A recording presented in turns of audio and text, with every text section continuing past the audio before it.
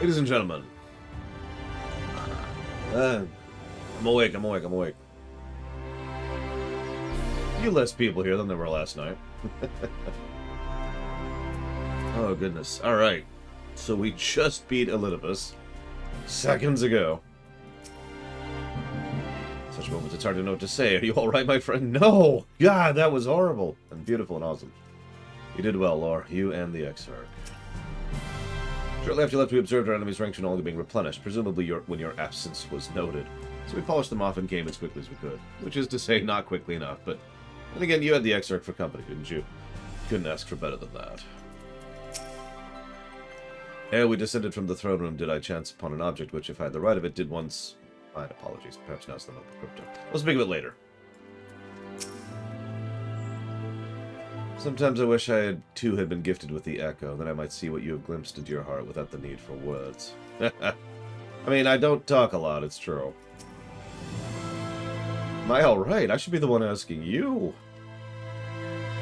Congrats, XIV. But yes, I'm fine, thank you, we all are. People are fine, the city's fine, the star showers have stopped. It's almost as if we've gone back to the peaceful days of the following the night's return. Almost.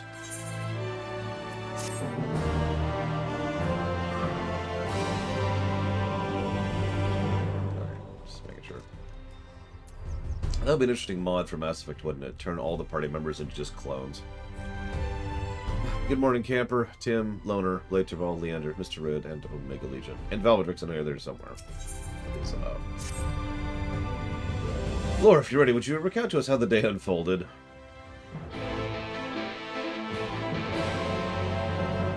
Listen, Omega Legion, I know that everything I say about Zenos makes you hate me.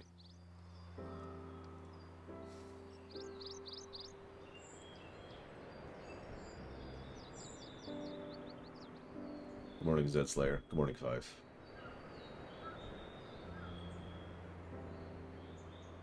So you reached out to Olympus at the last, and his heart was moved. Well, if you could call it that. And it changed nothing.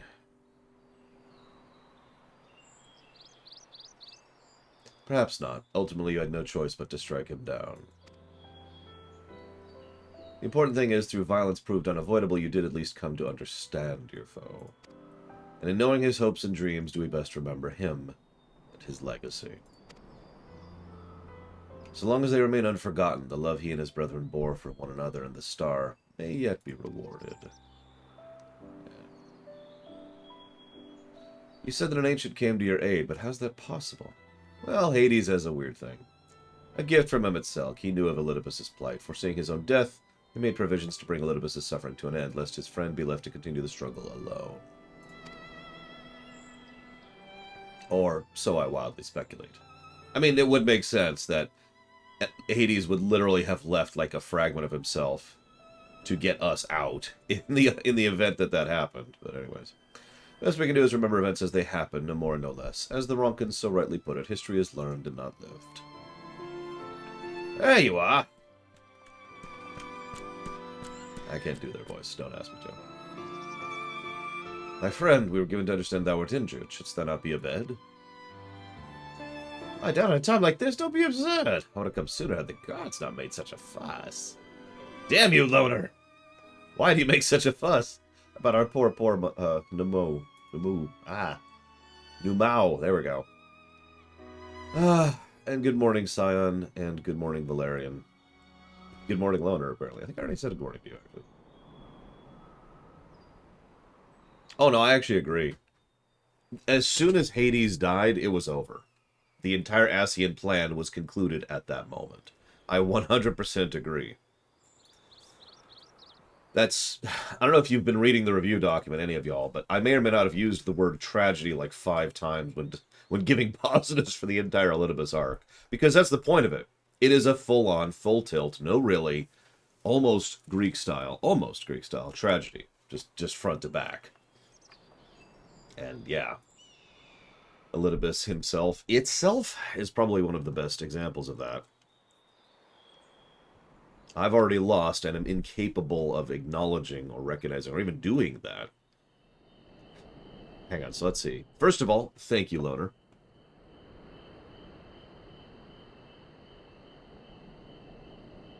As ever, and as always. I'm sorry your country's economy is doing its own thing. I'm trying to take over the world as fast as I can, I swear. Let's see, so that's 1, 2, 3, 4, 5 things? Yeah, that looks right. 4, 5. So we've got Conquers, Bad Fur Day, on Vegas. I mean, Olympus's goal was the same as the rest of theirs, kind of. Just, you know, Dawn of War 1, StarCraft 1, and Torment or Planescape Torment? Those are two different games, and I don't think Torment's on the list.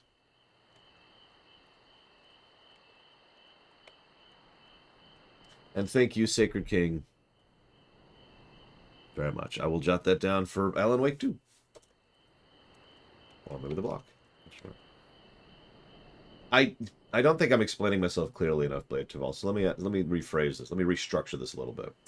Let's say you program a Roomba to clean a room, okay?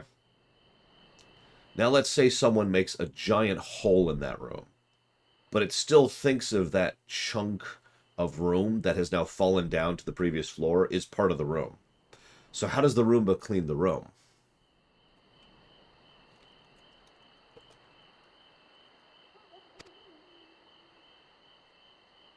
The answer is, of course, it doesn't. But that's exactly the point I'm trying to make. That is, I know that's such a mundane way to put it, but I feel it's an easy way to understand what was happening to Olympus at the end there. The room was gone, but I have to clean the room. But the room is gone, but I have to clean the room. 30 go to 10. There's a reason I kept saying that. It is so applicable. Anyways, here's Garaha. Garaha 2, I'm going to start calling him. Yes, both his souls and memories seem intact. Good. I mean, honestly, I think that might have been what he was going for, US Incorp. If I smash down the rest of the floors down to the bottom, then I could reach all the floor. To continue the analogy. Yeah, exactly, Blade Travel. No, I think we're on the same page here. But forgive me for going over it again for the people watching who never experienced this before. Blah. Unlike the others, his ether was not highly charged, so it didn't seem necessary to employ the same for familiar imbuing, but need to be certain all the same. What a relief. Yeah, we're essentially holding the Garaha, who is now in my possession. I'm sure he would be quite happy about this. As thou didst lately tell me, the success of this process resteth on no more than our friend's soul, recognizing his flesh as its own. Given his apparent desire to return to the source with lore, one would think his soul would be too happy with it to be home, no? Surely it wouldn't balk at the relative newness of its accommodation. So one would hope, but none can speak for the Exarch's heart of hearts, and he can no longer speak for himself. Yep, he's sleeping. Furthermore, though I have drawn upon all my not inconsiderable experience to predict the outcome, the fact remains that there's no direct precedence for what we're attempting. Will his body accept his soul? Will his essence blend properly? Will he make it a whole mind? Any number of things could go awry. Yes, we can finally go on our next event. We're going to do the weapons quest, Garaha. Assuming I did succeed in tempering your expectations, I should probably add I did ask him if he wished to return to the source in full knowledge of the risks. And he said, yeah! Anyways, a simple enough question, one would think, warranting a single-word reply. Yet the answer I received was longer than that, almost comically so. Regardless, out of respect to the man, I shall attempt to recite it with a certain amount of poetic license. As I grow older, the burdens which I carried grew ever more numerous, burdens which weighed down upon my hopes, burying them deep within my breast. So deep that I couldn't be certain they were still there. But when I look around me, I am reminded that no matter how deeply buried they may be, our hopes may never truly disappear. No, they are always with us, guiding us, driving us. I see it in Vothri, who sought to vindicate his existence by creating his paradise. I see it in Ranjit, who forsook his life's negative to this scene. Ranjit reference. I see it in the people who choose to struggle rather than surrender to despair. And though our struggles may differ greatly since the very beginning of time, they have all shared that one common thread of hope. We struggle because we have hope, and when the time comes, I too will embrace mine. I will follow my heart, regardless of the risks. And I will live with all my being, as befits one who has been granted a second chance.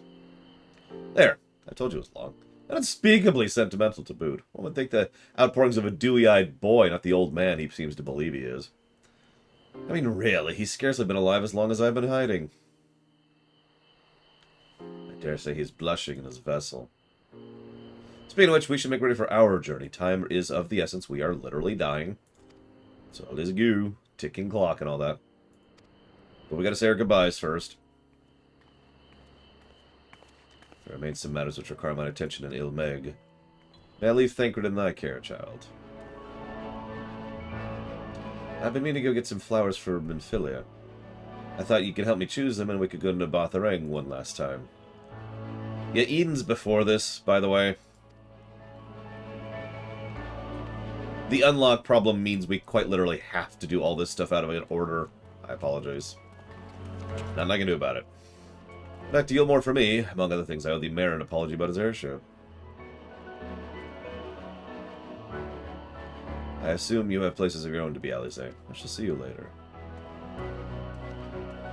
Actually, I'm kind of with Blade Traval on that.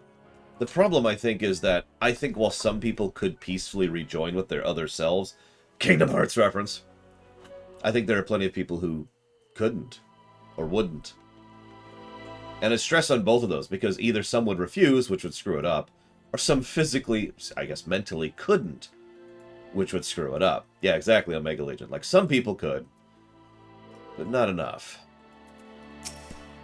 And the great irony is anybody who does would be at a natural advantage over those who don't, kind of like we are. I shall take this opportunity to conduct a final inspection of the spirit vessels. Alize? As you've probably guessed, I'm going to pay a visit to the end in Journey's End, but I want you to come too.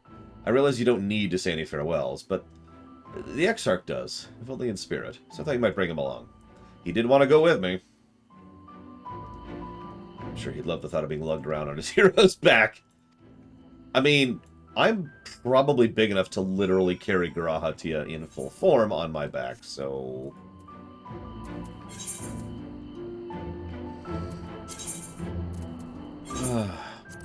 I'm still actually rather pleased that we one-shot that fight. That is a very mean fight. I forgot 2 mechanics and died to both of them. But we did quite well otherwise. And by we, I mean everyone but me. It was nice to be playing Astrologian again, though. Because Astrologian is such muscle memory for me at this point. I don't know how else to describe it. It's just like... time to relax. And that's what Astrologian feels like to me.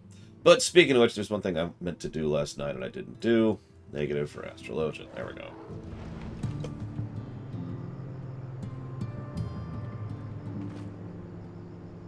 Yep. Halric?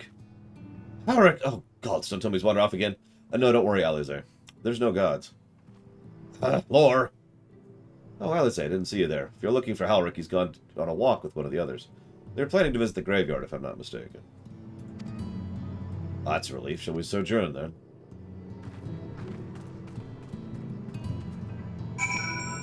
I was actually ready for the QTE this time around. I forget what happened last time.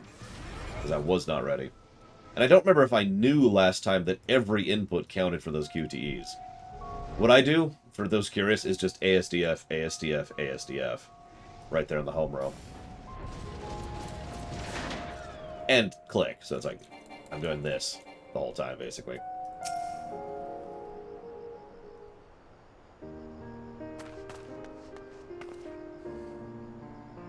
There he is. I was afraid he'd wandered off again. You've got to hack the system, USN Corp. No need to worry. Halric's safe and well. He's been showing good progress and likes to go for walks of late. Though his steps usually bring him to this particular spot.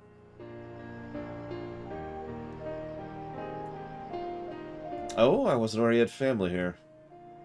He doesn't. It's Tesleen, her sword. It's obviously her body dissipated. But as we've said before, we'll say it again. Graves, all that stuff, you know, funerals, those are for the living, not the dead. What brings you back so soon, out of interest? I didn't think the next round of treatments was due yet.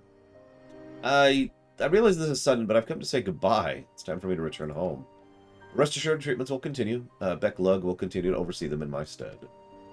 I see. You did mention you and your friends are searching for a way home.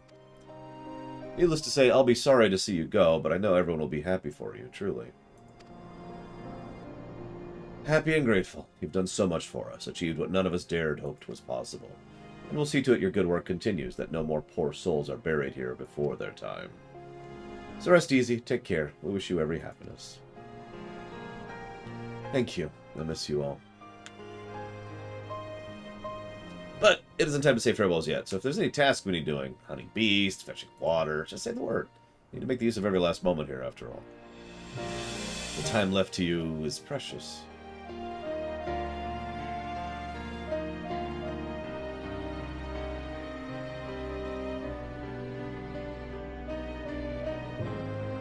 That's right, Halric, that's exactly right. Those words will guide you true, so never forget them. Neither will I.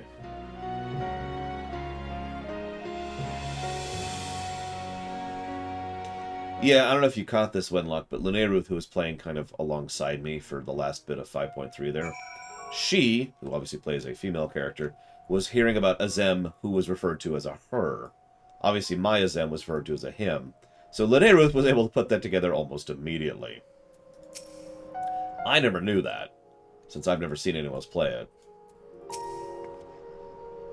What? I'm not crying, I just have sand in my eye. Glomp! We just... hug. As mentioned, maybe you could look into the others. Alpha, for instance. If anyone's crying, it'll be him. Right. It's okay, Alize. We all cry. Even the Dark Knight. Oh yeah, that reminds me. Oh, I wasn't expecting a cutscene, actually. I'll talk about it in a minute, I suppose.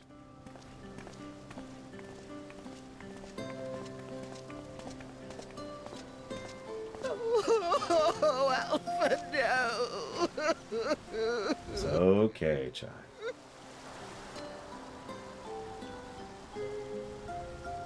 Please, Lady Chai, dry your eyes. The thought of never seeing you again is more than my poor heart can bear! No, it's okay, it's okay. Think of it this way. Either you never see him again because he leaves and survives, or he dies and you never see him again. So this way's better, right?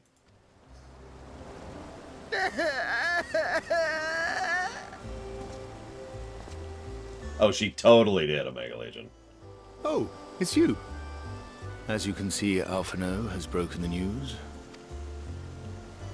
I don't know how to console her. She thinks we'll be lost without him.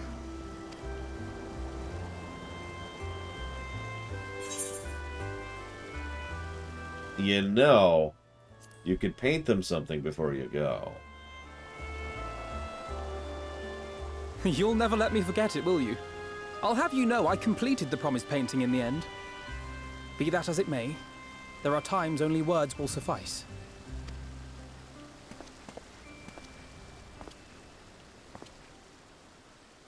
Lady Chai, I have a confession to make.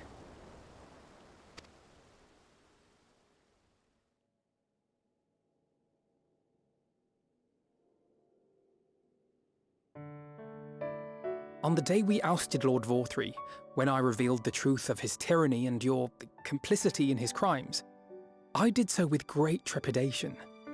Not out of fear that you wouldn't listen, but that you might never recover. There was a time when I too, in my hubris, believed myself worthy to lord it over others. And when the lie was laid bare, when I was forced to confront the cost, the lives lost, it all but destroyed me. To awaken from a naive dream to so harsh a reality, I would have understood had you all surrendered to despair.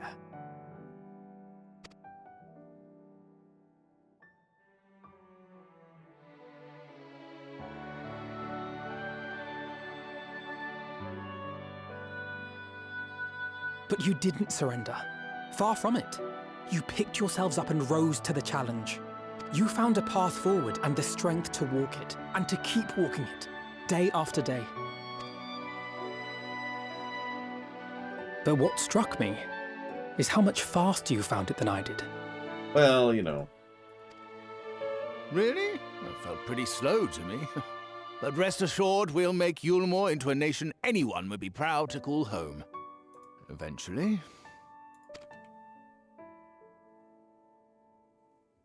You can still come and go as you please, I believe. When we have good tidings to report, I may trouble you to be their bearer.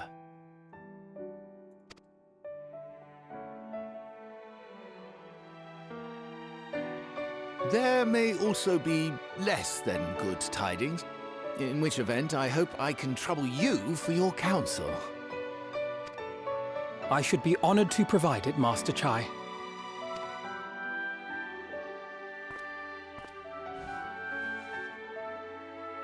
Oh, Alphino, I know you aren't one to sit still, but do remember to take your ease from time to time. And no matter where you are, remember that there are people here who are praying for your health and happiness.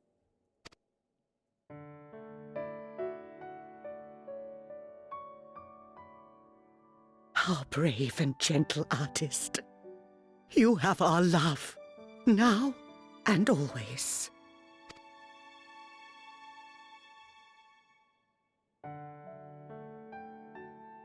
And you mine. Please take care.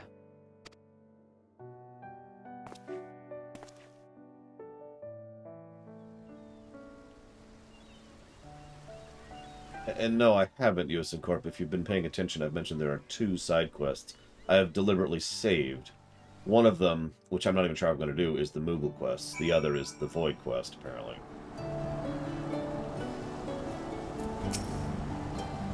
I hear the airship crashed in Amarang. Ah, never mind. The important thing is you're all safe and well. That said, we should probably retrieve the wreck before the locals strip it for trolley parts. Or maybe we can make it a trade. Thank goodness you can still return. If I had been thrown to you both, my heart would burst here and now. Listen, Alphino, I know yours is a life of constant employment, but do visit us from time to time. I'm sorry, like Alphino, you're right. So, visit us from time to time. Don't worry. I never will. Alright, so. I understand the Exarch will be living with you. Capable though its custodians are, the Crystarium will be poorer for his absence. It seems the coming years will be a period of transition for both our cities, but through mutual cooperation, I'm confident we'll find a way forward. Yeah, by the way, don't become a tyrant or, well, you know. Good luck! It's a strange feeling, Lord, to stand in the company of our friends, knowing that I'll never see them again. I struggle to reconcile it in my mind. But this I know, I shall cherish my memories of Norvrant. I have every soul here for the rest of my days. Yeah, we need to talk to Sid about dimensional transportation.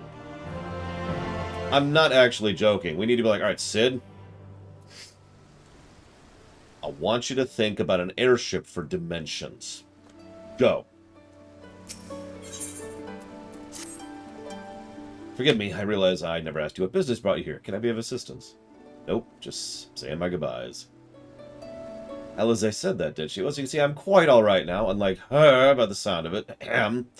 Maybe you should consider visiting Urianger next, given his conversance with the idiosyncrasies of the Fae folk. I doubt it'll be an issue, but a small part of me worries they will not relinquish him willingly. Yeah, exactly, Dakota. Listen, I need you. Dimensional airship, go. Make it happen. Okay.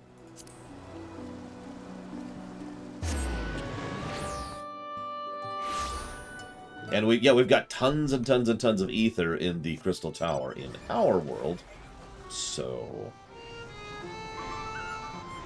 yeah, but we have a problem with Feoul letting us go, Zed Slayer. Minfilia side quest. What's the Minfilia side quest?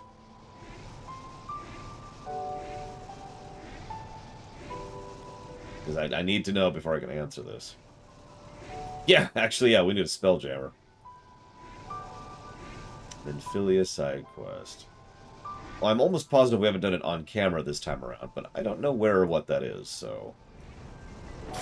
does not recall.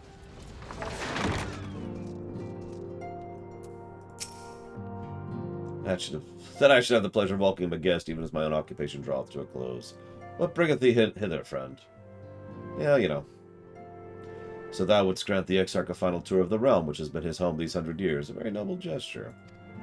As for Master Alphino's concerns, thou mayest rest assured that all is well here.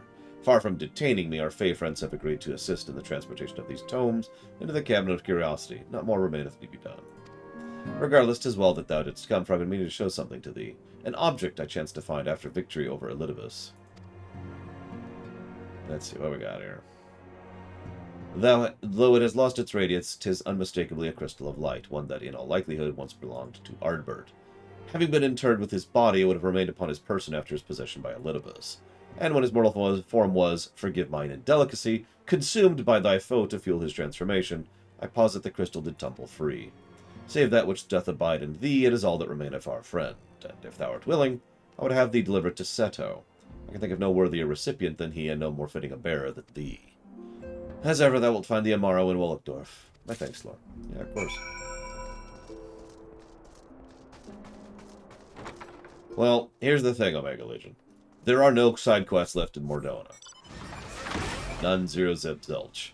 There's no quests left in Mordona. I double-checked. So, we did it at some point. What and wherever that was. I still think you're making it up. Quest to say goodbye to a piece of paper. Why would you do that? Sorry. I don't mean to be harsh to paper. Sorry, paper enthusiast. Well, glad am I to see you safe and well. Rumor spoke of strange spectral foes bent on your destruction. But the sky returned to normal, and I assume all is well again. So what do I owe the pleasure of this visit?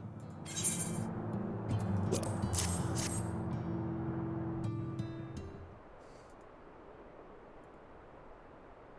I probably did it the first time around because it's not there. So by definition, it's done.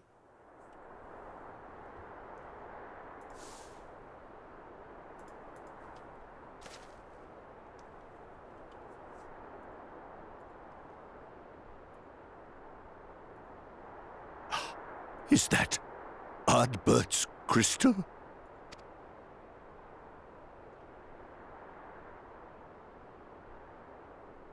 So it is. It has changed, but I would know it anywhere. However, did you come by it? That's a complex story. But I suppose you deserve to know. Explain.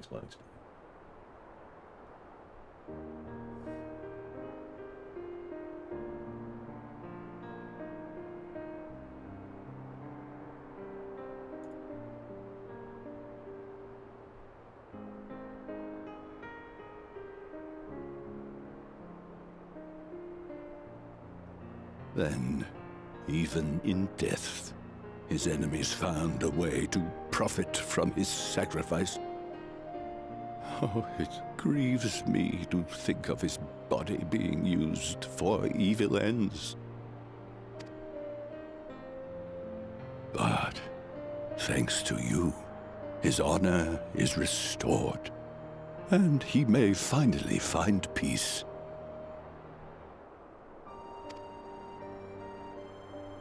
No words can express my gratitude. I will keep this crystal safe to the end of my days. Rest easy, my friend. You have earned it.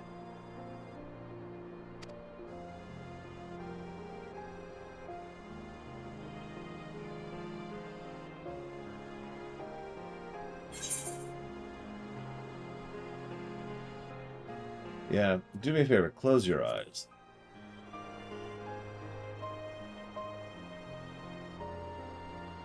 Pardon? Very well.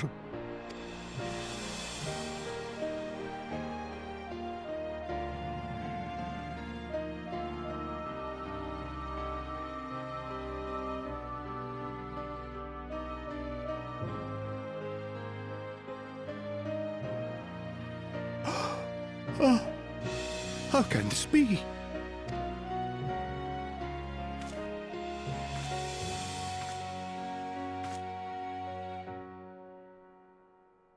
Seto, my old friend.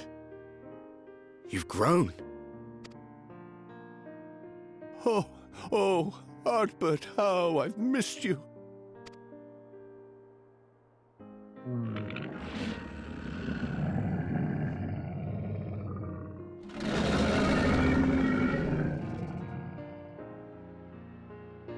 I'm sorry I couldn't keep you safe, or even console you.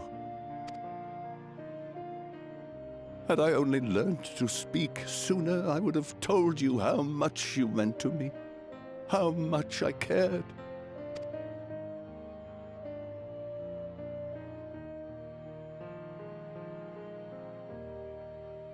I knew.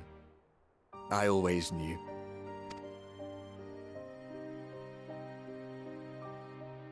But I'm happy to hear it nonetheless. Thank you, Seto. My partner in crime.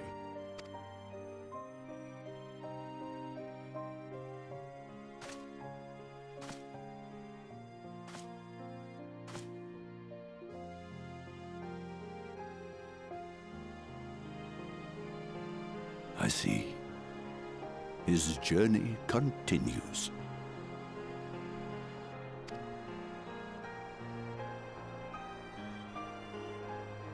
Then I will not yet bid him rest.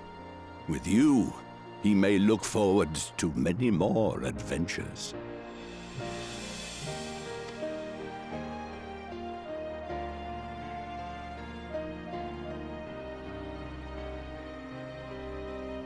It has been a while since last I flew. Perhaps I too will go on a little adventure? Ride the winds, seek the horizon? Yes, I think perhaps I will.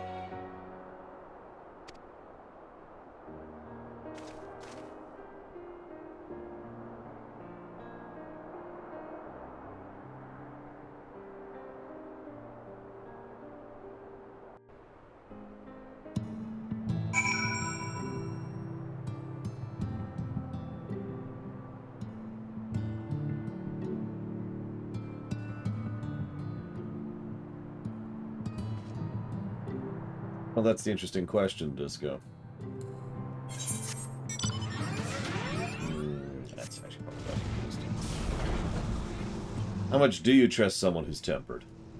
You could say not at all, or you could say all, or you could say anything in between.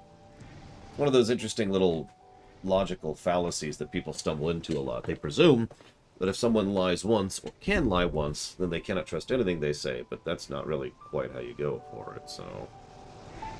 Up to you, is the answer to that question. Don't mind me, sorry. I'm writing up my notes. Adding some verbosity. Other than just, this was good.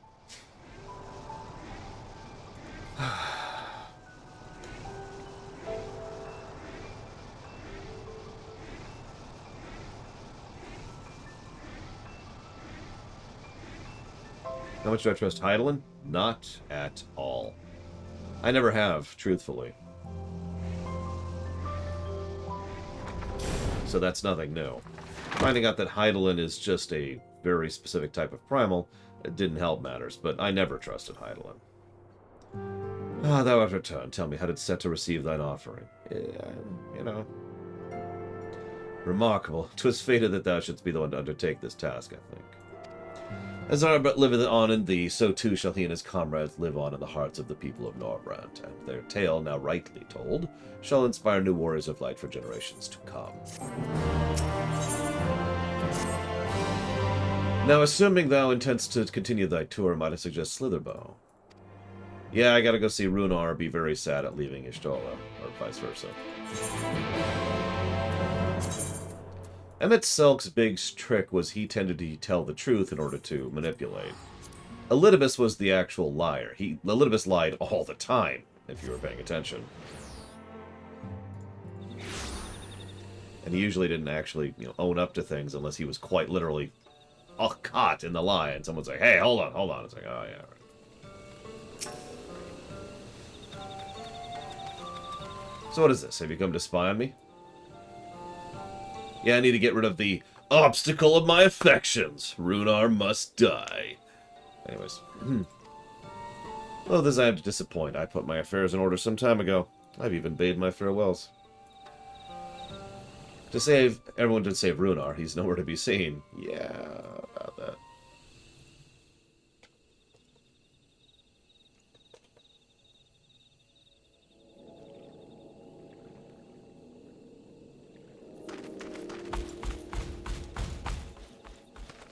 Master Matoya.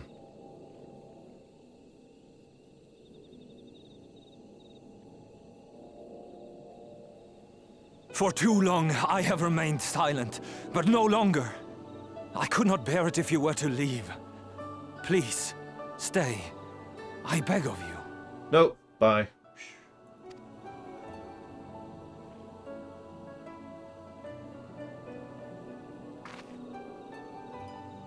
Runar, please.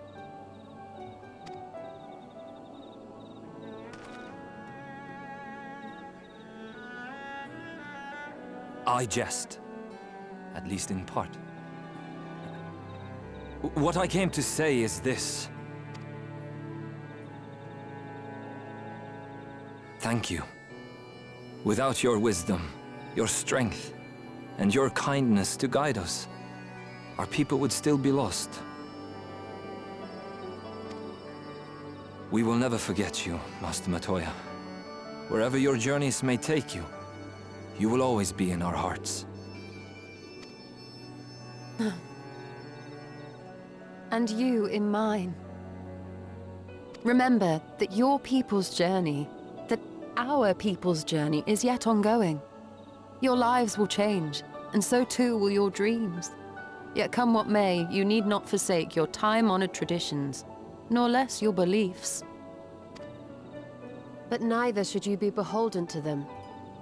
For it was with curiosity and courage that the Knights Blessed first triumphed over adversity. New knowledge and new wisdom are ever worthy of pursuit. Indeed they are. And so, until we return to the Sunless Sea, we shall endeavor to live our lives to the fullest. That is well. But however great your strides, there may yet come a day when the challenges you face cannot be surmounted alone. On such a day...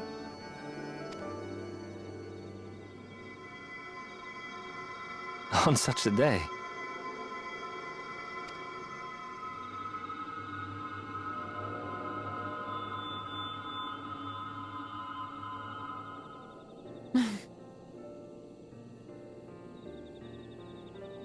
You may call on me.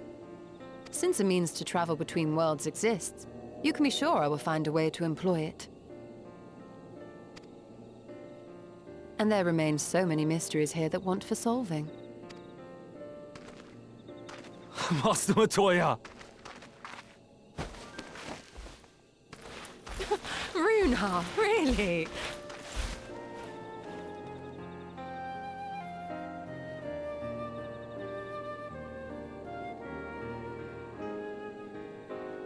Yeah, I get it. You're gonna go have sex. I don't care. Can we get on with this? Please take good care of Master Matoya. She eats well and wraps warm on cold days. There's an herbal tea she enjoys. If I give you the recipe, maybe you can make it for her. And keep her close. I don't know if she's strong, but even the strongest should not be alone. Honestly, he's a boy in the body of a man. Anyway, it's time we headed back to the Crystarium. Shall we? Yeah, as long as we get invited for helping to name the children, that's all I want to do. You still have yet to take the Exarch to Nabatha Rang. Oh, very well. You can look in and thank her later about it. His will be a difficult farewell, and I'm sure he would appreciate your support. His path goes through the Twine. If you wait there, you'll like to meet him on his way back.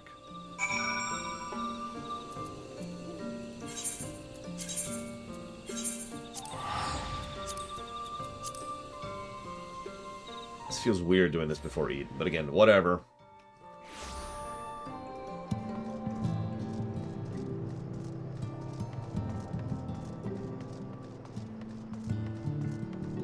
Hey, jerk.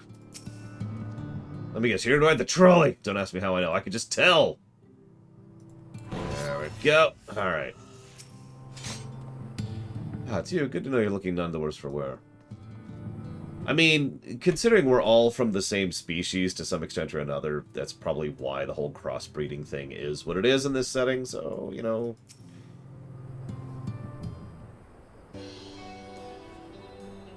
You too? What is this, my bloody name day?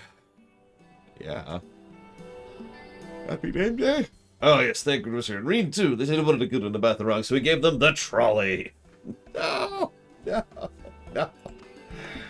With a little help from Master Chai, we made her faster. And stronger. Oh yes, the future of trolleys is looking brighter than ever.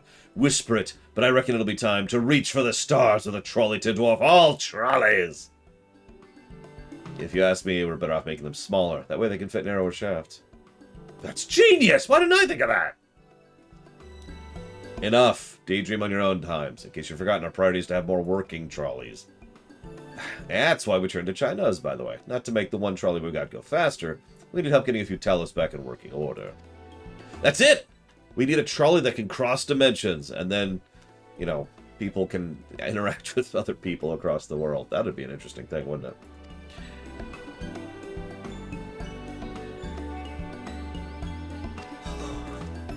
Aesthetics, US Incorp.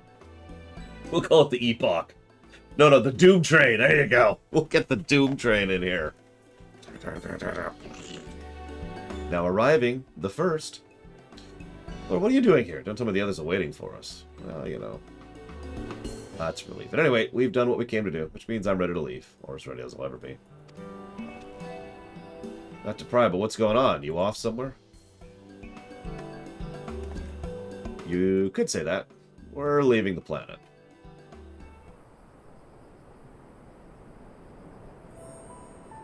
Ah, so you're heading home. I'm a simple miner, don't know much about world-traversing business. The young lady here, she'll be looked after, won't she? Yeah, she has Gaia, who isn't in this quest for some reason. Where is Gaia in this? She should really be here. Like, Eden finished before this quest, so where the hell is Gaia? It's a matter of life and death. I suppose you have to leave. But I, for one, would be torn. If the choice were mine, I'm not sure I could be bared to be parted from my family. I don't give a damn that it's optional.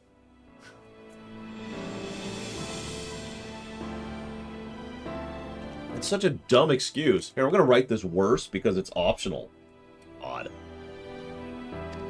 Besides, I have my own responsibilities, and I wouldn't be setting a very good example if I neglected them. Perhaps not. Either way, I envy you your dilemma. Well then, young lady, if there's anything you need, anything at all, here to call on us. It may surprise you, but we can more than simply offer you trolley rides. Oh, sorry, apparently Eden finished in 5.4. That actually makes it even dumber, because Gaia really, really should be here then, before the two actually have the conclusion of their arc.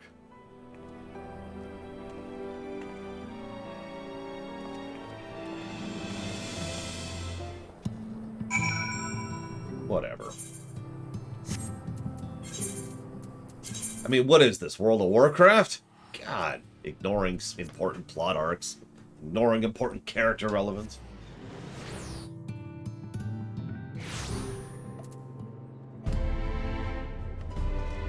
What the hell is that outfit?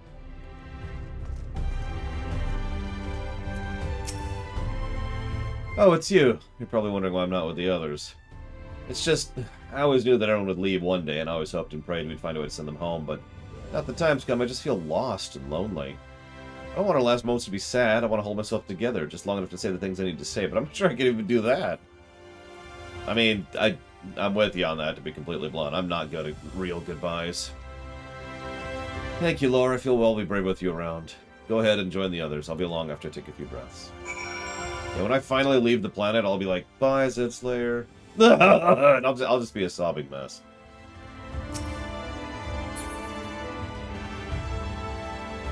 Hell, I get emotional when I move, and I do that all the time. I thought it'd be easier after saying farewell, but each step I took out of Yolmore felt heavier than the last. I did everything I could in the time I had, no regrets. I took the liberty of informing the Crystarium leader of our imminent departure. It seemed only right. I trust the Exarch had a pleasant tour of the realm.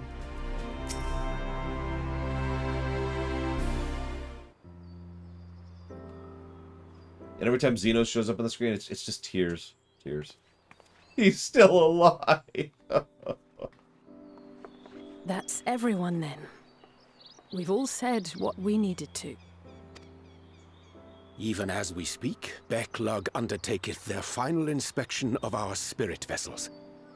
When thine own preparations for the journey are complete, thou art to present thyself in the ocular.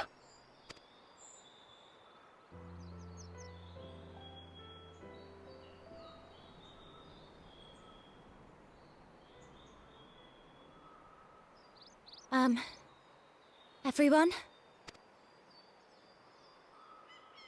What's up, better than Minfilia?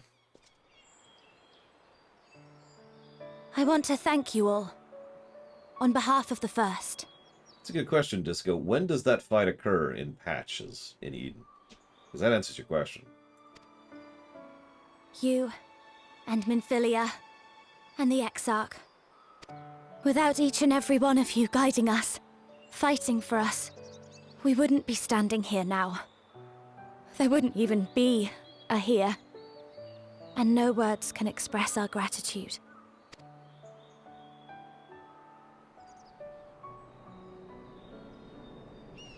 We still have a lot to do. Countless trials to overcome. But if it ever seems too much, I'll think of our time together.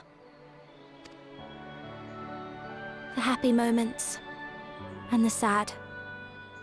I will remember it all. And it will give me the strength to carry on without you. Anyone else hear Renoa's theme in this? The melody, not the actual song. Because you made me who I am. Minfilia. Reen.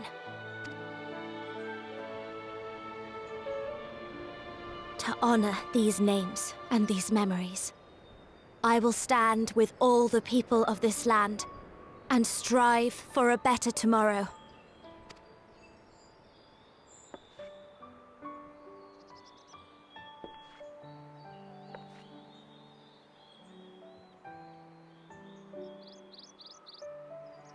Thancred, I believe the honor of responding should rightfully be thine.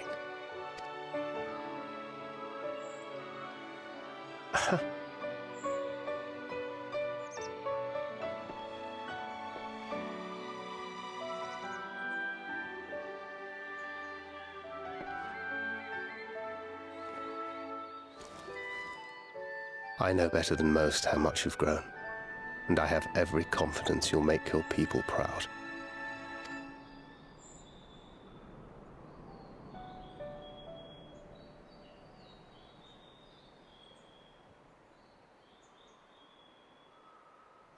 Gods know I'm proud of you. I always will be. You deserve all the happiness in the world, and more.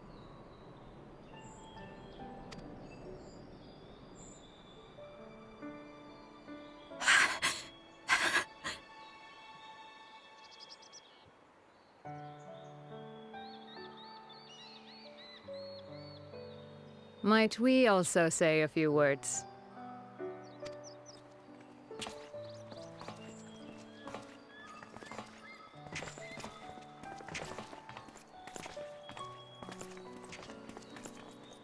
Why, this is just about all of you. To see you off seemed the least we could do.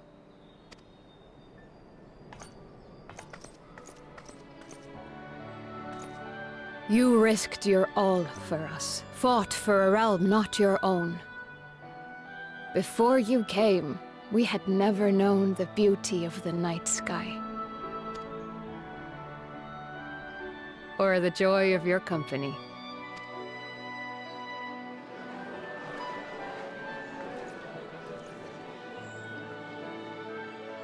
Though it saddens us deeply to bid you farewell, it has ever been our way to send off friends with a smile. Wherever your road should lead, we shall pray for your safety. And following your brave example, we shall continue to fight for the Crystarium. With or without us, you've always taken good care of this city. I don't doubt for a moment you'll continue to do so. Aye, a more resilient people we have never known.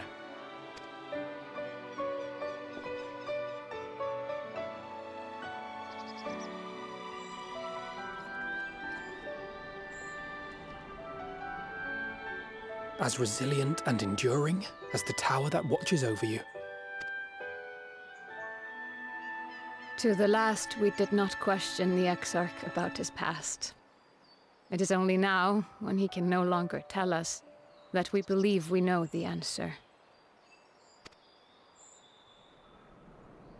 We have heard what became of him, and what is about to be attempted.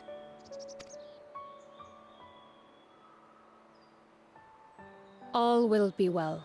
Of this we are certain. How could it be otherwise, when every soul in the Crystarium is praying for it with all their heart? And so, when our Lord awakens, I bid you give him a message. Tell him he needn't worry about us. That he need no longer hide who he truly is.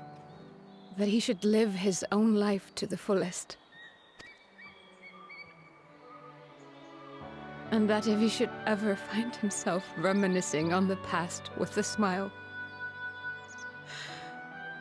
we shall be smiling with him.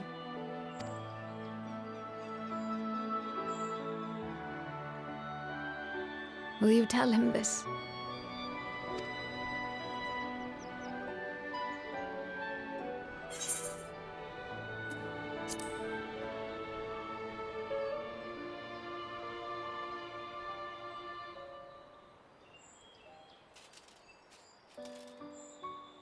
Thank you. Please look after him for us.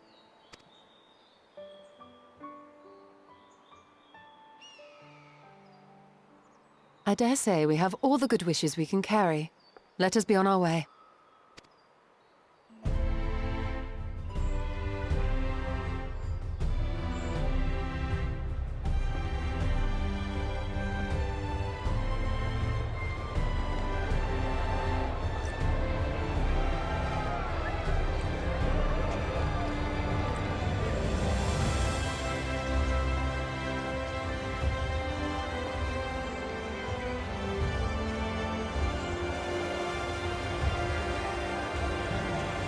A really minor touch, but I like how we stay back with the group. Because this isn't our goodbye. We're not saying goodbye. They are. It's just a very small but critical blocking visual storytelling touch there.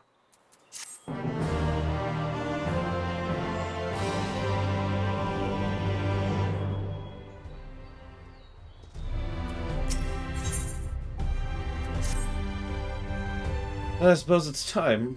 Are you ready, Lore? Alright, let's not keep the others waiting.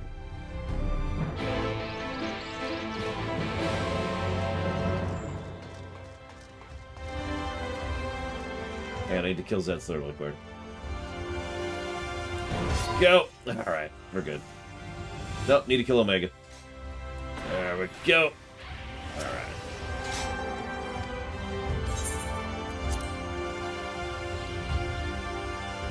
Now there would be an interesting story arc. Sorry, we put Alphino in Alizy's body and vice versa. RB. RB. We'll fix it. Don't expect such a rousing farewell from the people is the very thing my spirits needed. All that remains is return to the source. 12 knows we have made Kryl and Totaro worry long enough. Angelo stands ready to work his magic on our souls. In the spirit of solidarity, I bid you carry the vessels as if your life depended on it. Why? How many times have we assembled thus in the storied chamber? Many more, I think. With the Exarch standing before us, the scene would be complete. Nay, it would be complete were he standing before us. With Emmett Selk smirking in the wings. Since we cannot... Yeah, they go back. They just, the level up sound just happens over and over and over. You know when you get like multiple level ups in one thing, it's just that. So he gives Reen the gunblade, and he's use it or sell it, it's all the same to me, so as long as it serves you in some way, I will be satisfied. And just so you can really see, she's just clutching the thing there. Thank you, Thancred. I'll treasure it. That's everyone. Yeah, just... The spirit vessels are primed, your company complete. A word from you, we shall begin. Several cutscenes are about to play in order. Yeah. This is why we didn't do this last night, by the way. I mean, we've been streaming for an hour. We haven't even reached the actual, you know, outro, which is this quest right here.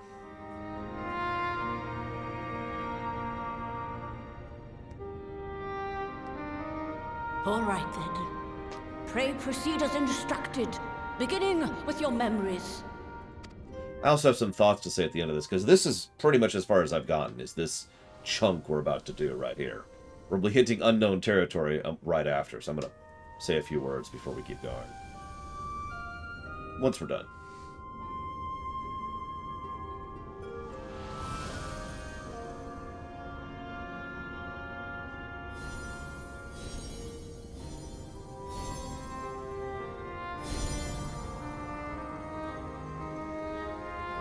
That's up to her, Mr. Red. The first step is complete, and all appeareth to be in order. Well, that just leaves our souls, then.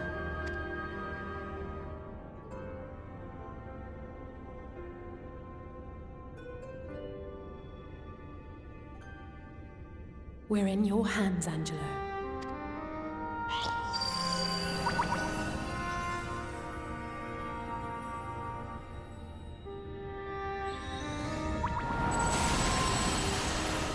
Yeah, I don't think Reen would be a gunbreaker, upon thought. Gunbreaker is, in lore, and by design, a bodyguard. That's why it's a tank class.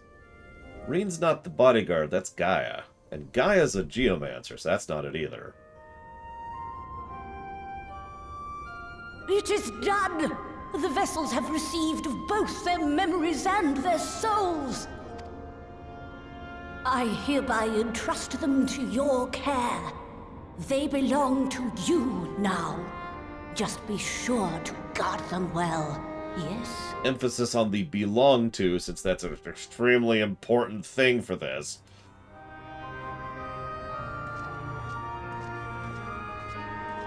This will work, won't it? I like to think... So, hang on. To my knowledge, we don't actually come back to let them know, but I like to think that what happens is we go over... And spoilers, this works. We dump them in our bodies, and then we go back, and are like really quick. Hang on, okay, everyone's alive. Cool, I'll be right back. And then we immediately warp back to the first, where Reen and Lexug or whatever the new Mao are both waiting. And it's like, it's okay. They're okay. They're okay. Because I like to think that they're just sitting there waiting for word, right? Because they don't know. They have no way of knowing. Our theories have held thus far. Yeah, like we stick our head out the portal. We're good. But I make no promises about what is to come. Even the greatest mages in history knew better than to transport a soul across the rift. We, my dear, are in unknown territory. Prepare as we might, we cannot account for all possibilities. And it is in such circumstances that accidents are wont to occur. Yet miracles do happen, so let us pray and will our friends home. I won't stop praying until I know they're safe. See? They're literally going to be waiting for word, for God's sakes. What? I'm sorry, canonically, we do that, even though we don't do that on camera. All safely stowed away? I do hope so. All that remains, then, is to step into the mirror. Go now, and safe travels.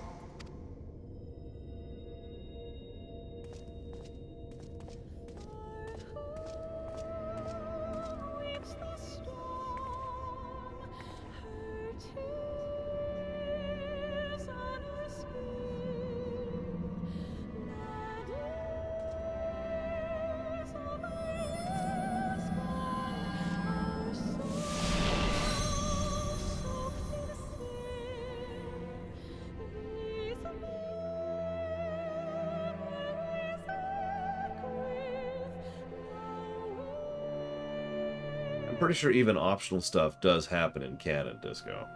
Like, I'm pretty sure we technically have done Eureka, even though I have never done it.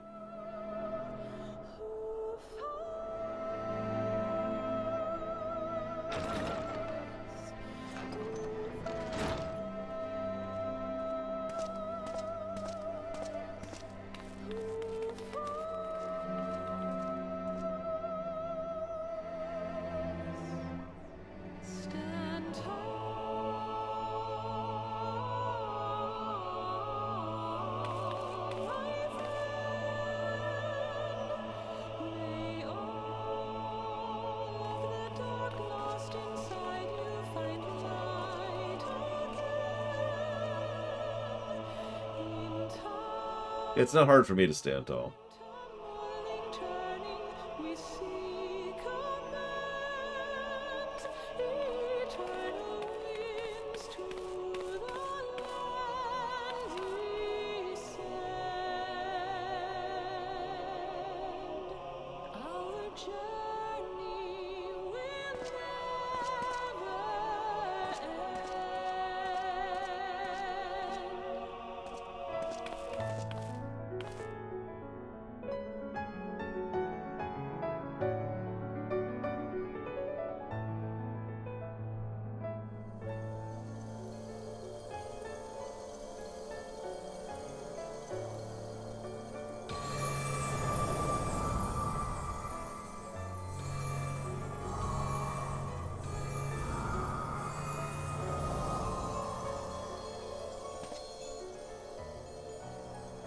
Not to ruin the moment, but you ever been fishing? That's what's happening right now. The rod of their body is pulling in the bait of their soul and just reeling it in, reel it back into the body. There we go. You know that unique sound of it. Are we? I would not get up that quickly. That body has been laying there for weeks.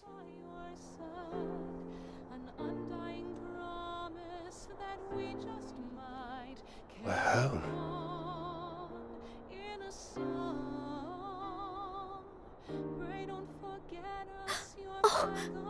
Oh, you're back. You're back. You're all back. We have some Archon loaf, please. We're starving.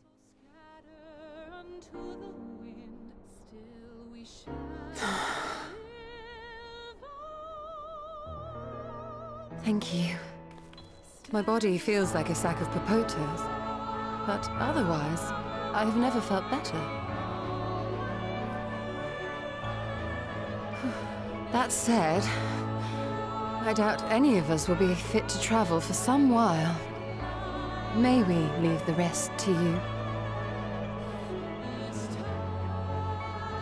I mean, yeah. The vessel beareth our comrade's blood. With it in thy possession, the way will surely open before thee. I like to think Kryl has been feeding them too, bit by bit. Assuming they even need it in their current state. Previous state. What? But you've only just got here. I mean, I'm pretty sure at this point we physically could break into the Crystal Tower. At the state we're at? Post-Shadow? Tataru, might I trouble you to brew us all a pot of your special tea? Ah, and we may require an extra cup.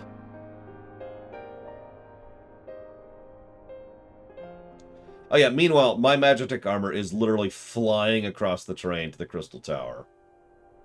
Full tilt. If the door doesn't open by the time we get there, that Magitek armor is going through that door. Yours is a long road, my friend, and it stretches onto places beyond imagining.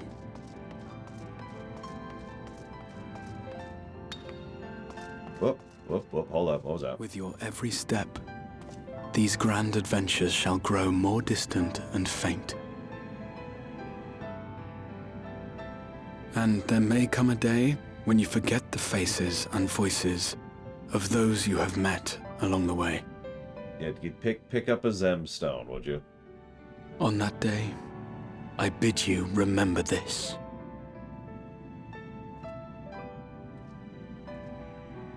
That no matter how far your journey may take you, you stand where you stand by virtue of the road you walked to get there.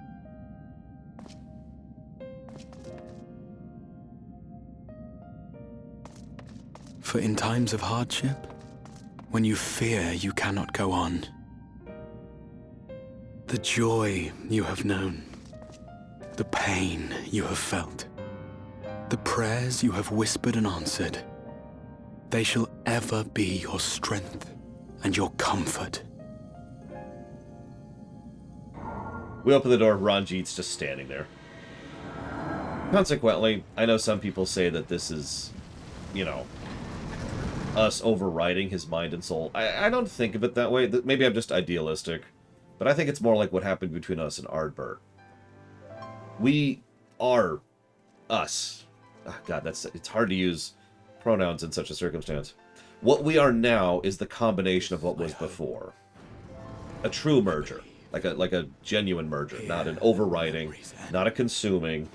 Just, we are now what I am now what we once were. There we go. I think that's the best way to put that. And I think of it the same way with Grahatia.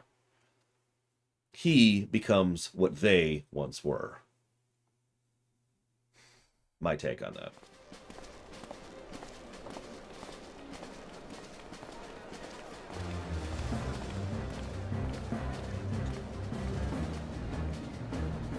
It feels really weird to be literally minutes from new territory for me.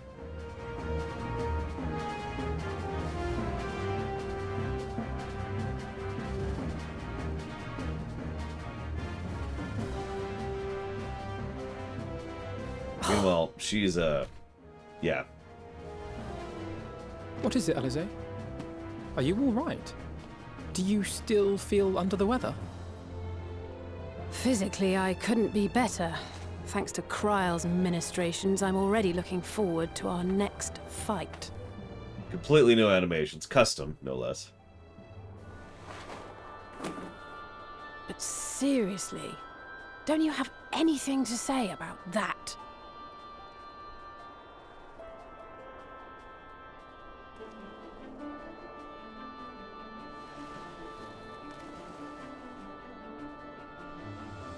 I mean, she's a black mage now, so... And gunbreakers do exist here. Boja, we'll be talking about that when we get there. And of course, we're actually a master astrologian.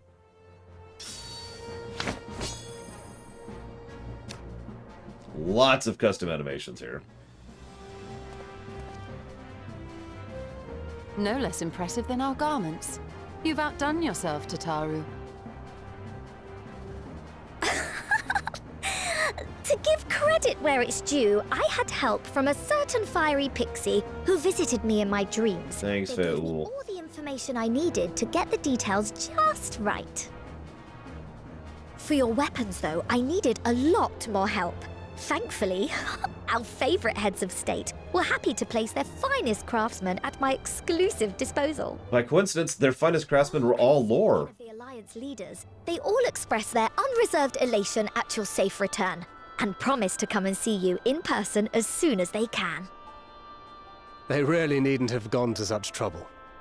But we'll be keeping these gifts all the same. Do pass on our gratitude.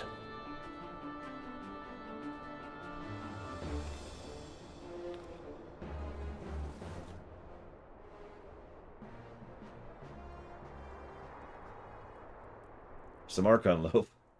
I realise we haven't taken up new martial arts, nor have I ever been one to set much store by appearances.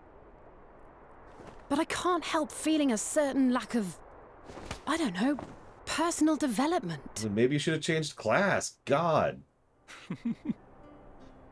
I quite understand. But as you observed, the others had the more pressing need. Rest assured, our turn will come.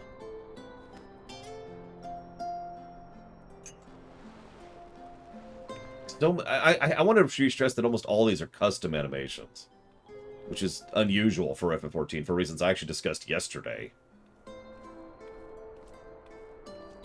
If I expend any more ether, I swear I will blink out of existence. I need a bite to eat. Careful, it's Archon Loaf. You're gonna want some liquid with that.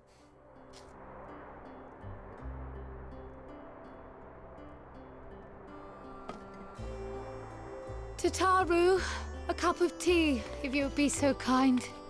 And something sweet. Like I said, that's Archon Loaf.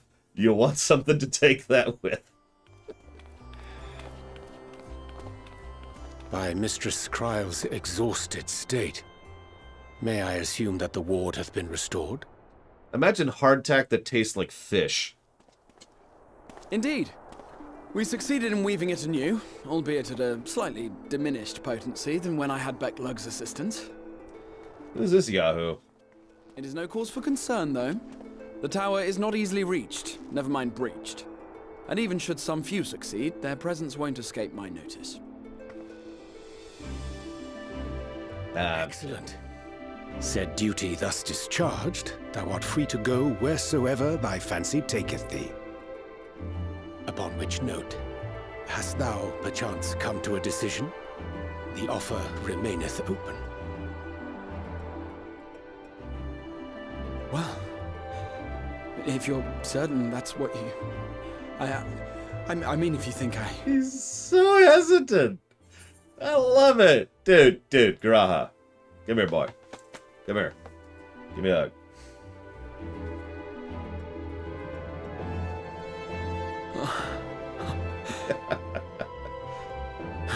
Give him some hair scritches. Right.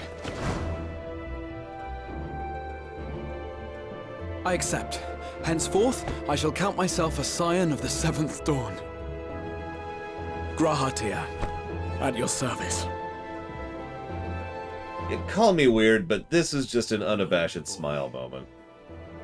Many long years ago, I yearned to stand tall as the heroes of Eld.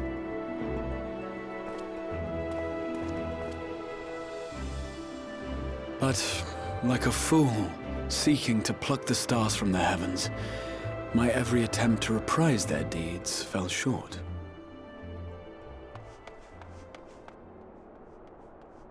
Help! Somebody help!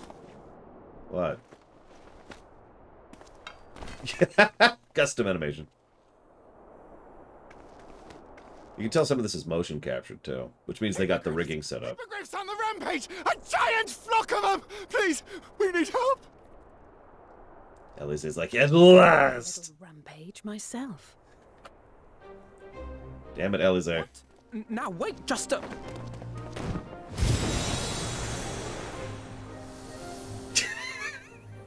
Really? Really? Here we go again. And yeah, Graha's a bit of a all-rounder. And he's got a lot of experience at his back. Bullets. I'm sorry to keep gushing, but this is almost a WoW level quality of cutscene. And that is a compliment. Join the fray when I finished my tea. Thus did the Avatar of Destruction descend, and in her wake leave naught but tears and ash.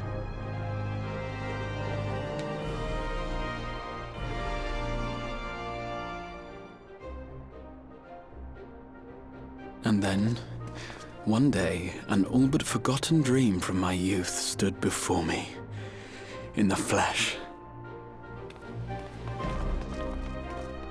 BRB, Tataru.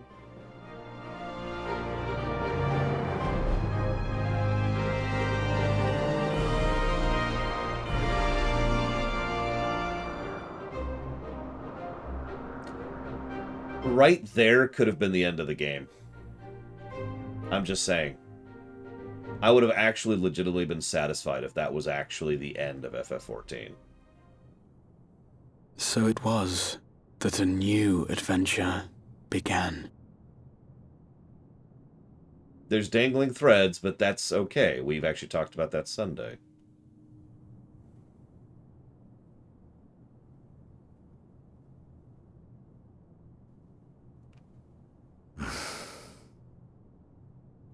The memory of a dying world's end.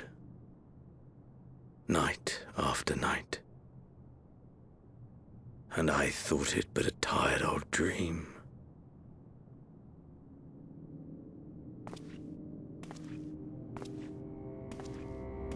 I say, I knew that securing the palace would provide your radiance with depressingly little sport, but that you should fall asleep out of boredom. Splendid. Truly splendid. And my own preparations, you will be pleased to hear, proceed apace.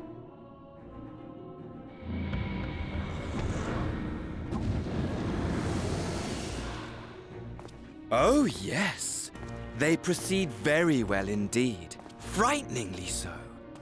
And we owe it not least of all to this singularly useful body I chanced to find. With the Populares now all but destroyed, it will be the simplest of tasks to discredit their groundless assertions that I met with a grisly end.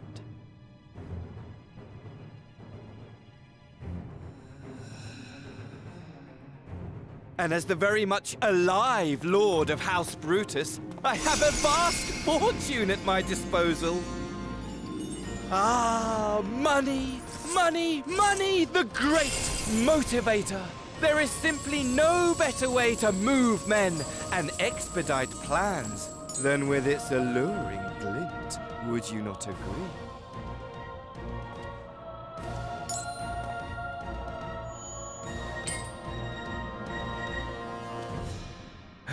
But wait, were we not acquainted, you and I?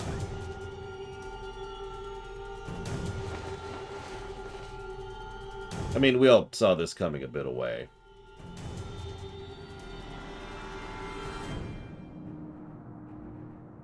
Should our familiarity cause you distress, I beg your forgiveness. The good news is he is still dead.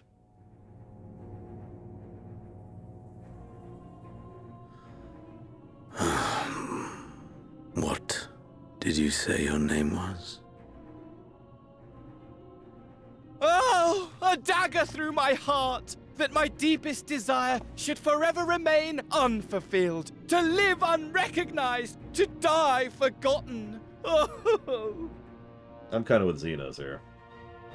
So it goes. Whatever this flesh may have been before, it serves only as a vessel now. And I, faithful Fandaniel, labor only to advance my lord's ambitions.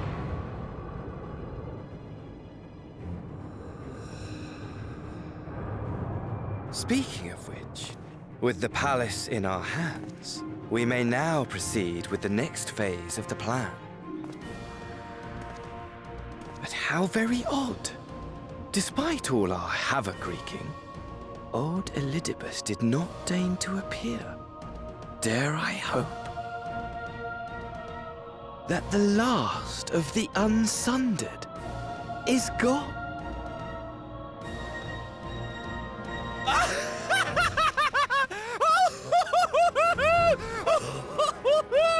Imagine it! Bound no more by the shackles of mouldering memories of damnable duty, free at last to live for the moment!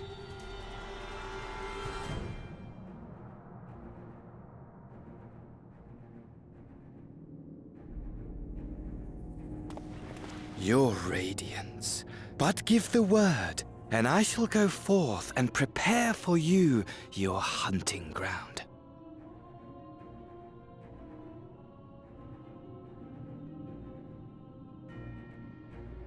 That which awaited was a fell beast. Ferocious, ravenous, remorseless. Do as you will.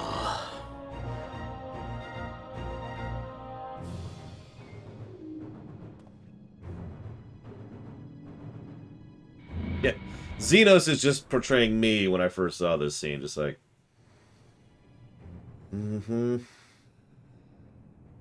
It has been too long, my friend. And insufferably dull in your absence. When you return to me, you will share everything. Every blow will be a story unto itself. Every triumph. Every kill. Rest assured, we shall have a fitting stage for our reunion. Yeah, the moon, apparently. Oh, yes. To reprise that transcendent moment, I will set this world ablaze. And we shall dance before the pyre.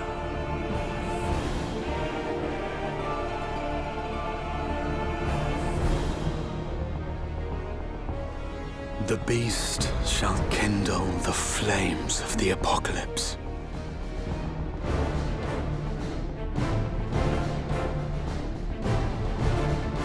Into its domain shall the hero set forth for the final chapter in the tale of this star.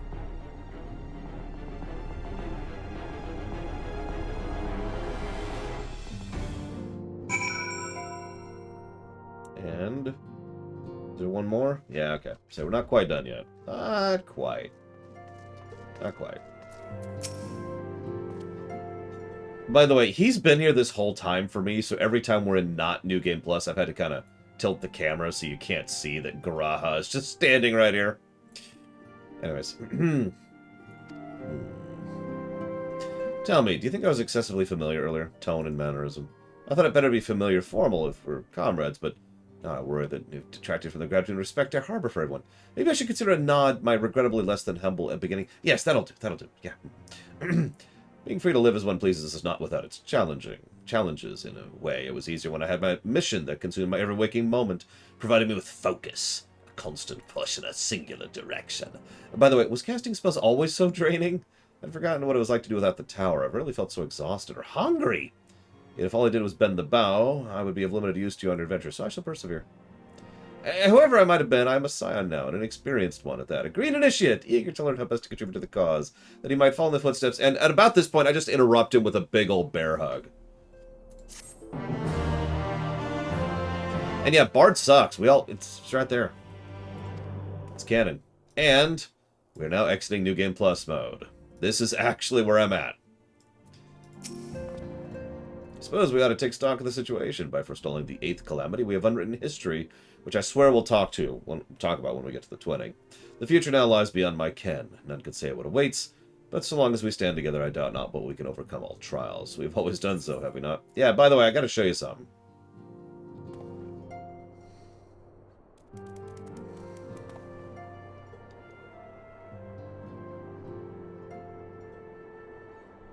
I have my suspicions what this is about, but would you be so good as to confirm them for me?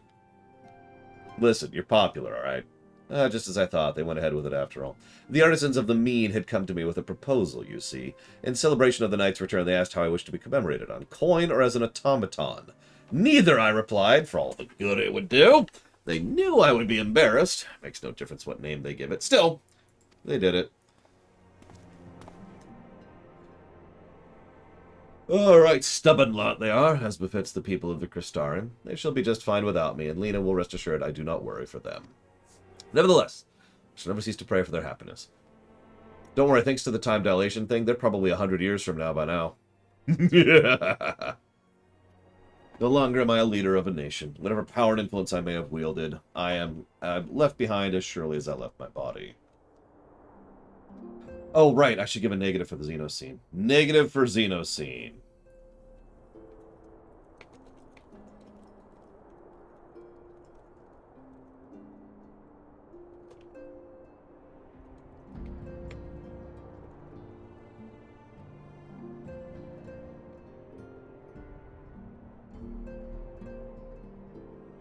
Yep. Alright, so, all these things and more I brought with me, you have brought for me. And I shall carry them close to my heart always until the end of my days. Ironically, because magic has evolved casual, I already actually answered that question. I don't think this is Garaha 1 or 2 or anything. I think this is Garaha. Let me say that more clearly. if we were to actually go ahead and explain this properly, this is Garaha 3. Garaha 1 and Garaha 2 are now both one is the same, thus Garaha 3.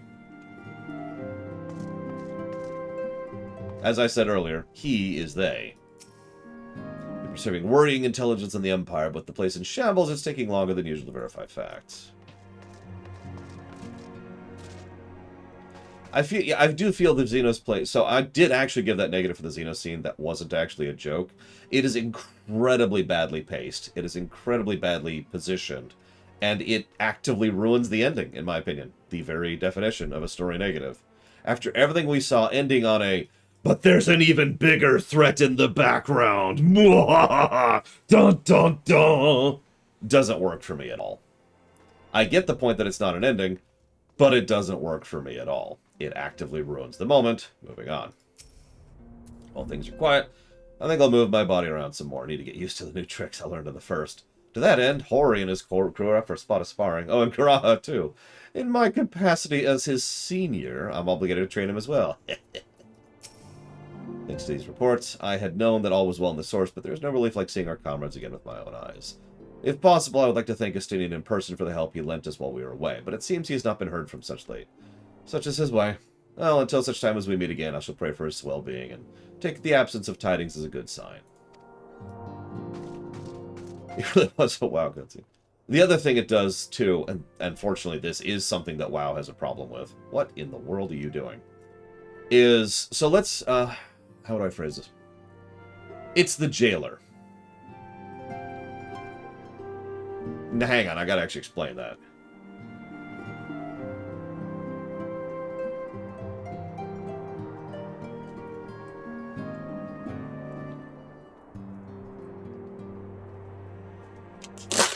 Sorry, I haven't been drinking. Oh, it's not as bad. Nowhere near as bad. But let me try to explain this a little bit. One of the biggest problems WoW has had for a while now, especially since Legion, is they feel the need to constantly try to one-up their previous interactions, right? Now, this is not just a WoW problem. Frankly, comic books are probably have this the worst. Alright, we've just beaten Doomsday, but here's Darkseid. Alright, we beat Darkseid, but here's this bigger dude, it's even stronger. Alright, we beat bigger dude. Now here's mega bigger dude. Now we've beaten mega bigger dude. Now here's ultra bigger dude. Now the universe is at stake. Now the multiverse is at stake. Now the unimultiverse is at stake. And it just gets tiring after a while. Something I've had the opinion of since I was in my teenage years is that constantly trying to up the scale, up the stakes, each step irritates me.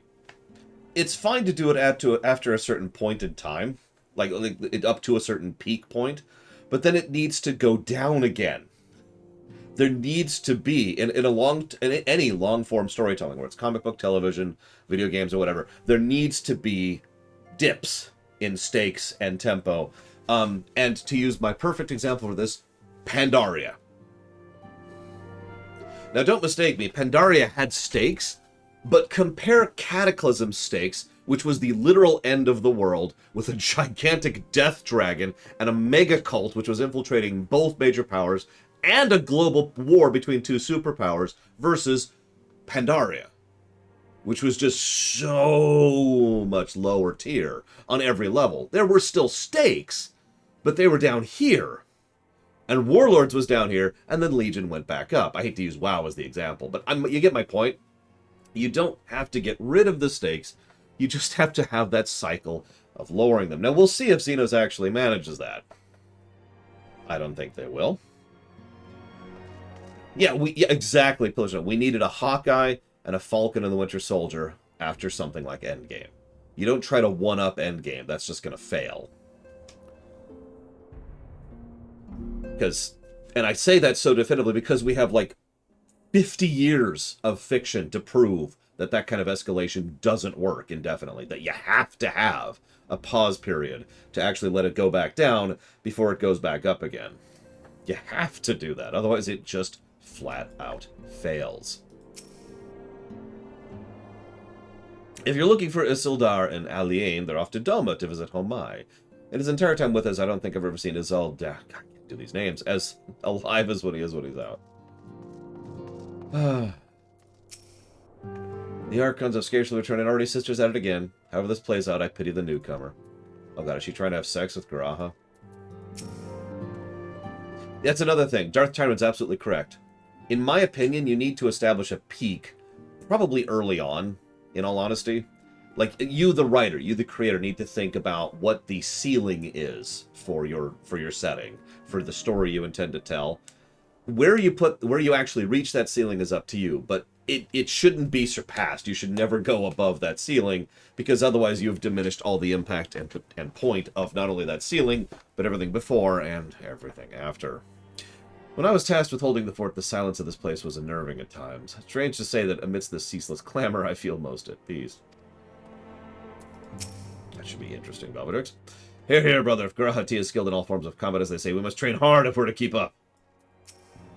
Not only have the Archons returned to us, but a capable new comrade has joined the fold. Besides, their presence shall inspire us to ever greater heights.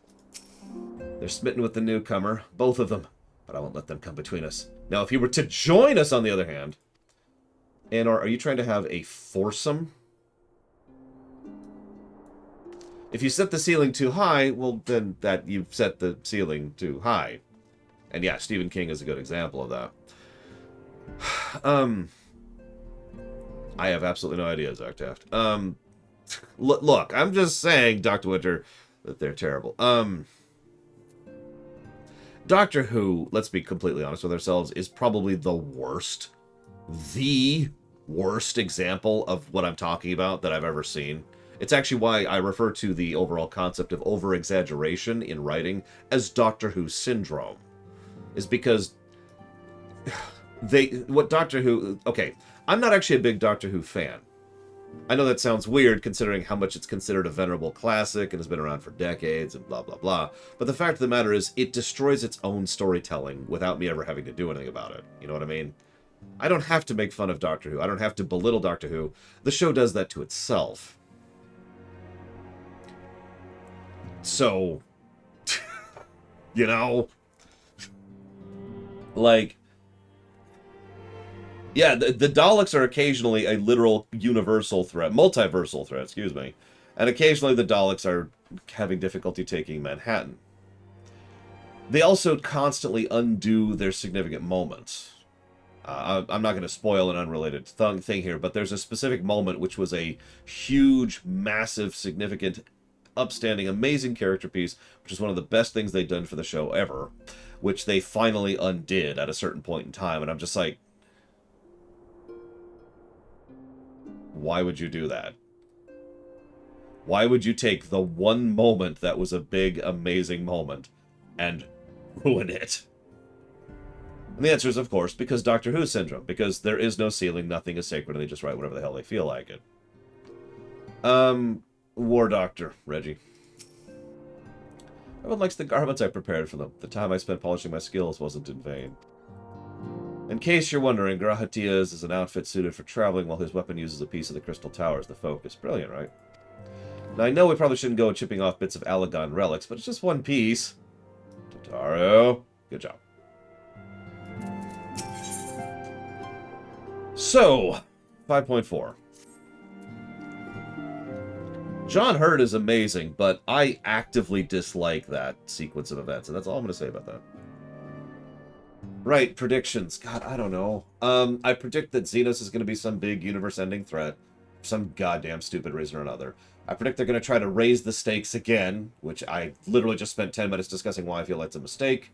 And I predict that it won't be Lavos, but it'll be something much stupider, like some kid crying into some dilithium. There's my predictions.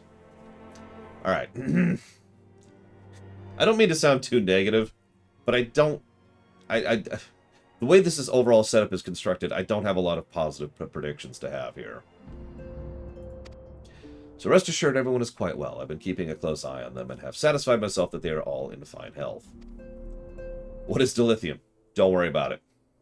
As a matter of fact, they're about to convene in Dawn's Respite to discuss how best to use their pent-up energy. Shall we join them? Yeah, sure.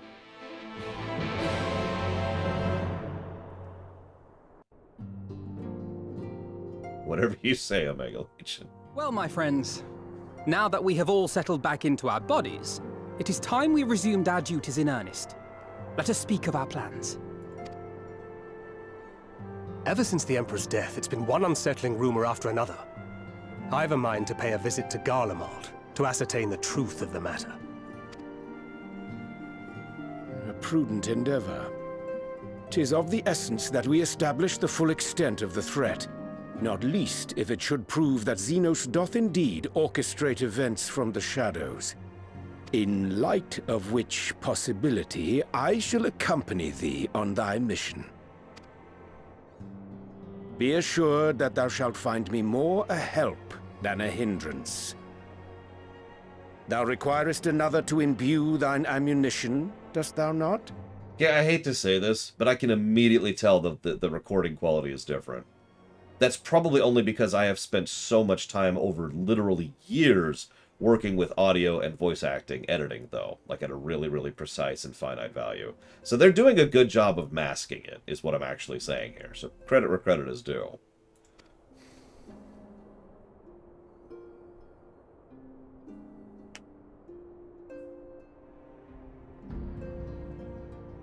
Assuming that's settled, there's something I've been meaning to look into as well.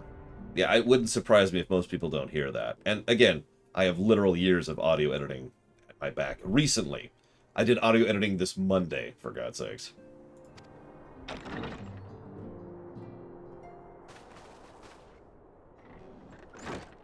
Welcome back, everyone! Who are you? Lise! Why are you here?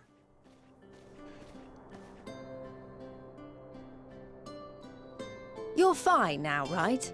No more headaches or keeling over? That's right. We're fighting fit and raring to go.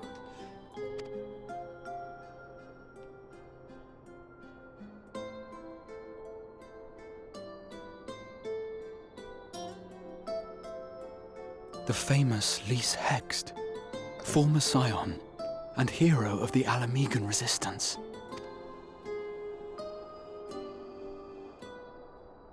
I don't believe we've met. Really? It's so easy to assume that all Archons are acquainted. But then I suppose your fields of expertise are rather different. Grahatir, at your service. I have read much and more about your exploits, Commander. It is a pleasure to finally make your acquaintance. Likewise. The others told me all about you. Do not be so sure. Words scarcely do justice to the vital role he played in our victory in the first. A more dependable comrade one would be hard-pressed to find. Oh, right. I did glance at the report. But I'd be lying if I said I understood half of it. Yeah, that doesn't surprise me.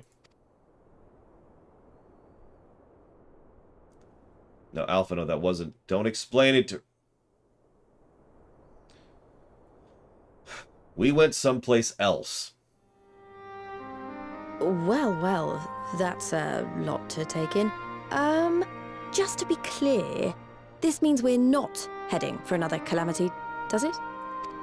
Shorn of their unsundered master's leadership, what Ascians remain shall struggle to see their plans to fruition. And though I would ever advise caution, I believe we may rest easy for a time. I'll take that as a yes.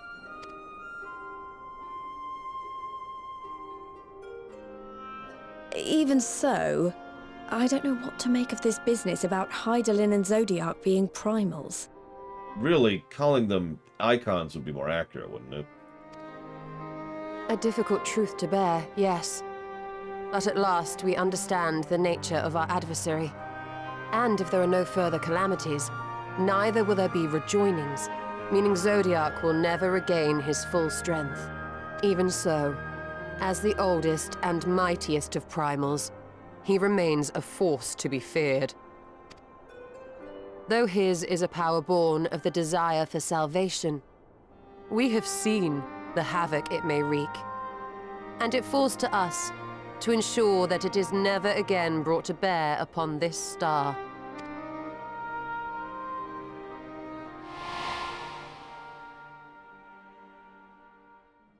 Yep, we need to kill both of them. Let's do it. But tell us, Lys, to what do we owe the pleasure of your visit? What do you mean? Isn't seeing my long-lost comrades reason enough? Alright, there was one other matter. I have a message from the Alliance, and before you ask, yes, it's about the Empire. So, after Emperor Varys' assassination, it seems his cousin Nerva made a bid for the throne. Like the 5th time that's come up now. Of course, Nerva was the other big player all the way back in ARR for the throne, so...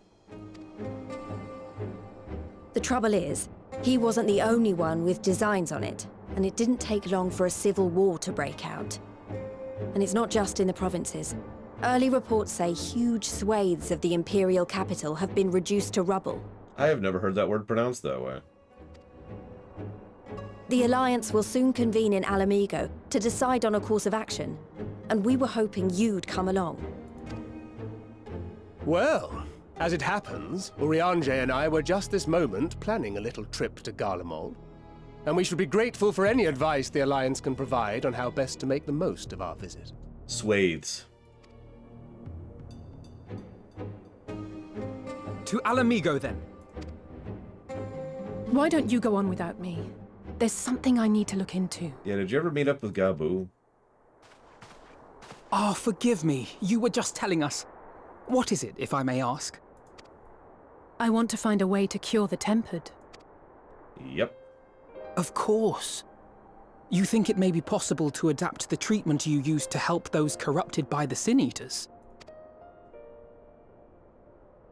I'm sorry, a cure for tempering? But that would change everything. It really would. Alizé, consider yourself uninvited. Go and find us this cure. Yeah, go. Yeah. I'll do my best. I was hoping you might join me. Don't worry if not, though. I won't hold it against you if you'd rather attend a stuffy meeting. I mean, I'm good at both.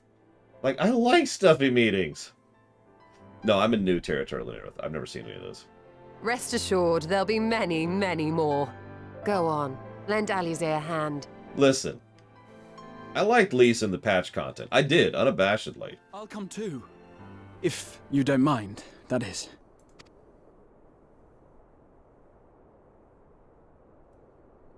But yeah, swaths is how it's usually pronounced. Mind?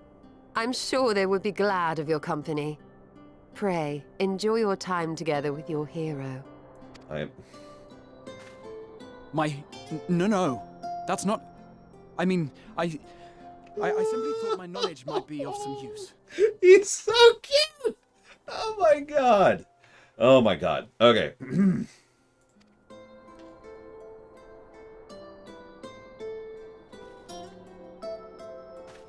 We shall be on our way then. Godspeed. Yeah, I guess I've just never heard a British person say swaths before.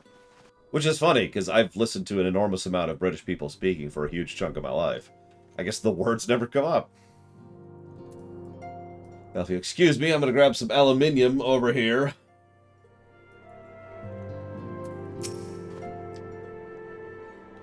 When Y'shtola is about, one can't even afford the slightest slip. It's okay. It's okay. Don't worry, I can say with complete confidence Garaha is dressed for anything. I do like his new outfit, by the way. It's a little asymmetrical, but not quite. It's more like a balanced symmetrical. A symmetrical asymmetrical, if that makes sense. And I do like how the black and red complement each other with good tans going on. It's actually a really good outfit. I am quite fond of it. Yeah, no, it's a good outfit. Not sure about the hair. I'm not a fan of the tiny ponytail Padawan thing, but whatever. When I set out to save Halric, I think Gabu was always in the back of my mind, and having proved the light corrupted are not lost, I am convinced the same must be true of the Tempered. Similar to those corrupted by the Sin Eaters, the ether of Gabu's soul has been rendered stagnant, and though the root cause is different, perhaps the solution is the same. It's by no means an unreasonable hypothesis, and warrants full investigation. It also makes a degree of sense we haven't really done much with tempering yet, as far as curing, because by all accounts it requires direct soul interaction in order to cure, and As we established already, soul interaction is extraordinarily tricky and very easy to screw up. There's even a chance we can save Gabu, we have to try, but however much I'd like to race over to Limps and set to work, there's no room for recklessness, not when a child's life is at stake, and I'm sure, as Beck Lug would remind us, we still know little and less about the soul. Any number of things can go wrong if we don't exercise due caution. Yeah, exactly, Tim. We happened to run into a soul mage in the first, effectively coincidentally, because we needed a soul mage, and hey, maybe we could work on the soul in another way. Anyways, so before attempting anything, we should learn all we can about tempering. There's just one problem. Research into the condition has long since ground to a halt, and the combined work of many scholars doesn't exactly amount to a wealth of knowledge. Modern scholars, perhaps, but what about ancient counterparts? I know the Allegons took more than a passing interest in the subject. Yeah, they were rather soul-hungry. What if we seek it can be found anywhere? It's at the Etherochemical Research Facility. So I should probably mention something while we're on the subject here. I don't actually have the upcoming quest guide up anymore, nor will I for the rest of the run. So I don't know if and where dungeons happen. So we're going to be a little bit more impromptu about that than we have been. Because I'm pretty sure there's dungeons in the patch content. I just have absolutely no idea where they are. Where they've experimented on primals and their worshippers. Yes, good thinking. I've never actually been there myself, but I did read the reports on Oz's Law, which means we'll be needing an airship. That's also why I'm Dark Knight. I would like to tank the next one, consequently. I also want to tank the one after that. And the one after that. Meet me in the northern bank of the Silver Tear Lake. I've got a little surprise for you. Oh, and come prepared to travel. If someone wants to drop a, hey, just, you know, there's a dungeon coming up soon, I don't mind that, because that way I can let people know. Oh no, we're in full Premier Run territory. I am off the map right now. But yes, I need to try out Dark Knight, I need to try out Warrior, and Paladin at 80 with regards to testing. Oh, thanks! Thanks, Omega Legion. Appreciate it, appreciate it.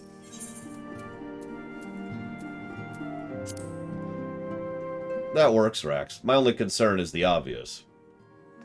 You know, practicality and all that.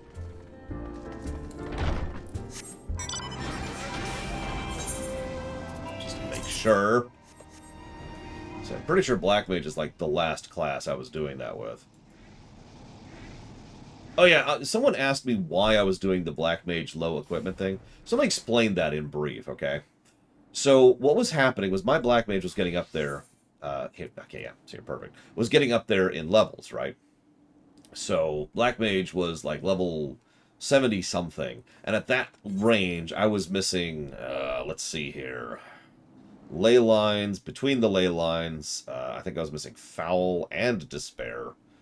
I didn't have Xenoglossy at 80, and I feel like there's other stuff. I was missing a lot of spells, and there were several classes where I was actually straight up missing spells on. Right now, the problem is. Not only is that less fun to play, but far more importantly, I was actually being a drag to groups that I would get in roulettes for higher level content because I quite literally couldn't play my full class. So instead I would play, I would do this. I would chunk my gear down so I would get level 50 stuff, and that way at least I am being a full participant within the group. So I just want to explain that because someone was asking why the hell I was doing that. Dark Knight. Double checking, yep, okay.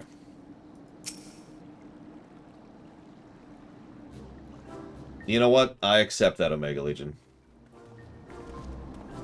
I do. If they would fix it, that wouldn't even be a thing. Just saying.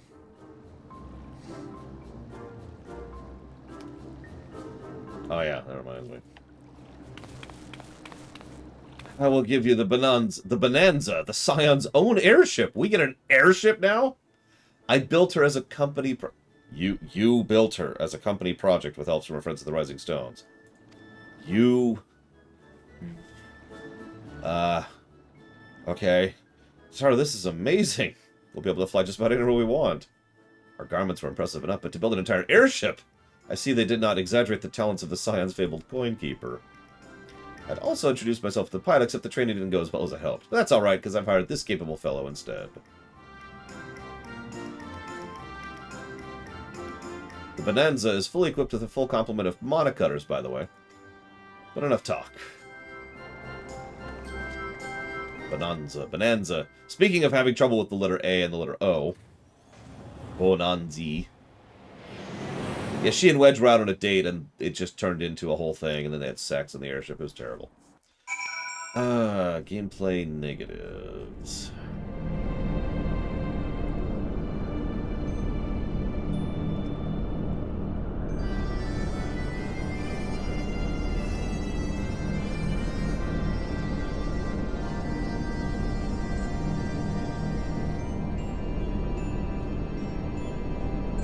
I'll give you a minute.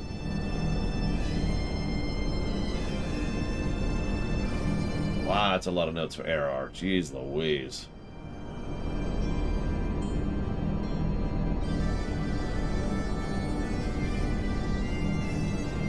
Nah, we'll go ahead and just not go into it linear. It's cool. It's cool.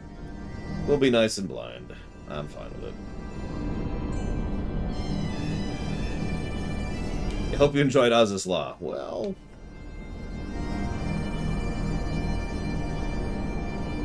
I'll type that up when I have a voice acting cutscene.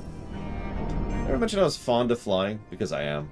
Airship, Amuro, Chocobo, nothing is so exhilarating as feeling the wind on your face as the horizon unfolds before you. Honestly, Sid would be jealous of the way that airship flies. Tataro's outdone herself. Anyway, here we are, Oz's Law. And Alphino's report did not do the scale of this place justice. Yeah. Yeah.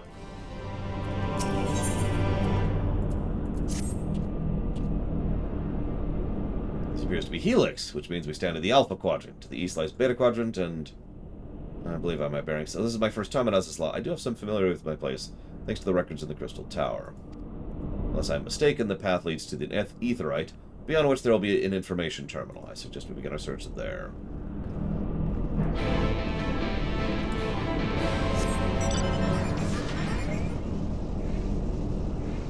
Kronos is in the Beta Quadrants, that makes sense.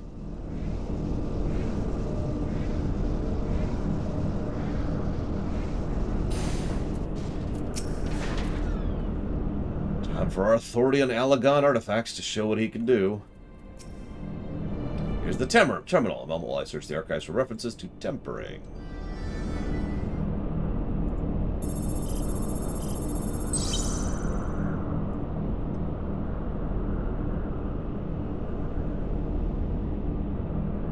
Here we are. Iconic corruption in overview. That sounds promising. Indeed, let's see what this report has to say. Ugh. Seems to have been deleted. What? No! There's something you can do? That's not how deleted works. Except in fiction land. Not here, I'm afraid, but maybe another copy of the report exists elsewhere. The question is where to look.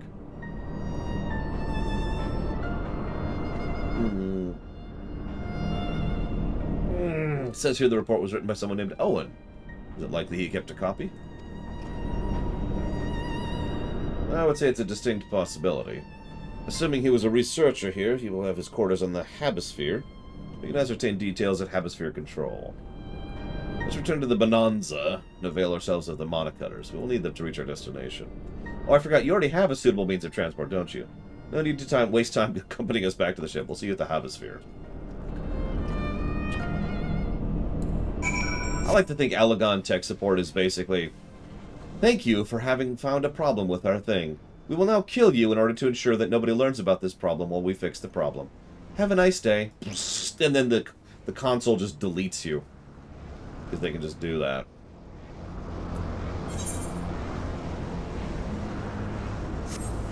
We'll be here in a minute. So I actually have a billion questions in the queue, so I'm just going to go from top to bottom here. The Dawnbringer, I like that. So, one of the things I always ask in the D&D settings are the mechanics of undeath. Now, I favor the Necromancer using their power to create a facsimile of a soul animating a corpse, what I usually refer to as Type 1 undeath. What's your favorite necromantic explanation? I tend to prefer to think of necromancy as a form of soul alteration, aka life magic. And I prefer to think of necromancy as far as raising undead specifically, being either binding bones in order to accomplish something, that's Type 1, forcing, engendering a situation in which something will naturally happen, and then there's undeath, like Omega Legion over here, or having a situation, and this is my personal preferred method, where you either detach or reattach the soul, but keep the mind and the body intact. AKA something that is a new type of life, but functionally different, effectively a different species that runs under different rules, requires different sources of information, rest, resources, etc. So I answered one question. Man, I'm on a roll here. Check that out.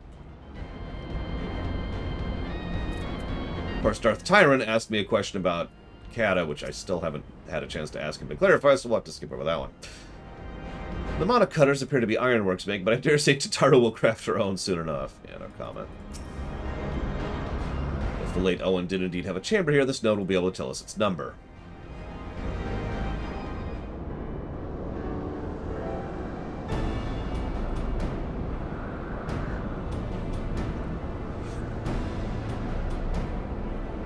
From what I can tell the layout, it should be in the vicinity of... Huh? Warning, evacuation orders presently in effect. Entry to Hemisphere is not permitted at this time. Foiled again. In all likelihood, the order would have been imposed during the Fourth Humble Calamity. I doubt it'll be lifted in the near future. Energy level critical. Returning to base for recharge. Surely there's some other way to gain access. Force, by example. Well, ere we resort to that, I have an idea. Were we to send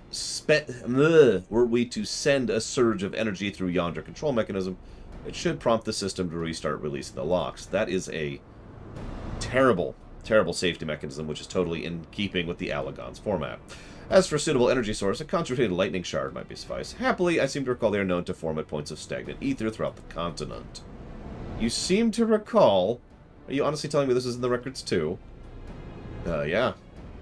A report sent to the capital mentioned the lightning aspect of ether was prone to pooling on the continent, resulting in surges that interfered with equipment.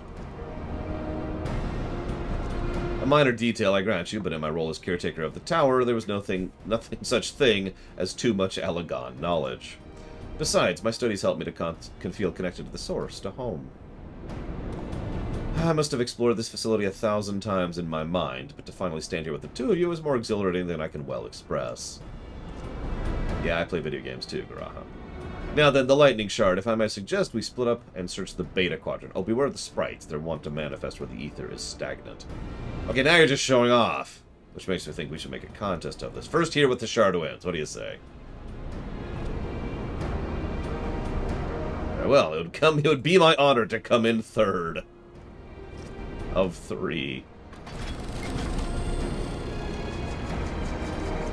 Sid is homeless. No, Sid invents the dimensional elevator. For some reason, it looks like an airship. I don't know what's going on with that. So Tim did ask a relevant question, and this is an interesting one to discuss. What's your moral judgment on Minfilia's actions of creating the Minifilias? We're at the point now where all the cards are on the table, so to speak, for that, so we can judge that as we will. What do you all think before I give my own thoughts on the matter?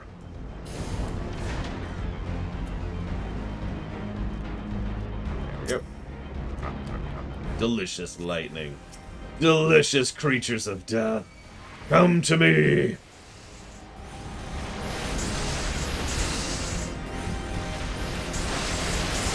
There we go.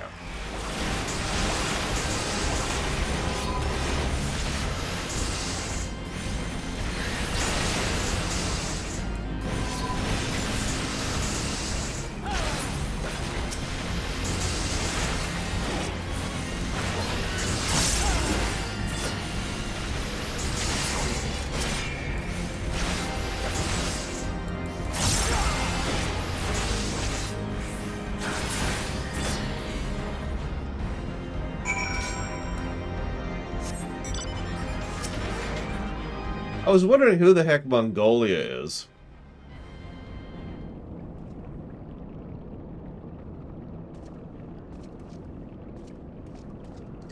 Bravo. That was quite a show adventure. Why the spectacle proved so enthralling, all thoughts of the prize slipped my mind. I appear to have forfeited our little race. Congratulations, the lightning shard is yours. Remember when he used to do this? I'm gonna play along. Who are you? Show yourself at once.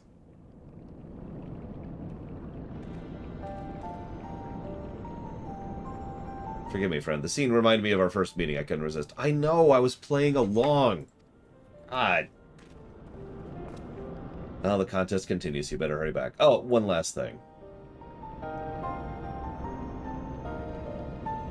Thank you for bringing me here.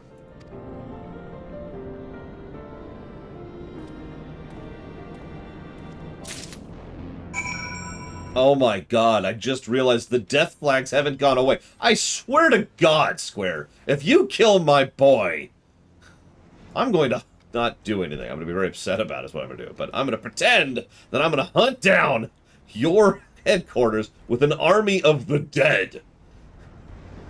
And with my undying host, we're going to have some words.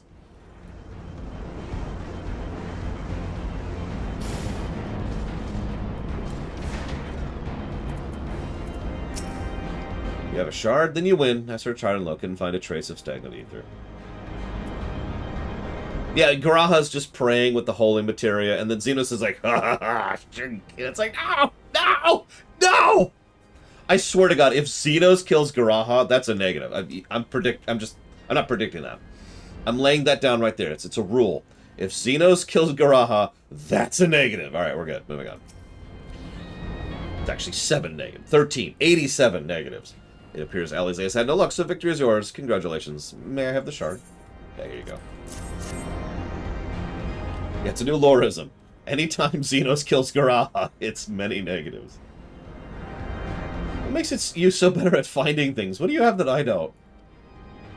That is a question I have asked myself on numerous occasions. I suspect we could both learn a great deal from lore. And not only about the secrets of adventuring. But come, we should attend our mission. Ugh. That's even worse, Plunkton. That's even worse. Thank you, Rax. Oh, okay. Now there's a 404 error for you. What if there's this scene where Zenos is like, and now I will defeat my one true enemy, and he's fighting Ranjit, and Ranjit's just like, I am so much better than you in every way. And like grabs a sword and flings him and is like, I am Ranjit and I suck. But then Zenos kills Ranjit. How do you feel about that at that point? That's just, I don't know. Oh no, there you go, perfect. The two are just fighting forever. Like that terrible, terrible TOS episode. Did I already say thank you? Thank you, Rax. If I didn't say thank you, I have put that towards Patchwalker. Excellent, the system responded exactly as intended. We now have access to the Hemisphere. Only one obstacle remains, the security systems within. Should they be triggered, they will make life rather difficult for us. In light of which, pray leave the rest to me. If I am right, my royal blood should allow me to venture in unmolested. Or Alize, who is an adrenaline junkie, can kill them all. Assuming this place works like Crystarius, but if it doesn't, you'll be on your own. I want you to promise you'll get out at the first sign of trouble.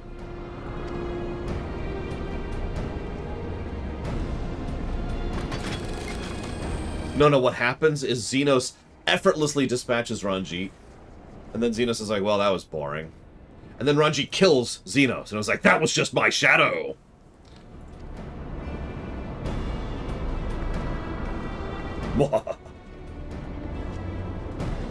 Except Ranjit doesn't have enough character to him to laugh maniacally, so he would just be like, that was just my shadow. Beep, boop. Then Ranjit is the final boss of the game. There we go. Not of Endwalker, just of the game. I'm sure this Owen fellow was well learned, but iconic corruption and overview sounds like a studium thesis. We all had to write one. Lest you wonder, mine was about the combat applications of ether. I'm nothing if not practical. Alphino's was more philosophical, of course. Political, dare I say it. Oh, okay. I cannot accept politics in my video games, so I'm gonna have to quit the game right here. I'm sorry. Listen, it's been good, it's been real, but, nope, we're done. We're done.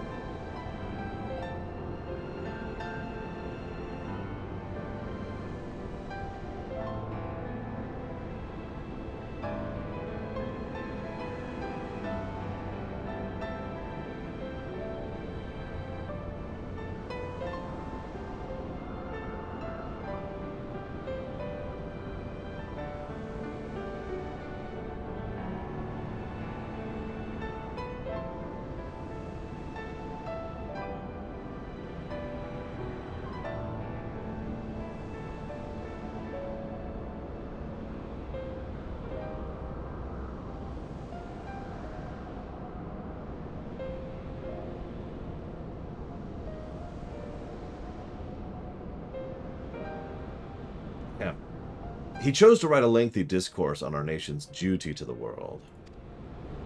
A controversial subject, to say the least. He asserted Charlane's knowledge should be rightly used to protect all life on the star, in direct opposition to the country's cherished policy of non-intervention. Being a leading member of the forum, our father was not happy. Then Ron Jade showed up and punched him in his stupid goddamn face. It's weird. Oh, he totally is, casual. At the time, of course, Alphino was utterly convinced of his views and would cheerfully argue to the death with anyone who saw things differently.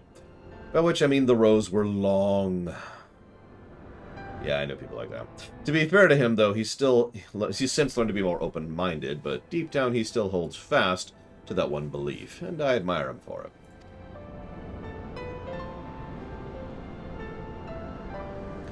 Women were invented in 2016. Wait, what? Hang on. I missed that. Who made that joke?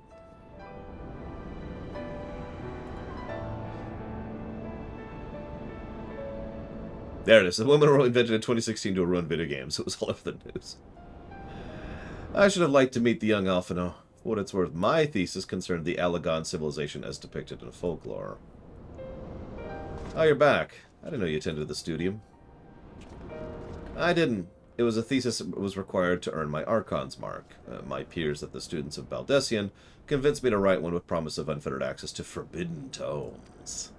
Though I considered it no more than a means to an end, I will admit it was gratifying to have efforts acknowledged. Good gods, an Archon's thesis. I have shuddered to think of the amount of work involved, but enough of that. Is this the fruit of your foray? Yes, Owen's archived. What are you, Scotty, U.S. Incorp? It was waiting for me in his chamber. If a copy of the report still survives, it would be in this device. Shall we find out? You know, the Allagans, for all their advancement, didn't really have really good thumb drives. I mean, yeah, I could float and talk, but, I mean, thumb drive, you know. Initializing, scanning for registered user. User not found. To proceed as guest, please complete biometric authentication. Actually, it makes perfect sense, Lunarith, but unfortunately, no, I have not talked about that, because the only place to truly talk about that is during the twinning, which is the dungeon that is the time travel dungeon, if I haven't given that away sufficiently. So, that'll be where we discuss the time travel, because it is something I've been biting my tongue on since we did the Alexander raids all the way back in Heavensward. Yeah, we haven't done it yet, too, so you're more than welcome once we get there, Lunarith, if you're on when we get there. Authentication complete. Guest identified as member of royal family. I am your most humble service, your highness. It never fails to amuse me. It is a pity the effect will not last forever. Doga and Une said as much when they granted me this gift, but until such time as it fades, I shall use it gratefully. Search archive for iconic corruption. Searching, one item found. Iconic corruption, an overview. Report is locked by the author. Please state password. Oh, go on then, your highness. Tell the nice node the password. You got this, Garaha. We believe in you. Right. Right. Let's see. Glory be to Allag. Allig.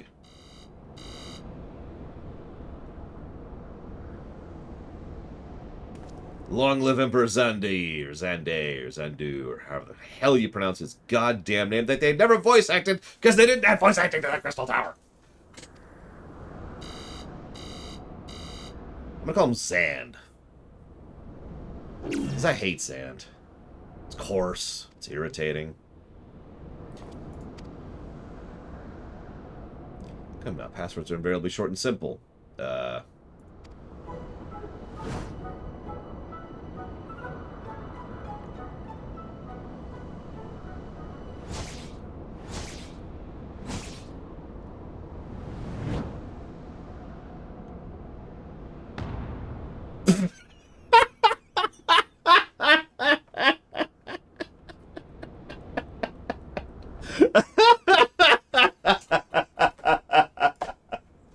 Okay, as an IT guy, that's pretty brilliant. Oh, I love that. Password.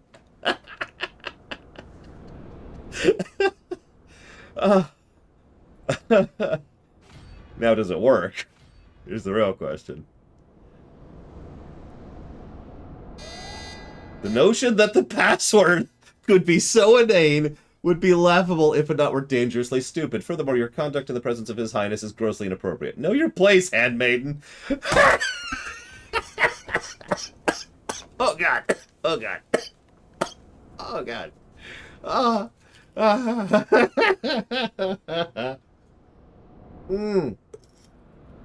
Oh. Oh, that's good. Here lies lore, killed by comedy. Ah, that's great. Yeah, this is positive. Wild Rose. We can make an FF2 or an FF6 reference, but we'll go with Wild Rose. We keep doing Wild Rose. Wild Rose. When password incorrect, again, be warned, further inappropriate behavior in the presence of His Highness will not be tolerated. All right, I say we dismantle it. Manually extract what we need. Let's not be too hasty. A single misstep will risk losing the report entirely. Yeah, you don't even know where the hard drive is in that thing. Hang on, where's my frickin' notes? Here we go.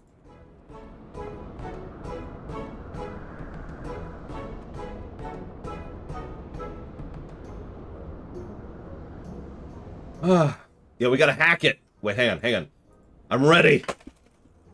I'm gonna hack it. I got this. Oh no, they're counter-hacking. They're counter-hacking now. I believe this may be the task for Sid and his colleagues. If anyone can coax Machina into cooperating, it is them.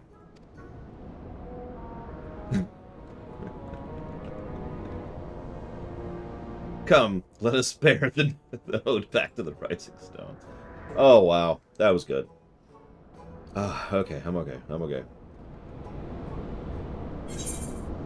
I'm okay. Yeah, no. The only food I accept is from Giga Pudding. And all the other food I need to go through. Speaking of which, let's start going through some of this stuff. You know, go through whatever that is.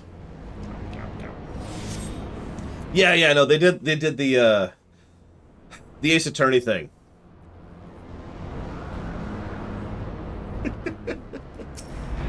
Alright, I'll let Sid try his hand first. But as a work, I'm doing it my way. Blip, threat detected. Okay. I should probably mention I've yet to meet Sid since waking up. Rambrose did send word to the Ironworks, but it appears our friend has been afield on urgent business. Yeah, Sid's been dealing with the weapon chain, I believe, at this point. Nevertheless, I assure you my proposal to help is no pretext, however much I might look forward to seeing him again, him and everyone, but come, let's be on our way. Come with us. We need to take you to someone who can hack you.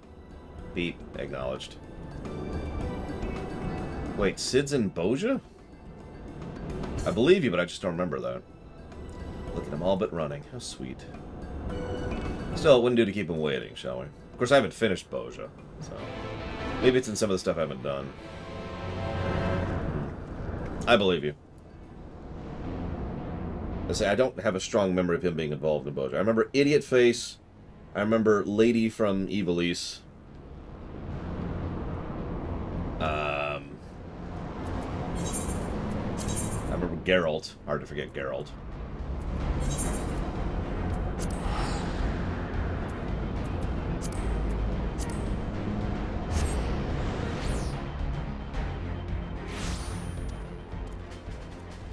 Oh, another assassin! There we go. Okay, we're okay. We're okay. I don't remember how to unlock Boja. I remember how to look it up. And it's honestly kind of badly constructed in how unlocky it is.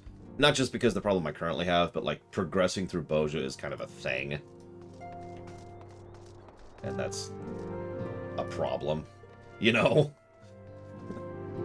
So anyways.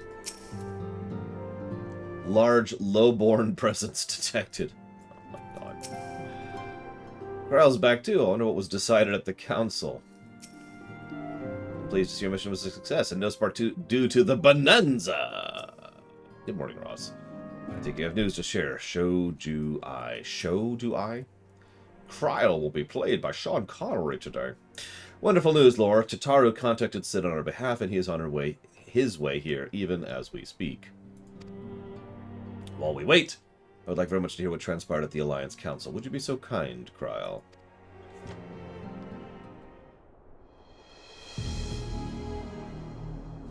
As you know, the meeting was convened to discuss how best to respond to Garlemald. According to intelligence from our Doman allies, the War of Succession rages on, and the Empire remains without a leader. Amidst the chaos, the Imperial legions in the provinces have begun to move independent of the motherland. Warlords. Our greatest concern is the Third Legion, a legion allied with Nerva. It appears they have received substantial financial backing from House Brutus, because, you know, what do you get with an Ascian who has no long-term goal? You get a troublemaker. An intriguing concept, I will admit. Warlords of Garlemald. I would play the piss out of that, I'm just saying. Brutus, aren't they the ones who took Yotsuyu and Asahi? This bodes well.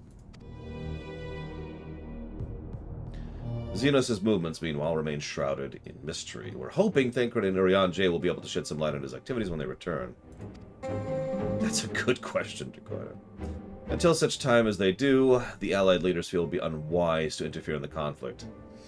I don't agree with that, but I don't want to get into it. So, thanks in part to Imperial withdrawal from Gimlet, they have decided to turn their attention to the primal problem once more.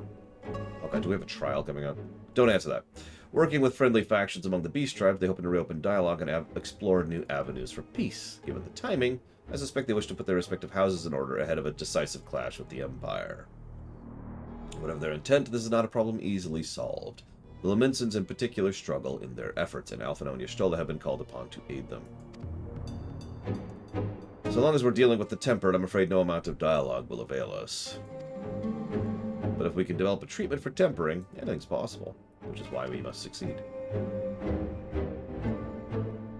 On that cheery note, yeah, why is this song still playing? Make yourself comfortable in Dawn's Respite. I'll show in Sid as soon as he arrives.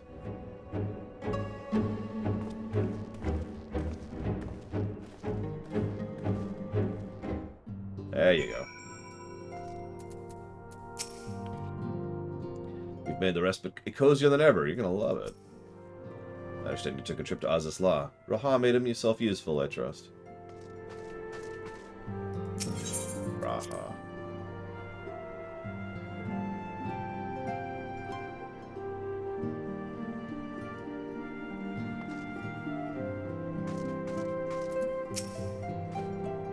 Did at long last. Raha. Sorry, just everyone's so small. As important as Gabu is to me, I know only how well much more is at stake here. A cure could change the whole world. Warning, His Highness is exhibiting elevated blood pressure. What kind of scanners do you have on that thing?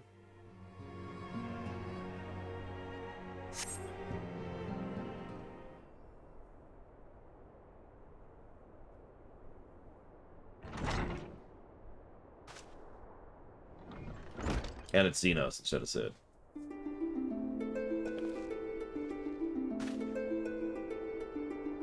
Sid!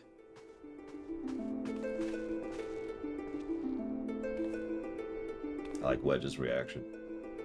Forgive us for not coming sooner. As you may have heard, we've had our hands full. Yep, weapon chain. And in defense, you are up rather early. I was under the impression you'd be slumbering a while longer. Oh, I would have been, had you not fulfilled your promise. I still struggle with the idea. From where I stand, the secrets of traversing time and space seem exactly as unfathomable as they ever did. But if an alternate version of myself already laid them bare, I dare say that frees me up to concentrate on other endeavors. Speaking of which, you wanted my help with something. What's up?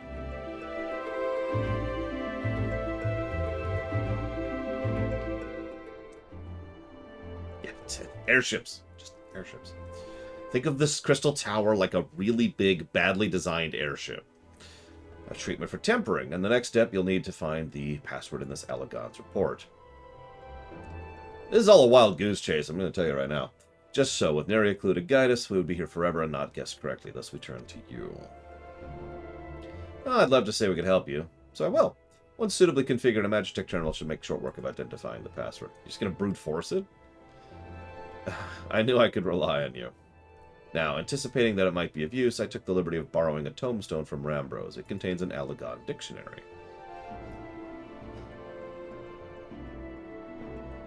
Right, good thinking. I'll transfer the information to a terminal and set it to work right away.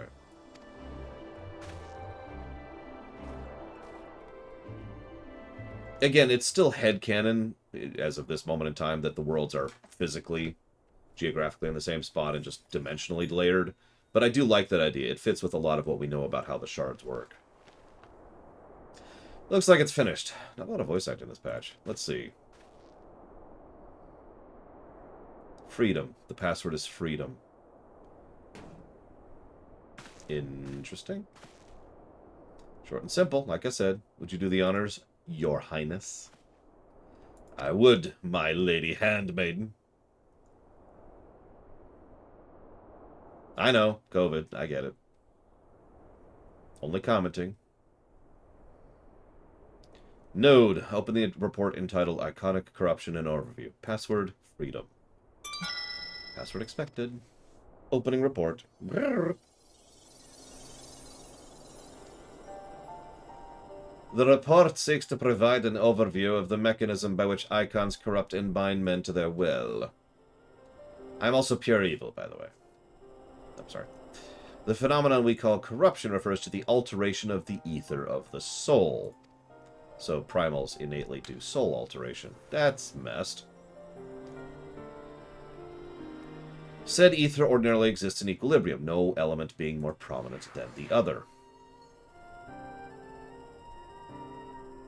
But when a subject is exposed to the ether of an icon, this changes. Their soul takes on the properties of the entity in question. So there's Sephiroth. By way of an example, exposure to the ether of the fiend Sephiroth would cause a subject's ether to be aligned with the element of Earth.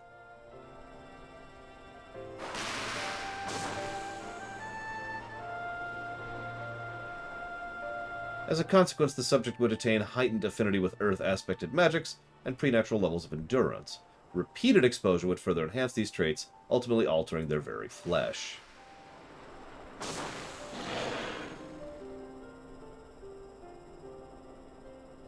The changes done by the subject are not solely attributed to the elemental alignment. However, further testing has determined the subject's soul becomes umbrally charged, or stagnant, during the process.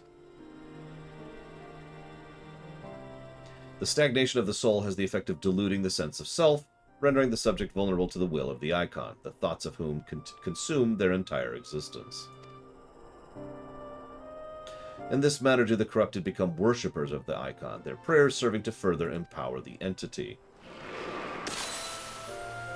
Having discerned the mechanism of iconic corruption, my colleagues and I set out to develop a material capable of shielding one from its effects, an endeavor in which we were successful, albeit at great cost. In the course of testing many of my assistants, good men and women all fell victim to corruption, and in accordance with protocol, they were summarily put to death. I subsequently submitted a proposal to investigate potential cures for corruption, but it was rejected, deemed non-essential by Lord Amon. Thanks, Amon.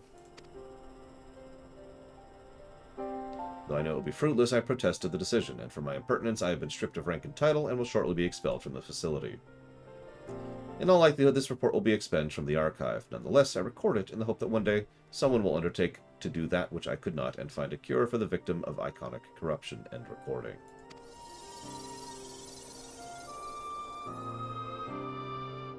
So, even the Allegons were not able to find a cure.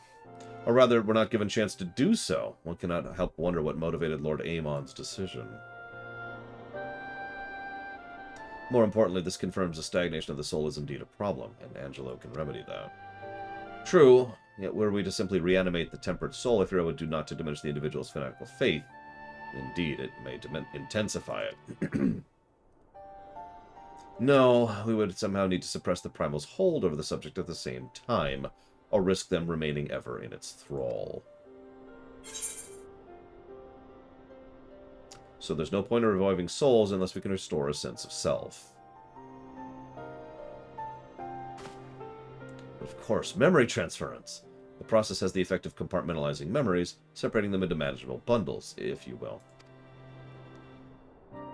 By adapting the technique, it may be possible to achieve selective reanimation. That is, limit the effects to only whose memories that existed prior to tempering. Oh.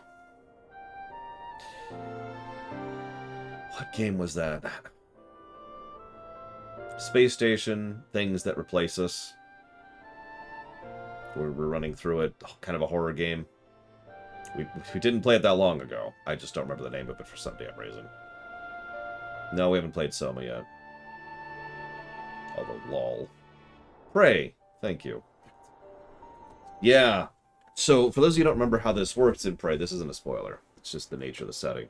They have a system by which they can imbue you with knowledge and understanding and, you know, skill. They could here you are now capable of piloting a helicopter. The thing is, you can also remove that knowledge, but if you remove it, your mind reverts to the moment at which it was added. So, you see why I'm bringing that up right now. Though thus restoring the sense of self, we could theoretically drown out the incitements of false faith, which had come to dominate the individual's thoughts. I see, the theory is sound, and our experience treating the light corrupted would help us identify suitable memories for reanimation. But are you confident you can adapt memory transference as required? I seem to recall your attempts to do so while bringing us home culminated in literal bloodletting. They did, you're right. Despite my best efforts, I could not recreate the mechanism. I concede that a rather clumsy compromise I reached would not provide the basis for a cure. Perhaps it's better we consider another approach. Your doubts are understandable, but this time I believe we have reason to be confident. You see, nodes such as this were built with the ability to simulate magics. Which leads me to believe that it might be capable of performing simulations of the transference technique. If so, we would be able to conduct years' worth of tests in the space of days. That is actually the greatest advantage of computers. No, really. In terms of scientific progress, I mean, think about how the computers were used back in the 60s and 70s. Here would be no different from how we identified the password. But it'll take more calculating power. A lot more. I honestly can't say where our equipment will be up to the task. Tell me, Sid, why do you suppose Owen locked his report behind a password? To keep it from prying eyes, of course. What else?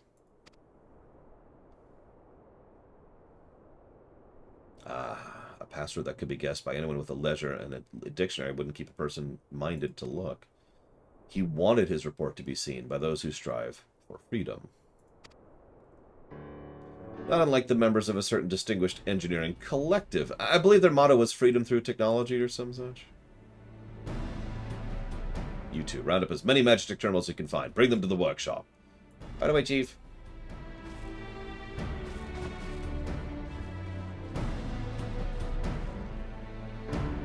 Things are about to get very busy. Lucky we have you to help, huh? If you need me to stab something with my giant sword, I got your back. Suffice to say, I'll be of whatever help I can. All those magic terminals won't come cheap. Shut up, Totaro. Some things you shouldn't put a price on. I mean, she is right. We do need someone handling the bookkeeping. It's just, she's also right. We really need to find a cure for tempering. We're getting there, Lore. One step at a time. And yeah, folding proteins, that's a big one. As with our first foray into the Labyrinth of the Ancients, we seek to venture into the unknown. In order to succeed, we require not only knowledge and preparation, but daring beside, just like old times. Right. While Garaha, Tia, and I configure the terminals, I want the rest of you to procure supplies. We need ceruleum to fuel the terminals, ice shards to keep them cool. The more, the better. Yes, cooling CPUs is a problem that we have done a lot to solve in real life. Crowell goes off to get the ice shards, in which case we need to get the ceruleum. Here's a promissory note.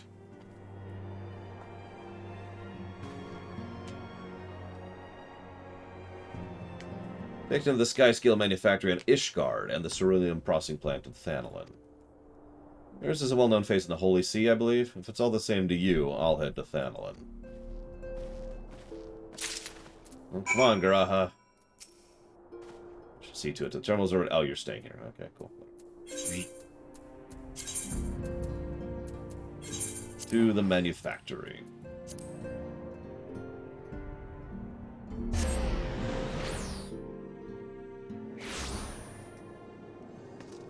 Yeah, I gotta do that quest at some time too, but that's just kind of a hey, here's housing quest, so that's in no rush.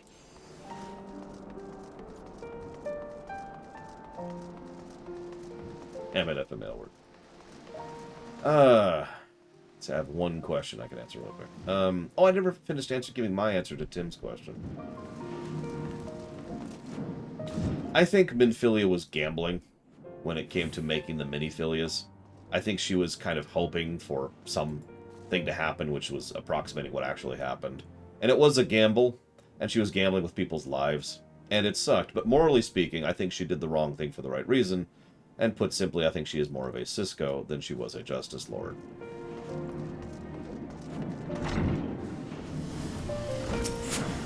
Welcome back. Yeah, I need, let's see here. Cerulean.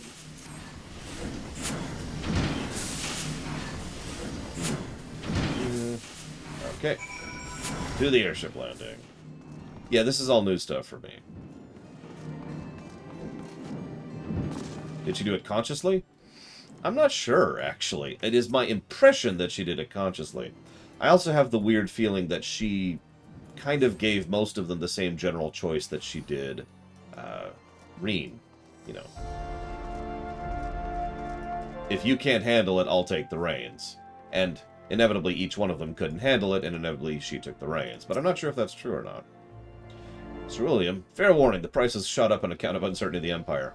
Oh my god. The price of oil is going up because...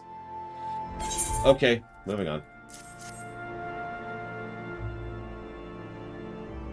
They must never be happy again, Gumgum. Although I don't understand that point. Is it a fear of hope unfulfilled that keeps them from being happy? I don't think there's such a thing as a Cisco Lord, so no.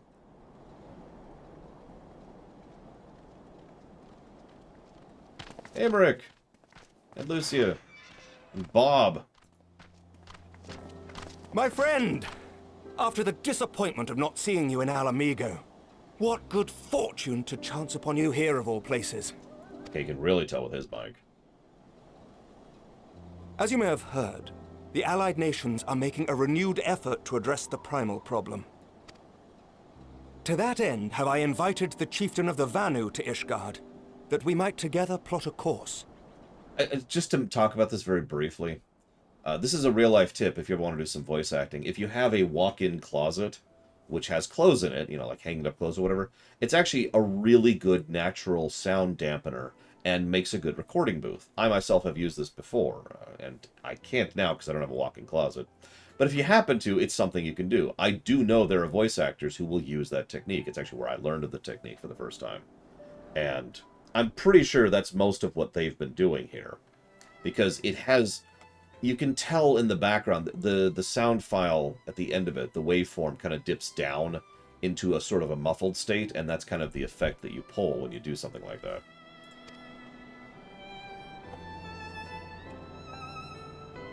Since the war with the Empire appears to be nearing its conclusion, I would also like to call upon Estinian's lance. Alas, he is, as ever, a difficult man to find. Now tell me about it. I am informed he recently paid a visit to the Rising Stones. Should he happen to do so again, be sure to pass on my regards, won't you? But tell me, what business brings you to our fair city this day? I can tell you the whole story, but we're here to cure tempering. Yes, Estinian used elusive jump. A cure for tempering. You never cease to amaze me. Until now, our only hope has been prevention, our every failure irrevocable. But this would rewrite the rules of engagement. It could end the cycle of bloodshed. Don't get too excited and don't spread it around. Very well. You shall have all the ceruleum we can provide, and an airship with which to transport it.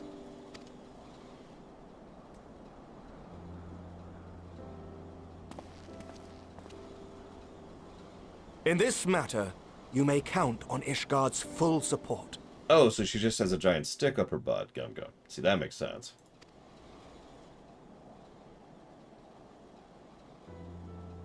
We should call this ship... Hang on, we have the Bonanza, so we gotta call this one... Hang on.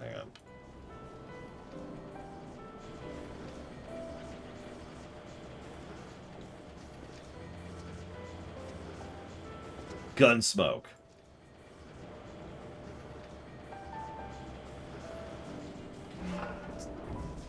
I know, I had to stretch for that joke, but whatever, I stand by it.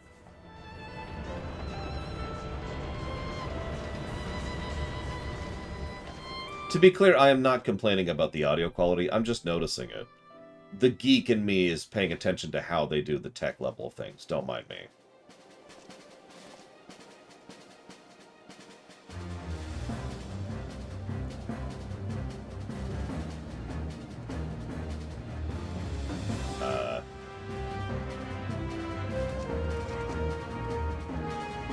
Yeah, it doesn't bother me at all. It's still good voice acting. It's still higher quality than some stuff I hear in a lot of things.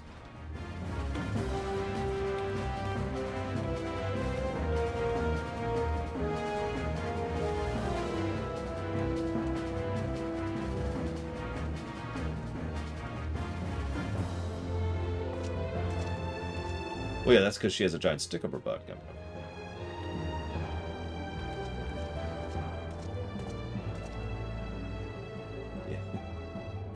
Who would have thought ceruleum weighed so much? Yeah, speaking of computers from the 70s and 60s. Serves me right for being stubborn, I suppose. I should have just done what you did and accepted help. Yeah, you should have.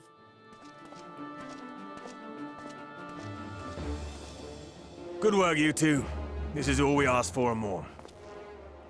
Quite a lot more, now that I look at it. I haven't heard Sid in a long time. Lord Emmerich, eh? And entirely by chance. Ha! Some people have all the luck. I was gonna say, this sounds different. We have also succeeded in configuring the terminals, thanks in no small part to our able assistant. It's probably just because we don't hear him that often, because he's always in the side stuff, which isn't voice acted.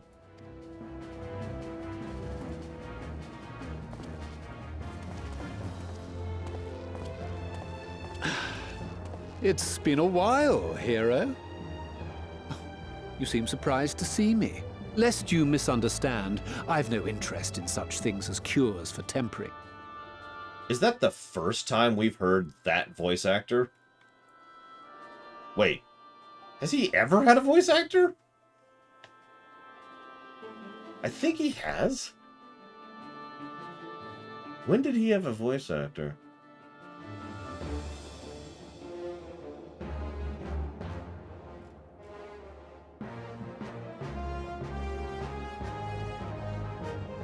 I actually don't remember hearing him speak. Oh, right. No, yep, you're right. You're right. During the Omega, pre-Omega, actually. Would be a better way to phrase it. Right. But if you mean to achieve that which eluded even the storied Allagans, it seemed plain that you would require my expertise. And so it proved. Is that not right, Garland? For all the effort it took to track you down after your latest disappearing act, you could find the cure for death, and it wouldn't be worth the trouble.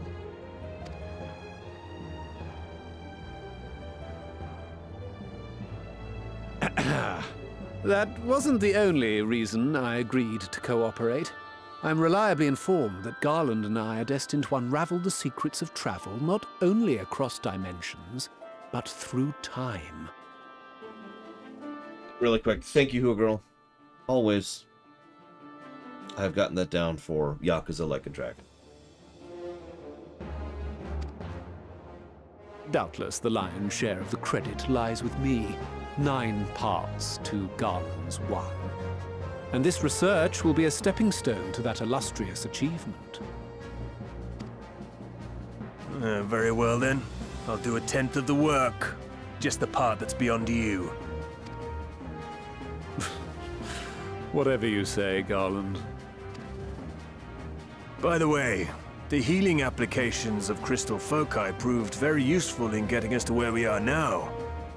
I must remember to thank Mikoto. Right. If everyone's ready, let's begin. I was about to say, reference in Boja, but which makes sense. This is happening during Boja, I believe.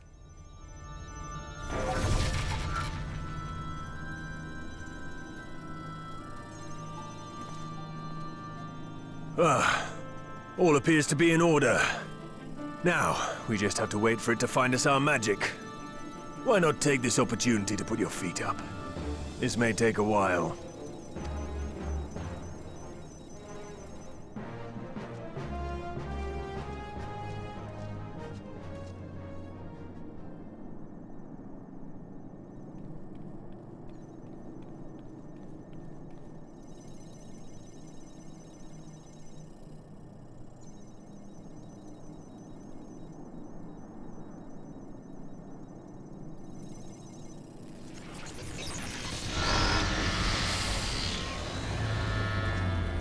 Damn it. It's overloading. Chief! She won't last much longer! I'm giving her all I can, Captain! We'll have to shut it down. Wait! We're close! So very close! How did you know? Oh!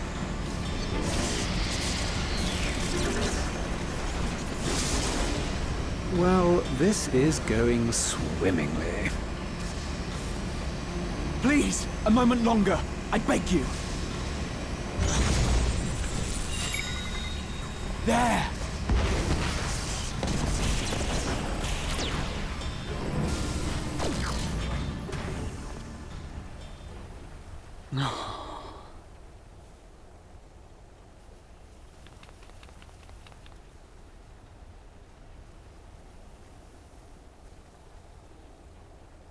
I was able to memorize the magic before it faded.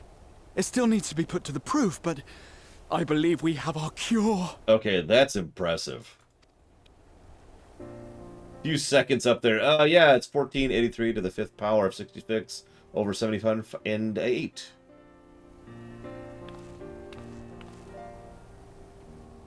It's just as well. She'll never run again. The fault is mine. I'm sorry. Don't be. It may fall short of dimension hopping, but a cure for tempering is not to be sniffed at. This, my friend, is a world-changing discovery. One we're proud to have had a hand in. A few Magitech terminals are a pittance to pay.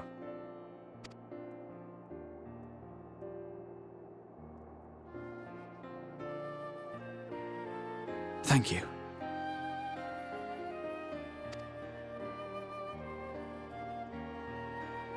Well, we've done what we can. The rest is up to you.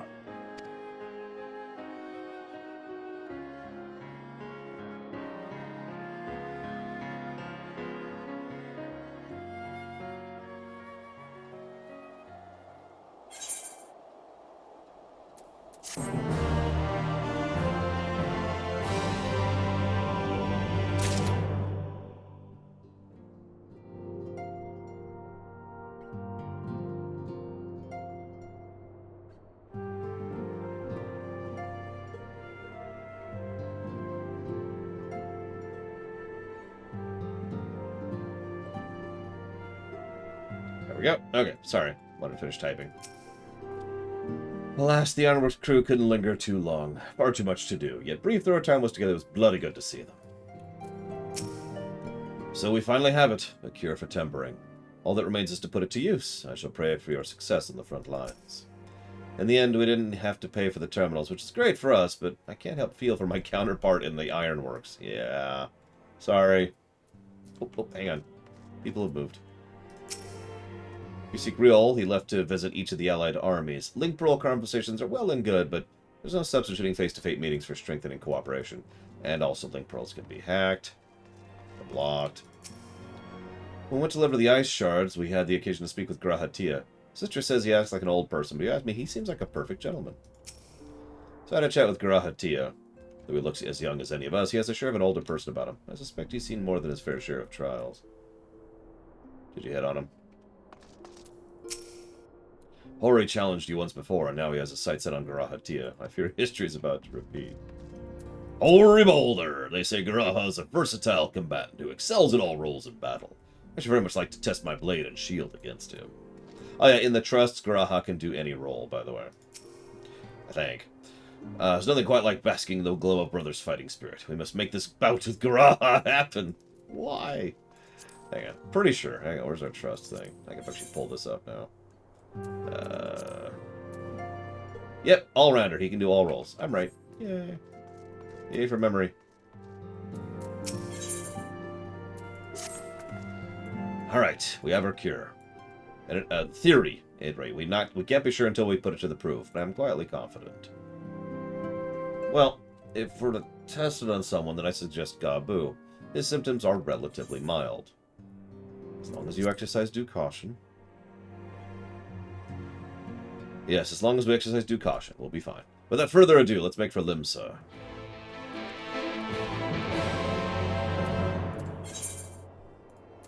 You know what, get off my thing. There we go. Tired of seeing that relic quest just sitting there. No, not that one.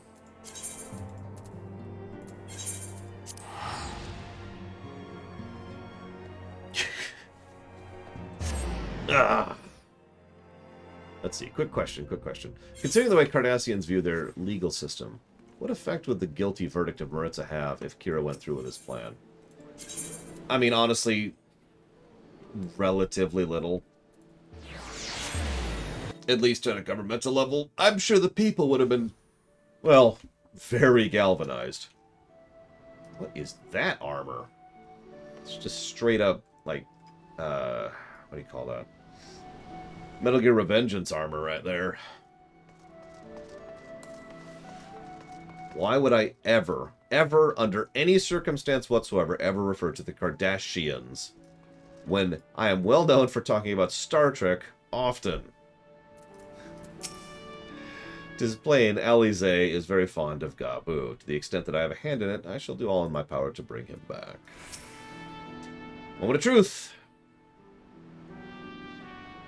Delete. Yeah, exactly. Good answer, Darthrinius.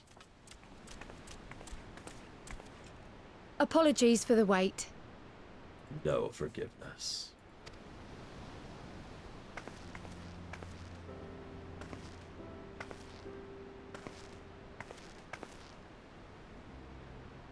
Gabu, have you been good?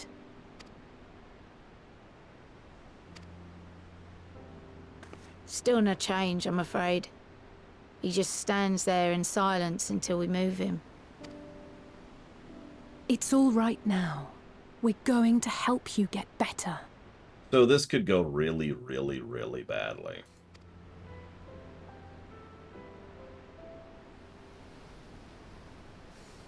Which is probably what I'd do if I was writing this, to be completely honest. Fancy meeting you here. Alphino Yushtola! I thought you were attending to primal matters. We were, and came here for a meeting on the subject. Certain pirate factions did not deign to attend, however, and it was cancelled. Do I have to go kill a bunch of pirates now? We had resigned ourselves to having wasted a journey when we chanced to espy you. Could it be that there has been progress with the treatment? Explain.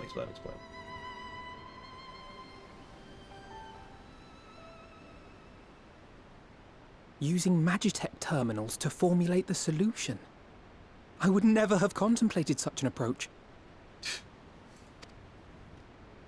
So this new magic, adapted from memory transference, would be used to purge the subject of their fanatical faith, while Angelo would be responsible for reanimating the ether of their soul. Yet I wonder at the practicalities. If one were to reanimate the soul first, it would only serve to exacerbate the tempering.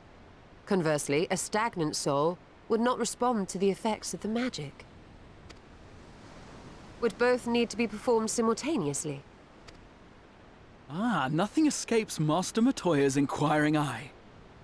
As you say, both must be carried out simultaneously. And thus, I propose to imbue Angelo with the tempering treatment in much the same manner as I did the spirit vessels.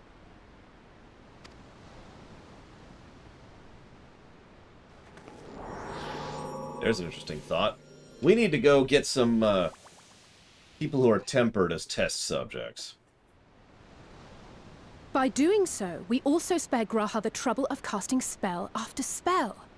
It's really rather efficient. Be that as it may, certain difficulties are unavoidable. The imbuing process will still require no small amount of ether. And, as I can no longer draw upon the Crystal Tower's stores of energy, I will be compelled to rely on those of others. Well, I, for one, would be glad to assist. As would I. Since the resumption of our duties, it has been naught but stuffy meetings, and I have ample ether to spare. Excellent. With your permission, then, let us begin. The name of this spell is called Bacon Bread.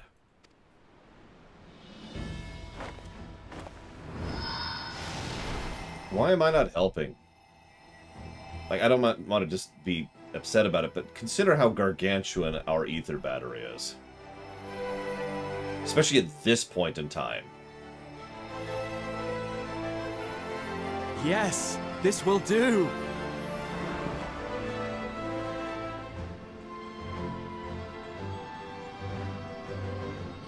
And now, it's my turn.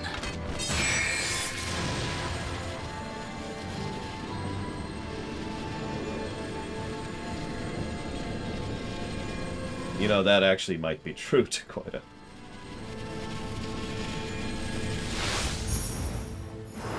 And Blade Terval has a good point. 'Tis done. If we're the only person who can help with this, then that sort of bottlenecks our cure a lot. So, yeah. No small amount indeed. Well, we seek to go where even the Allagans did not. It was never like to be easy. The rest is up to you, Alize.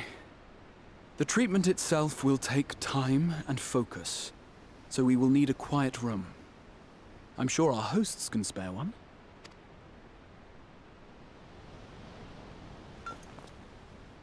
I will go with her. It may be a while before we return, so I would ask for your patience and your faith. But I have neither. We'll bring Gabu back. You see if we don't. I hope you do.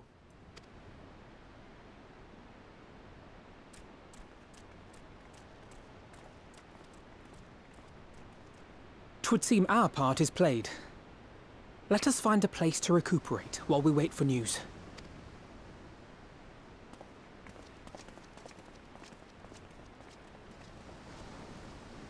Apricot jam. That's interesting. Well, you see, Mr. Red, the game, I'm going to give you the exact same explanation that the game gives you.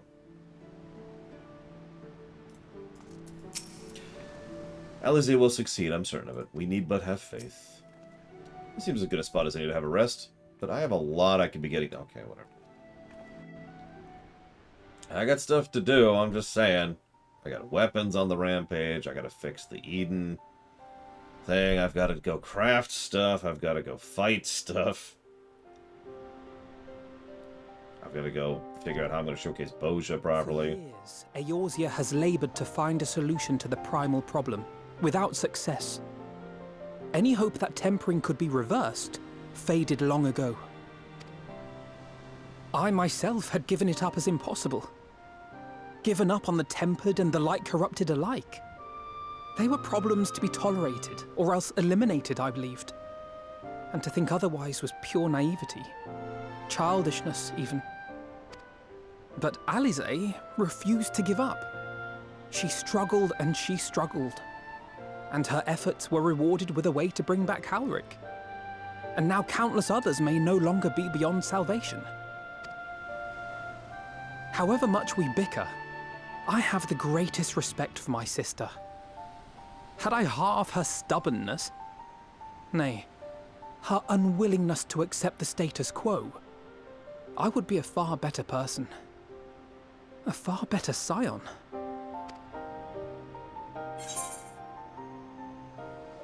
I mean, don't tell me that, tell her that.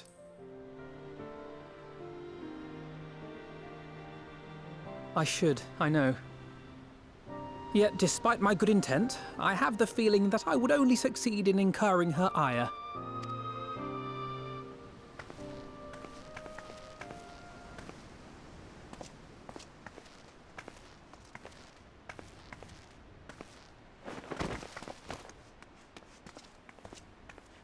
Alize, are you all right? The treatment. Did it work?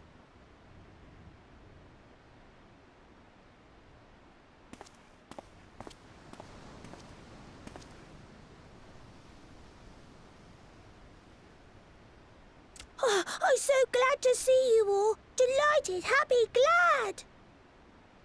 Gaboo! Okay, I'm happy about that, but still.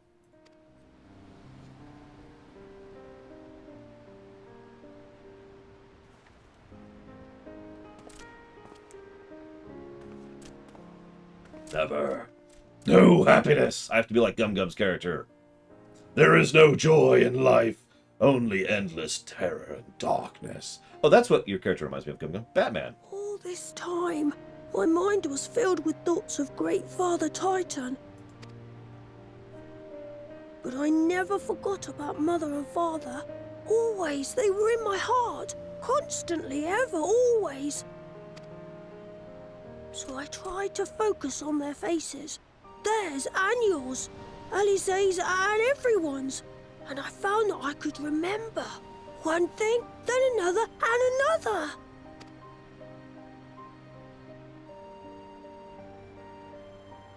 Your hopes reached Gaboo. They helped him to hold on. That's nice, but that's also bad. That means this treatment is not universally applicable. I'm so proud of you, Gaboo. I mean, I guess that's true for most treatments in real life. Not everyone takes to medicine the same way, but you think about that for a moment. That means that only people who retain a shred of self underneath the rest of the tempering will be able to respond to the treatment. I couldn't have done it without you, Alize. Can you help the others too? Cure them, heal them, help them? Yes, we can. All of them. Still, a good first step, absolutely. Or more like an 8th step, but whatever. Without wishing to dampen the mood, I feel compelled to add certain caveats regarding the viability of the treatment for general use. Yeah, like I just said, whatever he's about to say.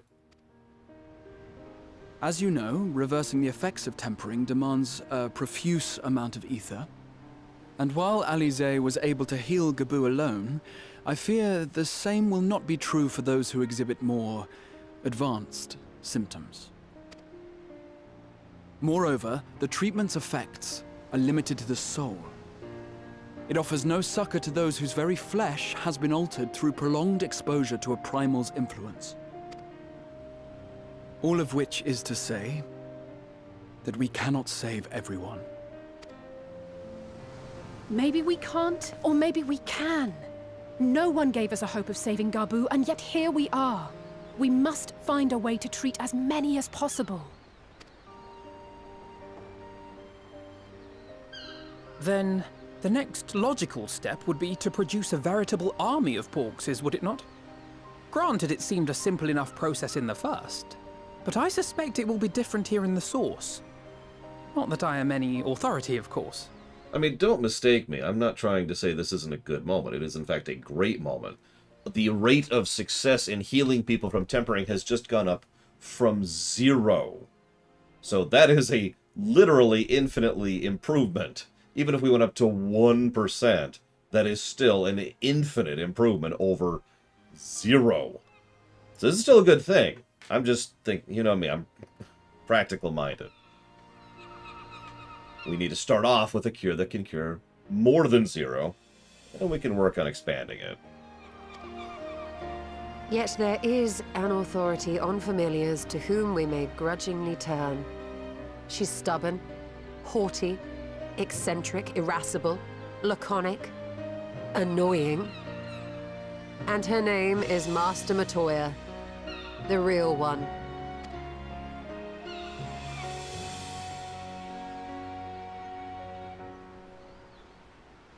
to go now, Gabu. But the people here will look after you, all right? And I promise to come and visit you again soon.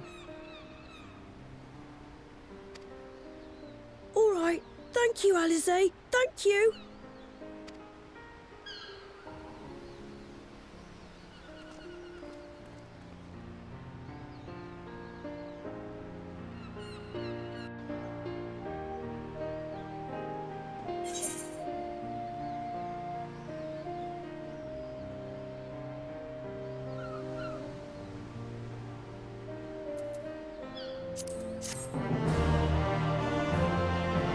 No, come. God, no. That's just an asshole. Your character, I mean. You may recall that in order to procure the ingredients for Angela, we had no choice but to surrender ourselves to the whim of the Pixies. But I should have done so with far better grace than had I known what we were going on to achieve.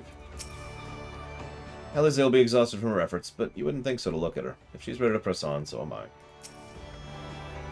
Ah, we did it. We brought Gabu back, and if I have any say in the matter, he'll be the first of many. I mean, primals have always been a uniquely horrifying thing to this setting. Everything about indoctrination, but worse. Just yikes. As she will be at pains to remind me, I have not paid Master Matoya a visit since returning from the forest, but this seems as good as time as any. Come, let us make for her cave. Well, I will tank the upcoming dungeon, one way or the other. So I will need a healer and 2 DPS who are willing to join me. There we go.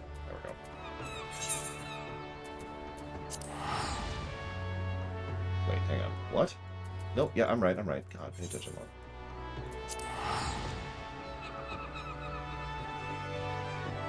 Yeah.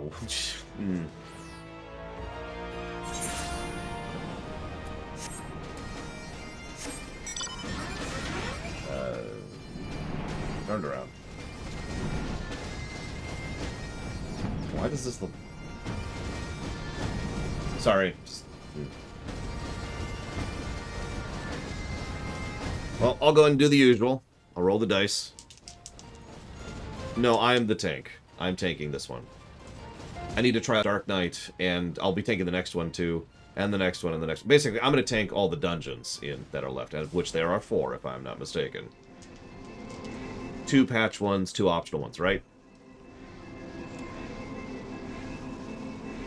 So, guess a number if you'd like to join. Okay, so yeah. So I'm going to tank it up. Tank. And that'll be my tank judgments.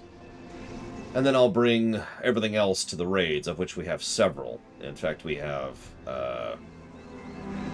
15 raids, so I've got plenty of room there to try out all the DPSs and the 1 healer I haven't. Yeah, we didn't do Academia and we didn't do Twinning.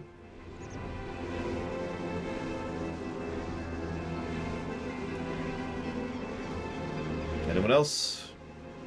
Going once, going twice, going thrice, going quartice, going quintice, going sextice, going septice, octice, nanice, decice. Alright, Reggie's disqualified, as a matter of principle. Master Matoya is something of a legend among Archons. I look more forward to meeting her, if not the dressing down I'm liable to receive for my inept attempts at summoning you.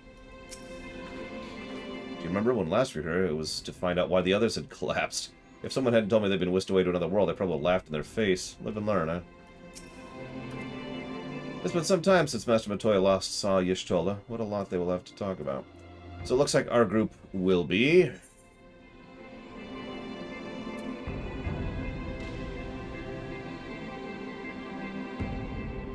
Reggie, Omega Legion, and US and Corp. So that's Serona, I think. I know that's Lilith. And... I don't see Reggie now. So Reggie's out.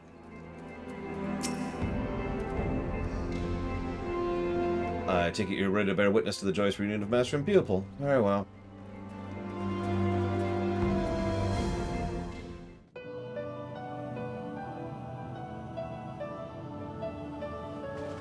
Both, Gum. I can explain, but give me a minute. Nary a word from you all this time, then you bring every man and his pirogo with you. Did no one teach you any manners, girl? She does a good job, but that's immediately different. They were too busy teaching me etherology, Master. Jesting aside, I wanted to be the one to express our gratitude. I am told you spared no effort to sustain our bodies while we were away. And for that, we owe you our lives. Thank you. You were gone so long. I was starting to think you'd set your heart on staying.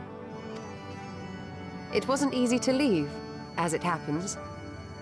Seldom does one have the opportunity to study other worlds, and I would not have minded extending my stay by a handful of years. Ever the scholar. Y'shtola dedicated herself to studying ancient civilizations of the First, befriending a tribe known as the Knights Blessed in the process. There she took on the name of Matoya and won the respect of all the children of the forest.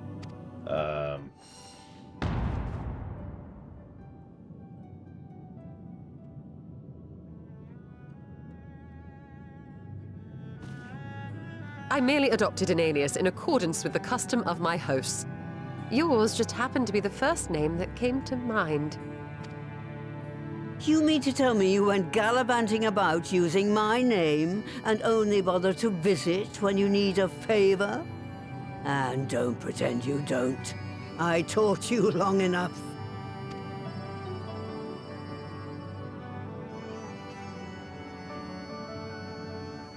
Indeed. And devoted pupil that I am, I could not fail to recall my master's sage advice. When the answer eludes you, look to the wisdom of your elders.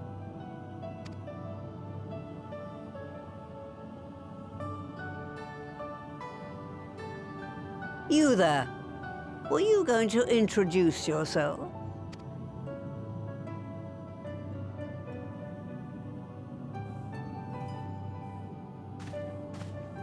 How remiss of me. Grahatir is my name, and I am proud to call myself a scion. I too wish to offer my gratitude for your invaluable aid in sustaining the Archon's bodies, as well as my apologies. It was my inexpert summoning spell which endangered their lives in the first place. Ah, yes. The one bent on digging up the mysteries of Alag. Old Galaf used to speak of you. And Kryles told me all about your recent exploits. Galuf. That's going to take some getting used to. It's the first time I've ever heard that name spoken. Do you have a bad back or something? At ease, boy. Whatever mess you've made, I'm not in the habit of dwelling on the failings of the younger generation. You are too kind. I've also heard much and more about you, Master Matoya. 'Tis an honor to finally make your acquaintance. Yeah, most people I talk to call it Galuv. I myself say Galuv. Galuf. Well, that's more than enough pleasantries for anyone. Tell me what you want. I haven't got all day.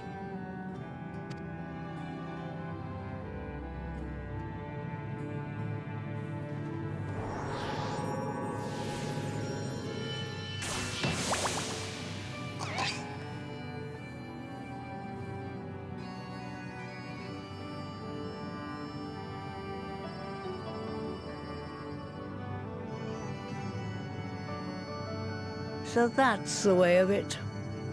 It should be a simple enough matter to make the familiar. The magic, on the other hand. Ah, that you may leave to me. Being the only one possessed of royal blood, I alone can imbue the subject with the necessary magic. So I just need to create porxes with the power to stir the soul. Just, I say. Though we're talking about a veritable herd of the little buggers. We'd collapse before we reached double figures.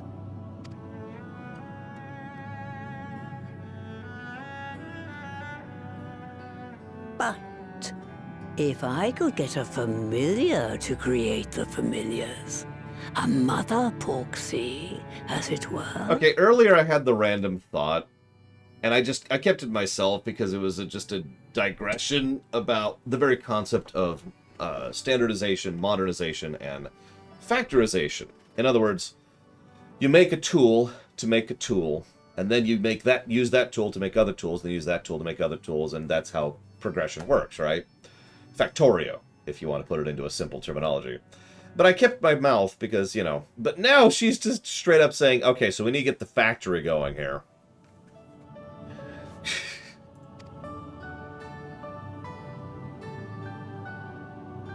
Caliph. Still trying to get used to that one.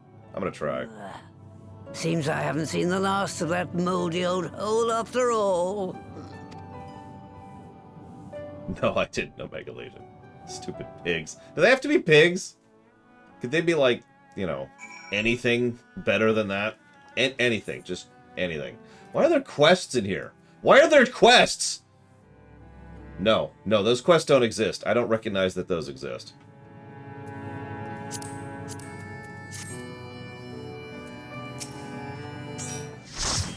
Porksy produces Porksies. By the way, Lord, you think I misspoke earlier? I sure it was not my intention to embarrass anyone. Oh, they're treasure hunting quests. Oh, thank God, I have a built-in excuse to not do them. Whew. Oh, thank you. Ooh. Moldy old hole. She must really miss the place. What does she mean, do you think? Some kind of hidden workshop? In case you've ever wondered, Alphino got his innocent streak from our mother, and it can be rather endearing, even useful in some situations. Most of the time, it just makes me want to shake him. Stola.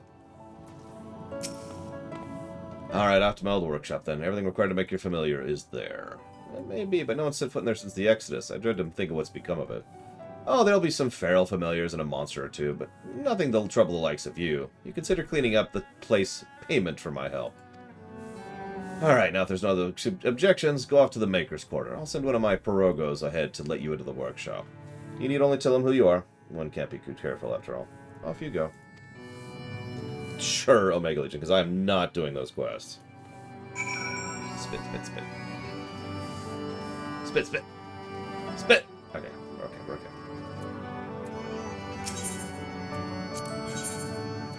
If I wanted a familiar, it would be a Pokemon. I don't know which Pokemon, but it would be a Pokemon. Probably a Crobat. Because that way I could fly around and just perch on my shoulder, you know? Spit, spit! Alright, there we go. Where is this? What's this? That's actually faster from here.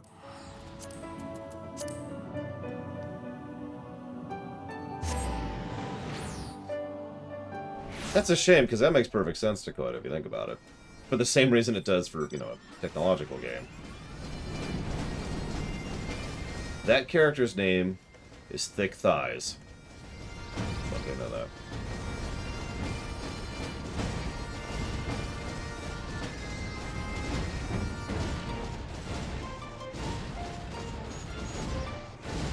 Oh yeah, Batman, right. So, the reason I call your character an asshole is because, or maybe an idiot, it's possible it's one or the other, is because, let's say that you've accomplished an objective. Now, let's say that there is more still to be done, but you've accomplished an objective. It's a good moment.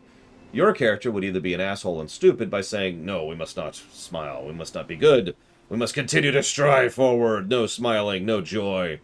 Let me put this in different terms. Imagine if after the massive sea change victory at the Battle of Yavin in Star Wars A New Hope, someone was like, screw all y'all, no celebration, no victory, let's go. Well, it's not hard to see why there's a correctness to what they're saying. They're also extraordinarily wrong.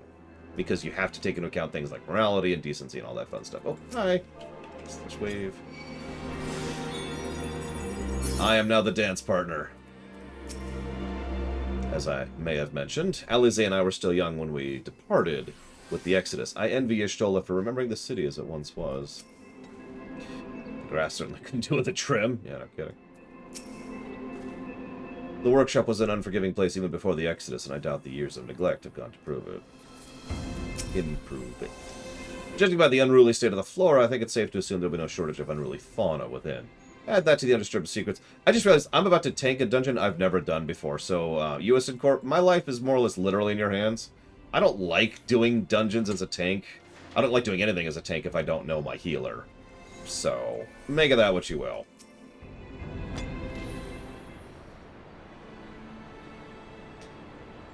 Just saying. Greetings, Ribbit. Welcome to my good mistress's relic. Puro Rago is my name, and I'll be honored to be your guide. Within you will find the space dedicated to the making of familiars, along with a cavern where prerequisite ingredients may be had. I must warn you, the place has not played host to a single soul, much less a broom in 15 years, and will be in some disarray.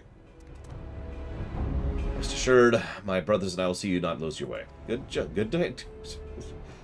Okay, so hang on. Before we start wall-to-walling this place, I need to see what we got in the 70 to 80 range on Dark Knight. So give me a moment. What do we got here? So we now have Stalwart Soul, which is a combo off of something. Oh, that's my C button, right? Okay. Flood of Shadow, which I've been using for a while now. So that's my AoE spender. Edge of Shadow, which is my single target. Did I just get my spenders at 80? Or in the Shadowbringer range? Did I really? Oh no, they're upgrades. They're upgrades. I was gonna say, bull crap! I know I've used these before. Okay, so let's see what the upgrades do then, if anything different. Increases dark side and nothing else new. Increases dark side and nothing else. Alright, cool. Dark Missionary, which is our AoE don't get hit. And Living Shadow, which, where did I put that one? Because I know I put that on the bar somewhere. Ah, there it is. Okay. So it costs blood, and it has a duration, but it makes us have a simulacra. Might want to move that. That feels like a DPS button, too. As most Dark Knight abilities do. Yeah, I don't know why tanks take so long to get a second AoE rotation. It's actually ridiculous. Let's go ahead and put that... Let me think about this for a second. What's this? That's Delirium, which, yep, nope, that should be there. Those are my other spenders, which should absolutely be there. That's my closer. That's my combo. That's my cooldown. That's my ranged taunt. I don't have room for this. I'm gonna have to make it a click ability. Yeah. Alright, where should I put the click ability then? So hang on, so that's... Yep, that's the magic one. And this can actually go away. I was just keeping that to keep track of something. And there's the ability I should probably never use. So that's... Let's... I hate to do this on a click thing, but whatever. We'll put Living Shadow right there, I think. Just leave it with that. Alright.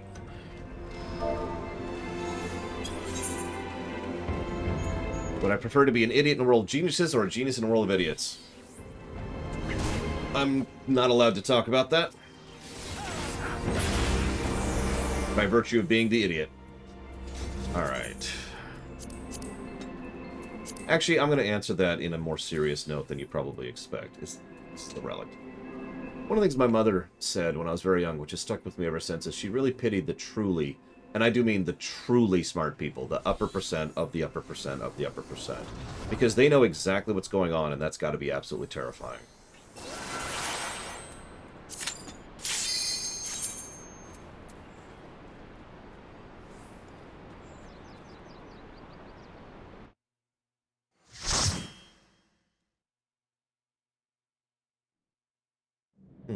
That could work, Dakota.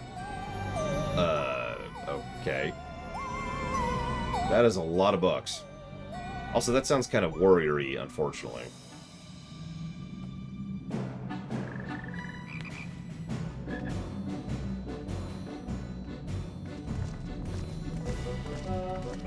We're apparently, Right. To begin with, I need you to gather a few ingredients. Listen well to what the Pirogos say, or you'll wish you had. See, no, Dakoita's comment is absolutely accurate, and the problem is, my biggest ideas for how to improve Dark Knight involves turning them into Warrior. Warrior is what I mentally picture as Dark Knight in gameplay terms. That's not a joke. These shouldn't be over here. Just getting away. There we go.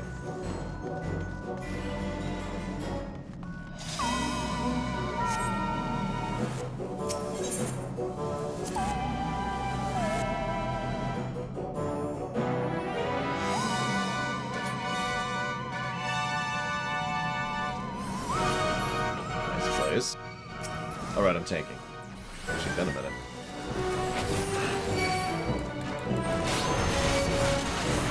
Things here. But yeah, no, like, a vampire tank is exactly what a warrior is, and what a Dark Knight arguably should be, IMO.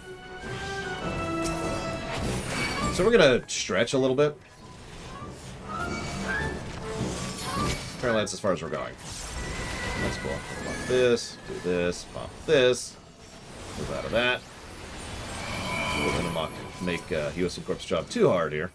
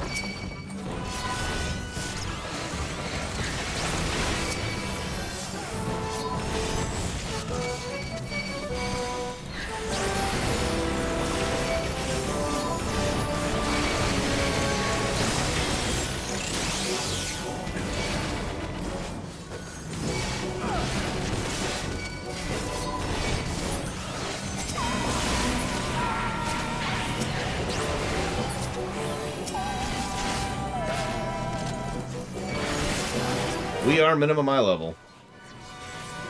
Pretty damn sure. I suppose a check at the VOD would qualify to that. I'll double check when we're out, but I'm pretty damn sure I set both requirements. It's gotten to be a hell of a habit at this point. Since we've done that for almost everything.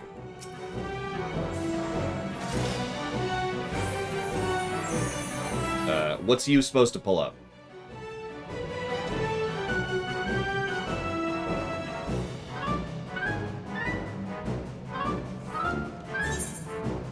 Settings. Yep, minimum eye level, silence echo.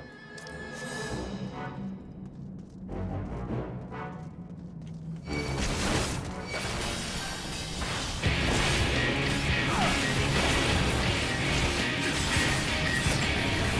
an off point, but whatever.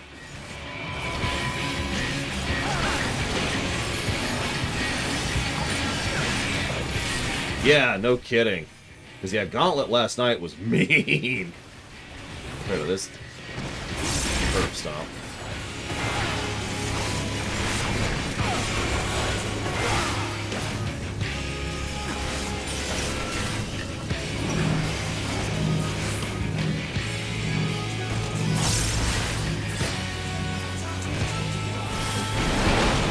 That's what about. Oh, we're going to do it again. Okay. That's gonna hurt.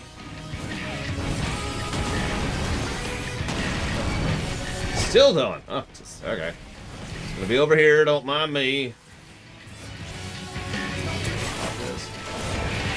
Yeah, it probably was a good idea.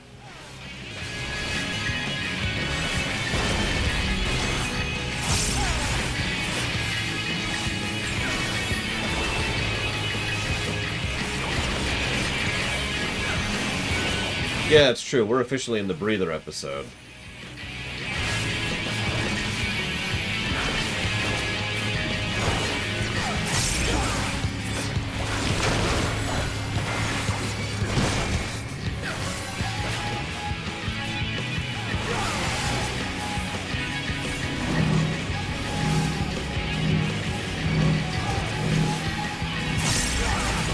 Ironically, I'm actually pretty good at pull.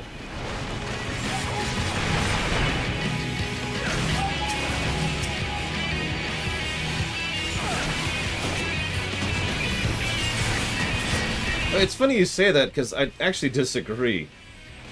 It is absolutely a breather. It's just, it's not irrelevant. You know what I mean? It kind of goes back to what I was saying earlier. You don't need to have the stakes go up for there to still be stakes. The stakes have clearly gone down, but it's still relevant, right? It's still important. It still matters, which is exactly the point I was trying to make earlier. I mean, again, Pandaria, you know? What was happening in Pandaria certainly mattered.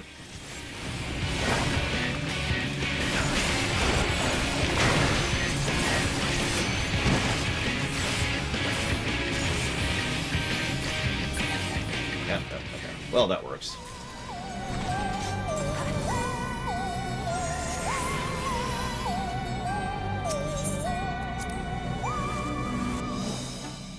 You know, Mr. Red, I'm pretty sure there are executives who think exactly like that, especially with regards to certain television shows I shall not mention right here.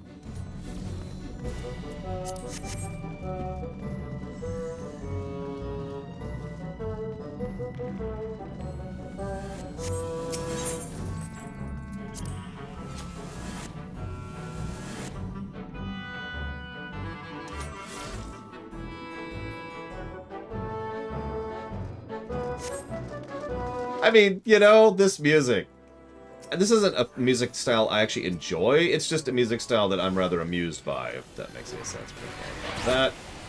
We're going to make Strona's life hard. I mean, Usin Corp's life hard. Maybe? Maybe we won't. No, here we go. Let's say, there's usually at least a second pack for this kind of stuff.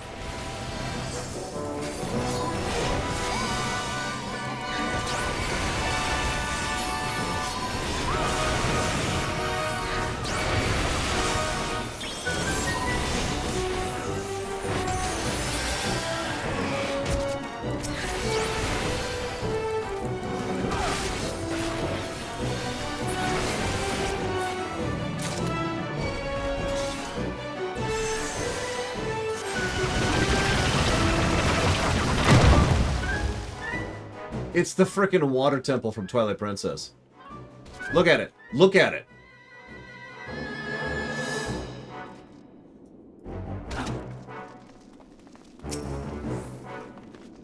Look at it. Tell me I'm wrong. And fail, because I am not wrong. Look, we're even gonna go down here, get the water flow going this way, you know.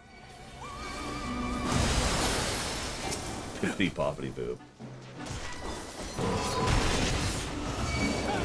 Oh, no, you don't. Look at me. Look, where are you? Where are you? Oh, look at me. Who is not looking at me? In this mess.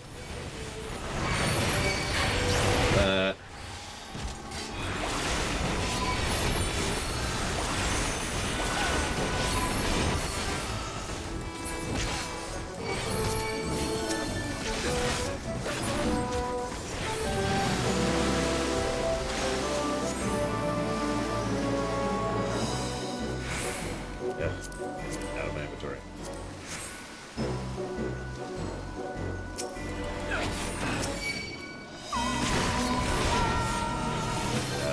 I guess this is it.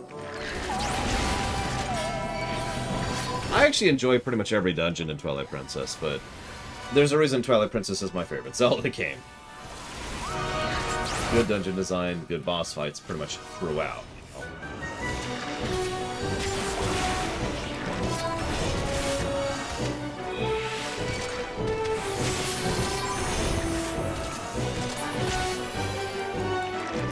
Agreed. I would say the only game that beats it in sheer combat is actually Breath of the Wild. Which just has a really good combat model.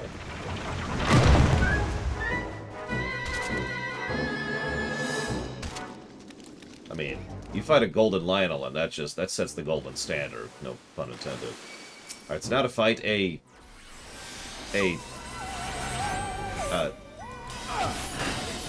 what?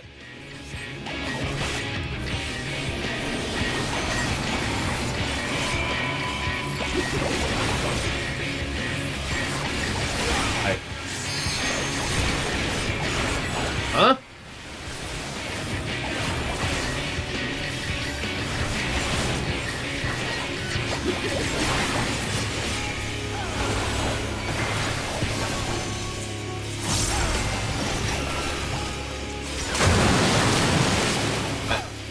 I'm sorry, I'm so distracted by the thing I'm fighting.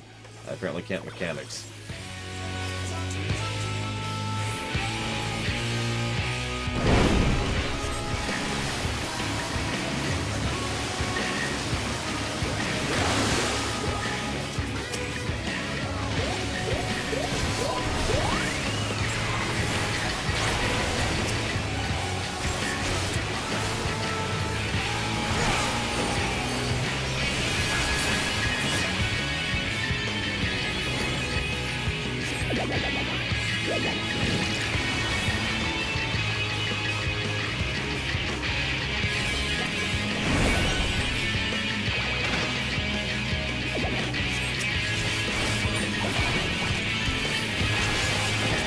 Okay, well, that's the thing that happened.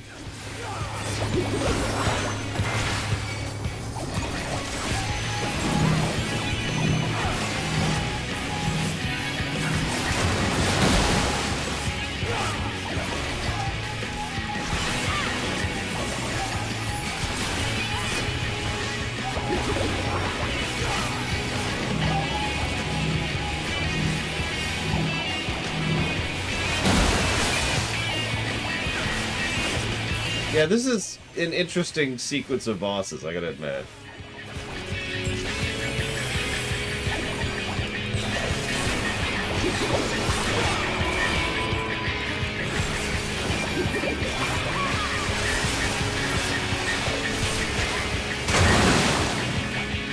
Tell I was looking at my tooltip there. Sorry.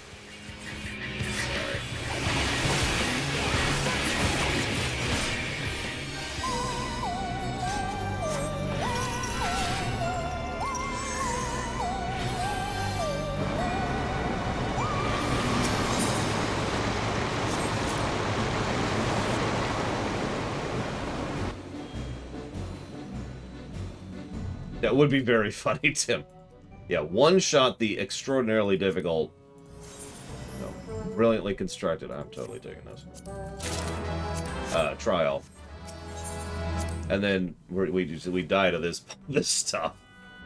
I mean, we kept having issues with the dungeon right before the trial, and then we just smashed the trial. What?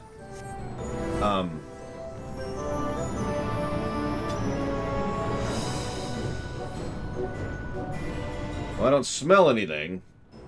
Did you guys, lace me?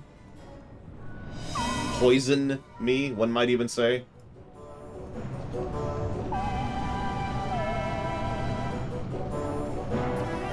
You know, I'm not here to judge.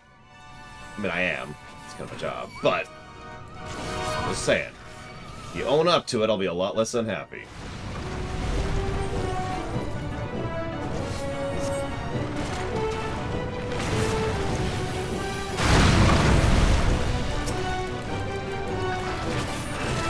Pyro product Eldhurst. Also, I'm wall-to-walling just for you. I think Giga was the one who asked for that. Someone asked for it. I don't actually know who.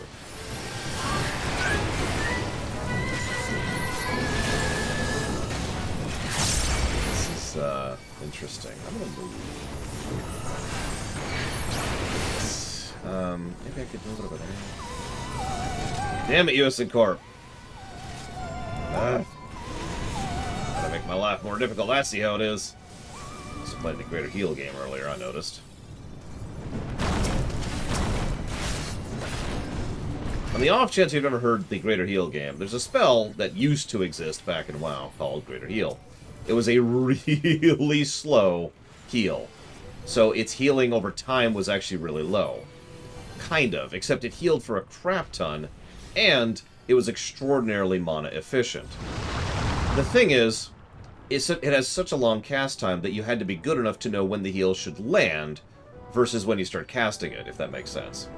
So the Greater Heal game was essentially letting your tanks get as low as possible before you actually finally pull the button on the Greater Heal and actually successfully, you know, keeping them alive, obviously, which is the other part of the game there. So, in other words, you had to time it just right to not let them die, but also let them get as close to death as possible. And that's the Greater Heal game. I'm pretty sure that there's been equivalents of that across this game's history.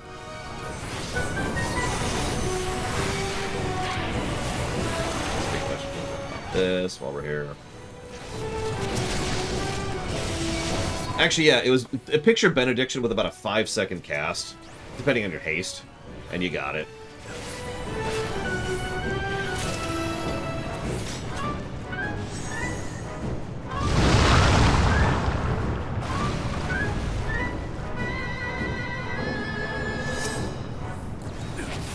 Ah, so he does. I honestly would have probably just tanked him at the spot if I didn't know I could pull him out.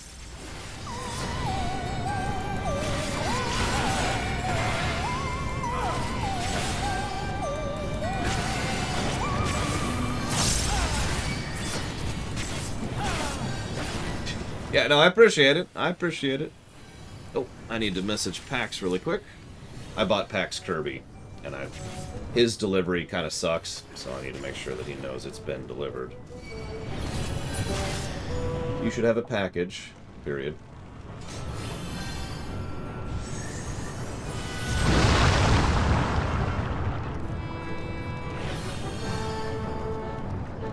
I mean, keeping racks up is a hell of a feat, so I don't know how you manage that. This should be interesting. Can we jump over these? Nope. Can we go around these? Yes. Okay. I'm just going to watch for a moment here, because what am I smoking? See, this is why I don't do drugs, right here. This is the whole thing. So, I hope you all aren't disappointed, because so far, Dark Knight at 80 is actually pretty legit.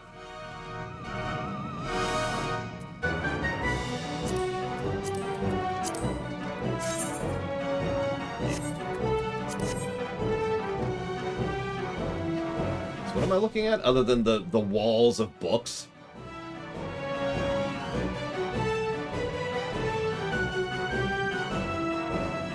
I believe you, US Corp. But you're right, it has been getting better each thing, each successive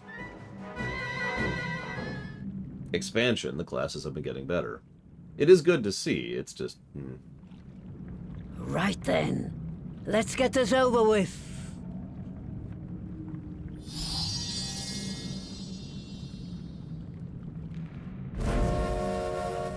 Is this the first boss from...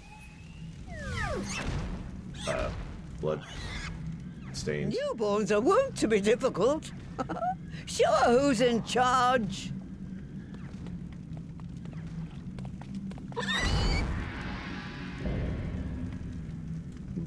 Okay.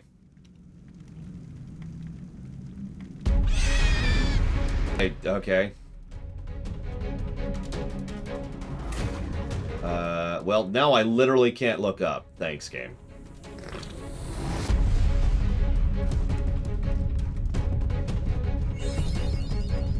Hey, mapping the realm. You can always tell you've done a dungeon for the first time when you get that little thing. Boop.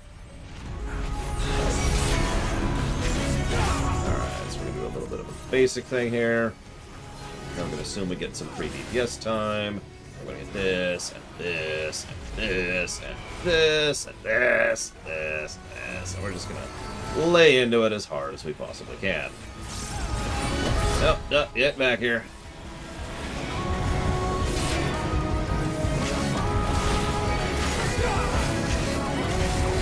I actually like Tenderloin. See, the problem here, Mr. Red, and I don't mean to be dismissive, but this is still objectively a worse tank than all the other tanks.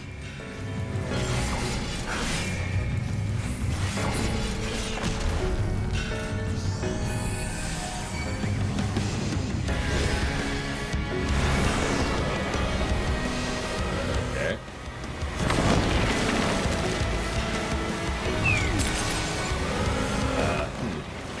Oh, that's interesting. So apparently I cannot regain time, or space, or however you want to think of that. Oh, okay.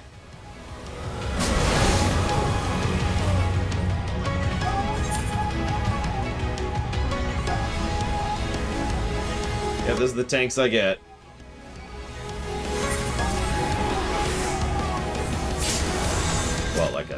paladin.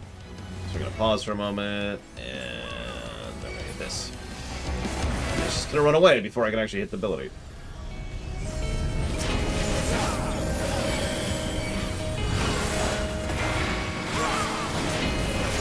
I have a closer, which isn't quite the same, but I don't have a hub to put it into such terminology.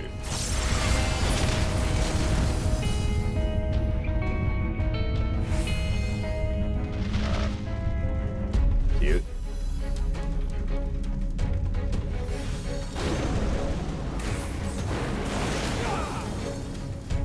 I don't think I've actually been able to taunt her, because she hasn't been targetable since I got rezzed. Damn.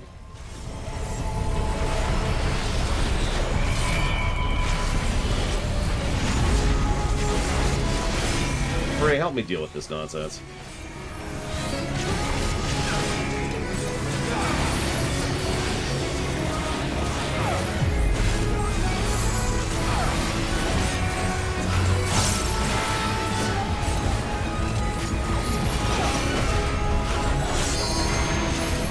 Dark Knight does have a decent amount going on, though, and I do enjoy that. I appreciate it, too.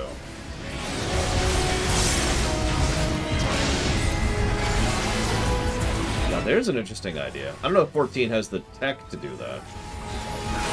Maybe make a thing where you could pop out your shadow, and your shadow actually is your tank for a bit. Like, the shadow auto-taunts and then has X health. You know what I mean? And so it's just a few moments of... It's effectively, in gameplay terms, what it is it's a I don't take damage for a few seconds ability. But in gameplay, you know, in nuance, or in, not nuance, that's the wrong word, in crutch, no, that's the wrong word, what is it? In visual and audio appeal, God, I can't think of the term. There, it's, you know, go, Shadow! Do this thing for me for a bit. That's just kind of cool. What am I looking at? What am I looking at?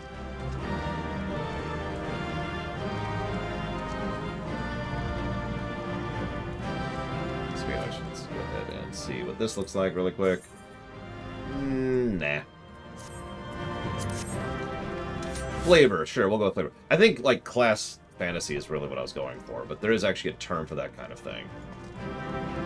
Because if you break everything down to its core gameplay mechanic, what am I looking at? Its core gameplay mechanics, you know, everything kind of blurs a little bit.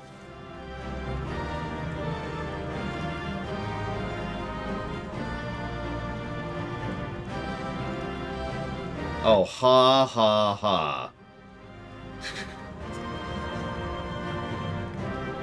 I'm gonna be honest, I would have never seen... Yep, there's Black Mage.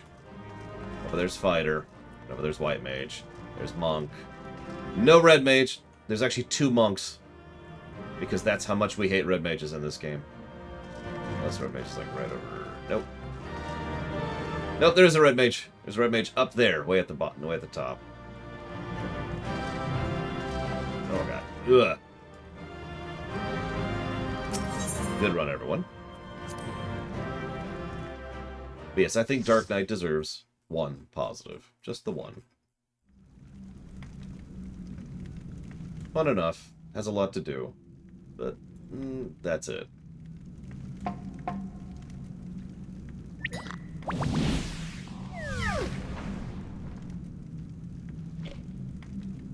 There we are. Quite tame. Then all that remains is for me to imbue her with the magic.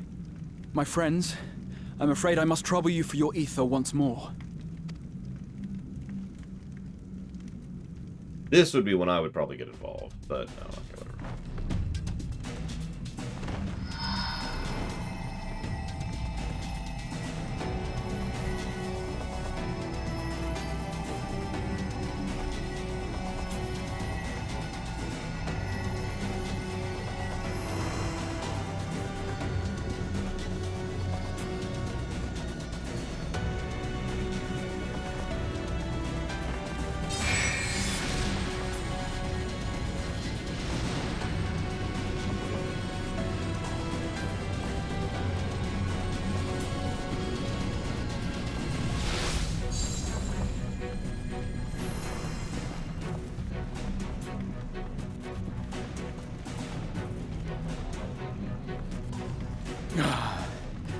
That should suffice.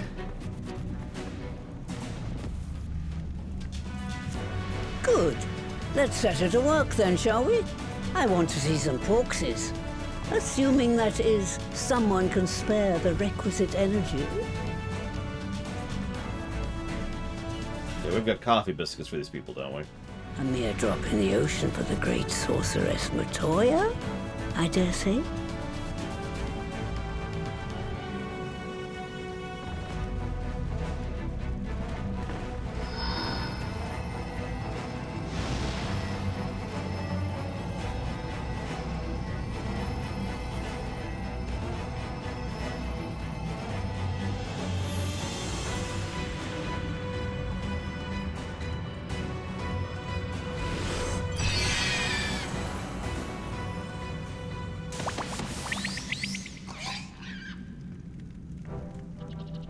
Excellent. Our very own litter of Angelos. And we can make as many more as we want, simply by providing the mother Porksy with additional ether.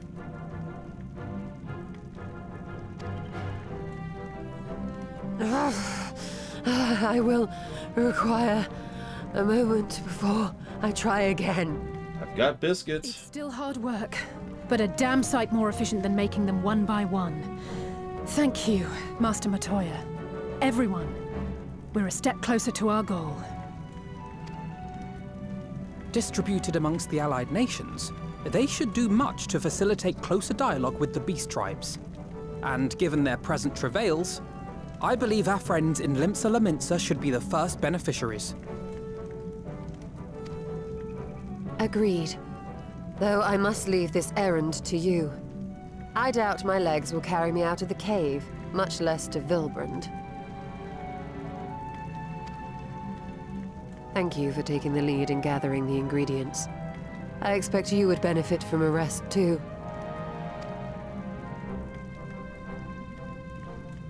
In addition to the Porksies, I trust you've gained an inkling of how much effort goes into the creation of familiars. Or mayhap you attribute your struggles to old age? If I said yes, would it persuade you to treat me like an adult? Not with that pertness, it wouldn't. Anyway, assuming you have no other favors to ask, I shall be leaving.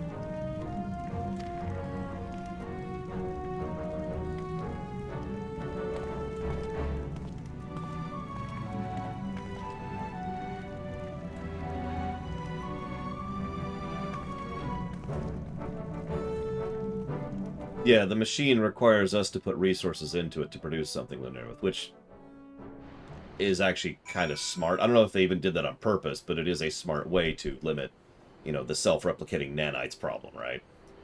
By the way, thank you everyone for joining me as always. Dark Knight totally sucketh, as I think we all can agree. Next up, we'll probably try Warrior, which I am the other one that I am the least familiar with. Do I still have? Yep, okay. Actually, I want to try something real quick here. So it looks like we're going to have... I don't know what that ability is. What is this? I'll have to read that one. That's a lot of reading. Bloodwetting. That's an upgrade, isn't it? I'll have to read that one too. Looks like we get... Yep, nope. That's our AoE version of that. Yep, nope. Makes sense. And Primal Rend. I don't think I've been able to play with that one all that much.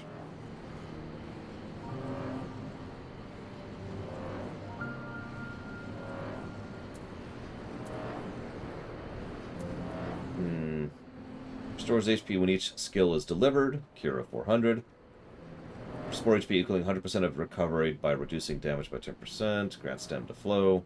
Grant stem to tide to target. Oh, okay, okay. So for me, God, that's a lot to read. Okay, so for me, it's a heal on hit. Excuse me, it's a heal on weapon use. It's more accurate use there. And also gives a reduced damage thing. And for someone else, it does something similar. Cool. For this one, reduce damage taken by 10% straight, and you recover HP with each thing. Also reduces damage taken by 10% and gives a barrier.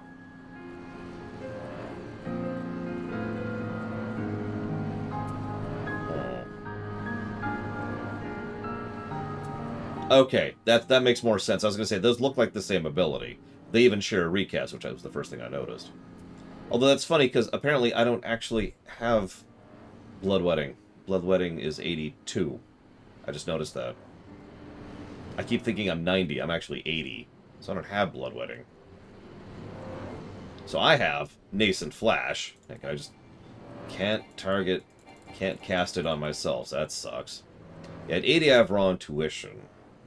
And should be there. Hang on. So... Sorry, I'm level 90 in reality, and so I'm having trouble figuring out what abilities I actually have here right now. Because I know I got that, and I got that. Where does Primal Rend go? Hang on, let's see what this does. Okay. Did I put that here? Mm-hmm. Oh, that's why I put that there. Okay, yep. That makes sense. And Bloodletting replaces... got it, okay. Yeah, no, that makes much more sense. Okay. Okay. I think I'm found. We'll see how it works in action. Even if it was her first time making a porksy, Master Matoya did a fine job, though she did have Angelo for inspiration. Forgive me if this is a silly question, but of all creatures real and imagined, why choose a flying pig? I'm with Garaha on this, honestly. Lest you wonder, Master Matoya's returned to her cave with Shirstola. They are peas in a pod, are they not? I mean, yeah. Wait, decline! I can gain experience on Dark Knight. Not that it probably matters, but whatever. Don't want to waste it. And I use trusts with this place. Well then, my friends, let's return to Limsa Limits and deliver the news to the Admiral. A word to the officer in the bulwark car should be sufficient to secure us an audience. Which sign is the best leader? Nah! Yeah, no, it's Garaha. It was always Garaha. And me. But, you know, mostly Garaha.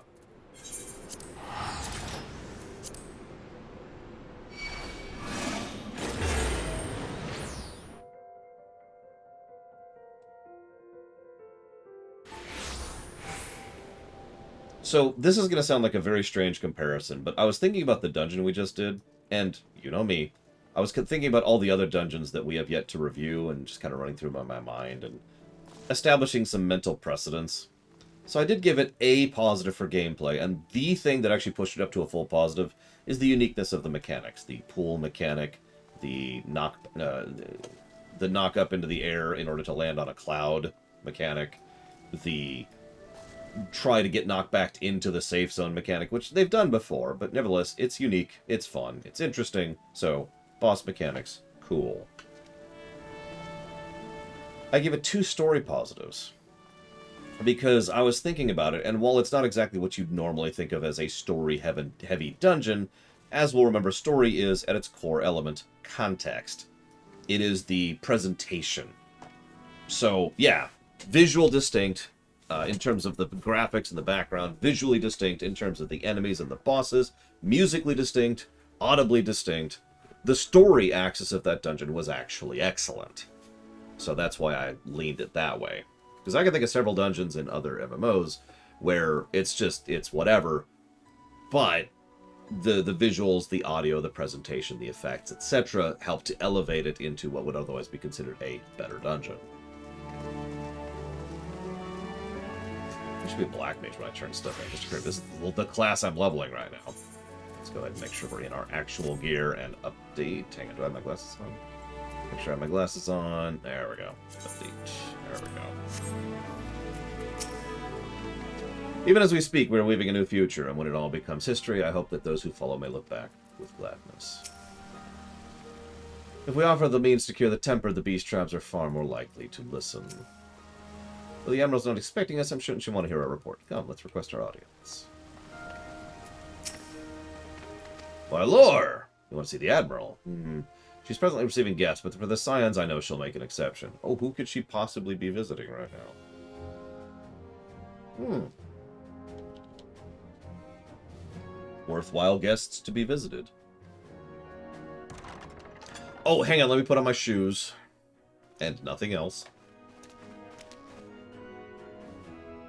My friends, what brings you here this day? Well...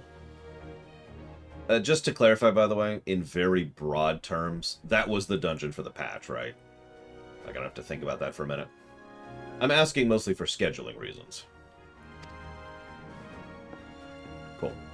By the Navigator, a cure for tempering. As often as I've been in awe of your scions, I would not have thought it possible. And yet it is, Admiral. We have done it, here in Limsa, and production of more familiars has already begun. You have my thanks. Truly, this will do much to advance the cause of peace.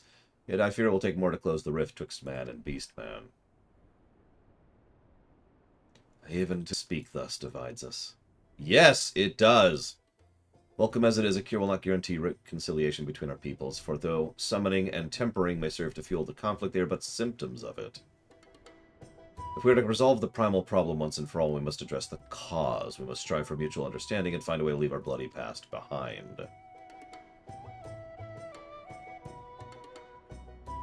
'Twas I who moved that the Alliance renew its push for peace, which makes sense. Of all the people involved in the Alliance leadership, she's the one who has been most in favor of conflict. So it makes sense that she would want to try to make amends there. Since our ancestors came to these shores some 7 centuries past, we Laminsans have been at odds with those who share our island home. Save for a moment of cooperation with the kobolds, our history has been one of nigh constant territorial squabbling. Meanwhile, our struggle with the Zahagan to control over the seas has only grown fiercer, a matter made worse by the thrice-damned calamity driving them to seek new spawning grounds. With survival at stake, each had no choice but to fight, so I dismissed peace as impossible. Impossible is a word coined by the weak, I proclaimed to all who would listen, and then gave up. You and yours put me to shame. Since you led us to victory against the Black Wolf, you have achieved the impossible again, and again, and again. And I thought it high time I followed suit, hence my proposal to the Alliance Council. Oh yeah, don't let me forget to hit the auction house after this. No sooner did I reach out to our neighbors in Vilbren than my own people sought to thwart me. You speak of the pirates who failed to attend the meeting. Aye, acting through a friendly faction amongst the kobolds, we had intended to seek an audience with a prominent patriarch. I mean, it makes sense, Valvatrix. Varys was more right than he was wrong. That's one of the things that was so messed up about that meeting. But the bloody executioners would not hear of it, and their absence sent a message to the rest. Though they are but one of 3 pirate powers, they are the greatest, and any attempt at peace would founder without them. I might understand that their leader, Captain Hilfer, has been bedridden for some time with an ailment of the lungs. Correct. In his absence, his right-hand man leads, a man named Sicard, all but recently risen to prominence amongst their ranks. Save for his disdain for authority, little's known about him. We invited him to come to speak with us more than once, but he will not come, so let's go kill him. Or at least beat him up until he comes, one of the two. I have tasked the Yellow Jackets and the Rogues with uncovering his motives, but they have yet to learn anything of value. Yeah, seriously, leave this one to us. We got this. We have a nose for truth. Whatever he has, we'll find it out. And we'll beat the crap out of him. If we have to. I shall look forward to hearing what you learn. Good luck.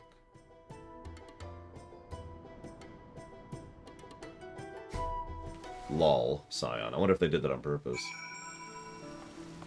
Okay, really quick, really quick, really quick. Well, no, I'll go and get the next step. The Admiral's right. The cause of the conflict needs to be addressed. We'll do what we can to ease the way, but ultimately it falls to the Laminsans to make peace with their neighbors. I know not of this city save what I've read or heard in passing, so in this matter, I will follow your lead. By way of a first step, I suggest we split up and make inquiries around town. Someone must know this person. If you can approach the pirates, we'll seek out the merchants and adventurers. Oh, me? Okay, whatever.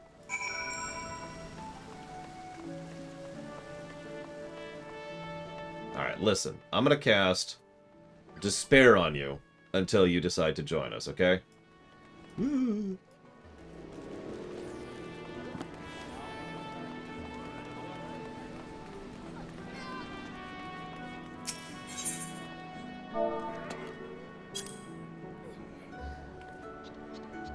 There they are. Emperor's new earrings.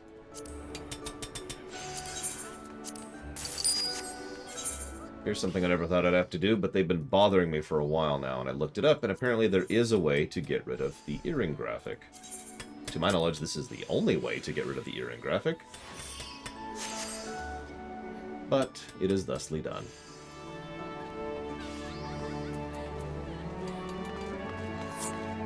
In case anyone wonders and wants to get rid of the earring graphic, or any other graphic, the Emperor's New etc. sells you that stuff. Or, sells you that stuff, wow, lore.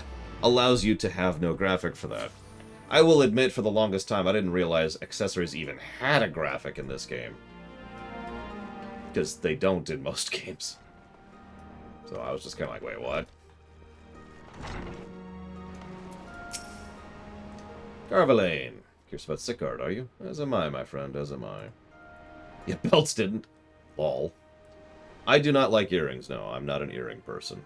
I'm also not a ring person. I'm not a jewelry person, is actually a better way to put it.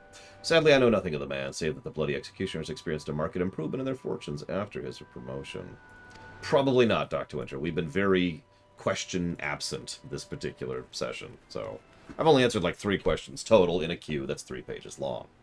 In order to adapt, we Krakens have taken to trading with the East, but the executioners are less forward-looking. I cannot imagine they would willingly abandon the old ways. So then, how are they lining their coffers? Well, whatever their secret, they're not like to share with their rivals. Maybe perhaps you'll have more luck. If only we knew a rich person who recently is interested in nothing more than causing chaos and damage to others. Anyways, let's see. Where's the Dr. Winter question in this? Do you think the amount of SP and GP is reflected of the reviewed game as a non-MMO? No. As I've said many times, even though we're using the same overall format, we are judging a game that exists within its own dimension. We will establish a golden number, and we're using the same general format, but this is an MMO, and it should be treated as an MMO. There's a reason why I have the MMO games in a completely separate table on the website, and will continue to do so. Bleep. Any other Dr. Winter questions? 1. Have you ever played, I don't know how to pronounce it, Erguise? Erguise? The answer is yes, but effectively no. I played it briefly when it came out on a friend's copy, which I believe was a rental. And that's as far as that ever went. So, for all intents and purposes, no. Erguise. Got it. Want to know about Sicard? He's a wily bugger is what he is. Found some clever way to make cloyne, they say, and traded it for Monsket's place at Old Hilfer's side. There's a time we raced the executioners for a pick of the Empire's fleet, but the Garleans are gone, and those days are with them. Owing to which, we've all had to look for other ways to make ends meet. What with that jumped-up bilge-rat Sicard landing the juiciest, whatever take it may be. Not that we sirens are struggling, mind. We do enough guarding fishing boats from the fishbacks and other beasties. Get the first pick of produce for our troubles. Quality stuff at bargain price. This we pass to our sisters that can't sail on account of being old or wounded or with child, and they cook it up and sell it for profit. That's actually pretty smart. I miss the old days, don't get me wrong, but when I see the girls with their little ones, I think to myself, life of peace and quiet isn't all that bad. So that's 2 separate pirate groups who have managed to move forward. One is trading with the Eastern companies in order to effectively become a mercantile endeavor. And one of them has actually become part of what is effectively a bodyguard group, which is also partially connected with food distribution. And then there's the group we're hunting, who are doing question mark.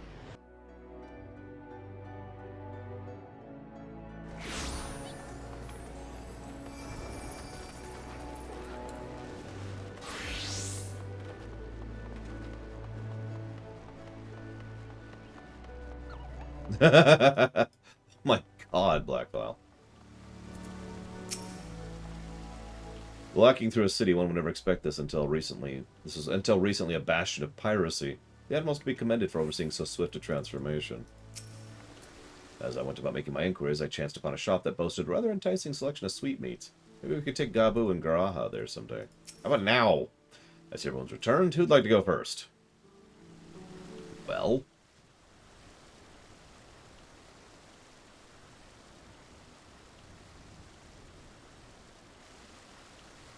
So just as their imperial prey began to disappear, they turned the executioner's fortunes around with a mysterious new source of income. Whatever it is, it's nothing to scoff at. According to a tavern keeper I spoke to, the crew have been indulging themselves as never before, but no amount of drink seems to loosen their tongues as to how they're coming by their coin. For my part, I spoke with a reporter from the Ardbert Herald. The publication has been investigating the secret of the executioner's good fortune and making little headway.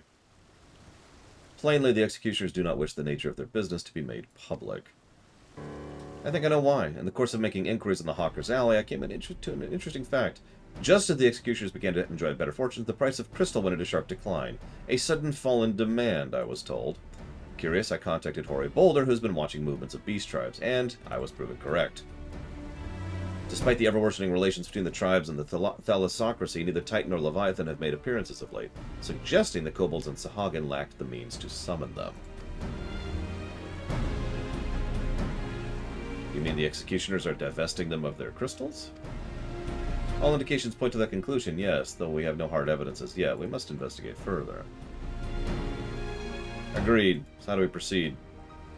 Oh, I have an idea about that. In fact, if I take the liberty of making certain provisions. Interesting. How would I say 20 story positives count in an MMO? Less than... Okay, so let me try to come up with an analogy here, Dr. Winter, because it all makes sense in my head, but that's not helpful to you.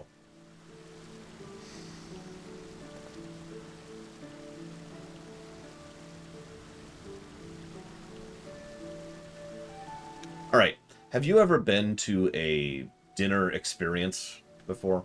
It doesn't have to be dinner, but food. I'm explaining this badly because there's a lot of different things that fall into this category. But you sit down, there might be a show, there might be music. It might be one of those interactive things where you're part of the entertainment. They bring you something out, there's a nice pause, there's another thing they bring out, there's another pause, then they bring out the actual first course, and then you enjoy the first course, there's another pause, there's a drink section, you retire. Experience, there's lots of ways that this can happen, but it's a long course thing, right? Now imagine for a moment that you go to McDonald's. That's a bad example. Name a fast food place you like. Doesn't matter which one. You go to good fast food place. That's the distinction. The same general rules and qualities and comparisons apply to both locations and for the same reasons, but you can see why I would judge the experience in a separate table from the fast food place, and indeed most restaurants in general, because this is just a different animal. It's a different concept. And you can see why the same rule set applies to both, even if they are judged separately. And that's the important distinction. The pluses and the minus systems has not changed, but the quality and the context of those pluses and minuses has changed. If that doesn't explain it, I got nothing. I swear it makes sense in my head. For all intents and purposes, we are judging multiple games crammed back to back to back. Not even just expansions. Like, you've got your expansion, that's just Garaha here, and then you got your patch content, which is Alizé, then you got bonus content, which is Alphino. And all three of these are effectively 3 games per expansion. Anyways.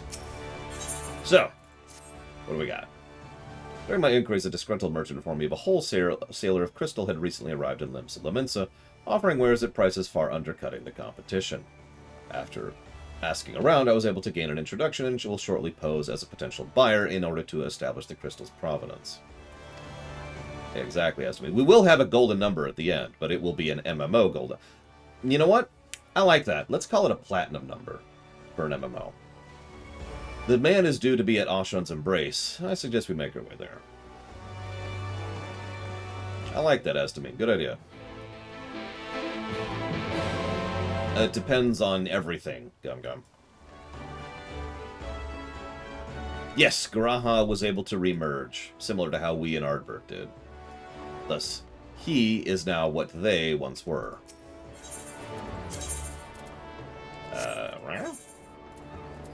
Oh, it's over there. Yeah, no, it's pretty cool the way they do it. Kind of Doctor Who-y, but not quite. I think of it the same way with me and Ardbert. Ardbert and myself were, but now are, me. We're separate, but are me. That's why, like, for example, that scene with Seto, this is going to sound absolutely bizarre, but the way I think of that is not allowing Ardbert to meet Seto. I was meeting Seto because I am a combination thereof. If that makes any kind of sense. I feel like I'm screwing it up because English isn't really designed around this concept, but you get the idea.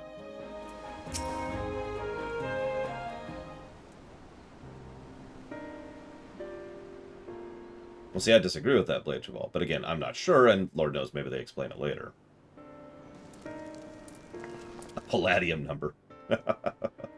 I like it. Appears to be our merchant. Wish me luck. Financial advice to give a 30-year-old woman treading water. Oh, depends on everything. And then I would say, don't rely on me for advice. Quantum number.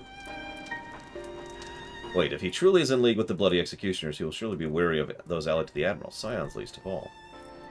Considering to yours and your lores, mine is an unfamiliar face. Let me play the role of buyer. Yeah, okay.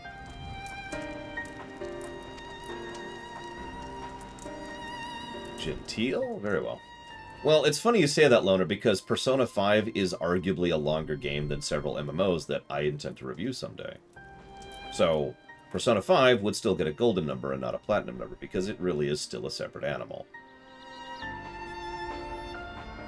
That is an interesting idea, though, Scion, which is ironic because I do plan to just give a golden number to them. But I get your concept. And by golden, I mean platinum, sorry. You're the crystal wholesaler?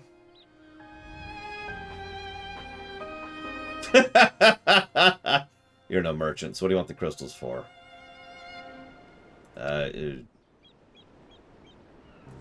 Oh, Garaha. You are precious. Don't look at us, you idiot. You'll give yourself away.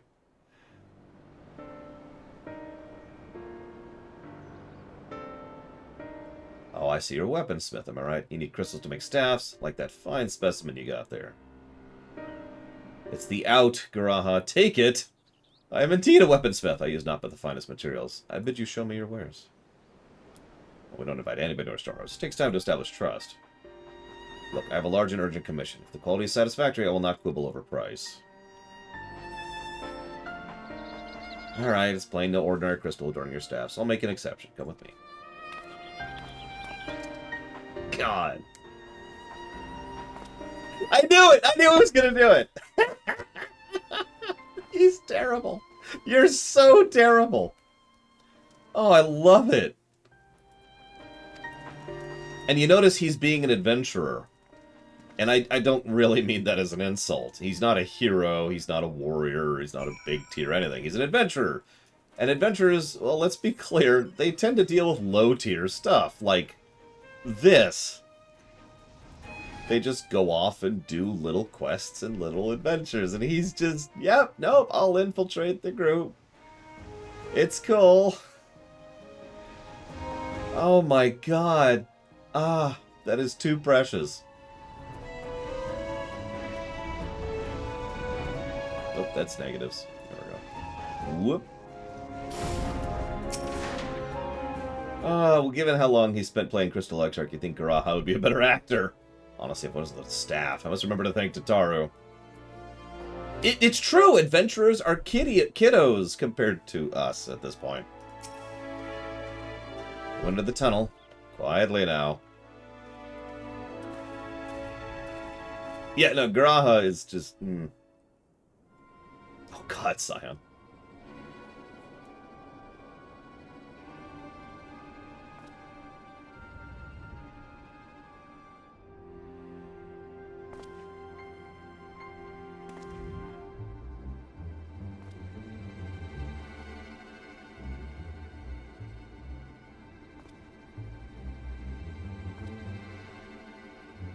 Sorry, I was giving a plus for this. You won't find any finer, especially not for the price. Indeed, I would expect to pay double more for such quality. How could they possibly be so cheap? There's nothing unlawful about them, if that's your worry. They're from Ogomoro, if you take my meaning. Stolen from beast tribes. Stuff's pure as it gets. You won't be disappointed. So how much do you want?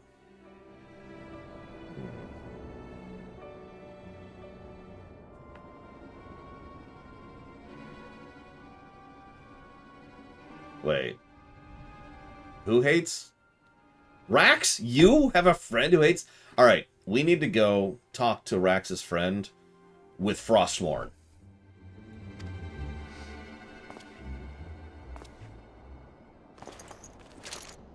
That's enough. Shut your gobs and turn around slowly.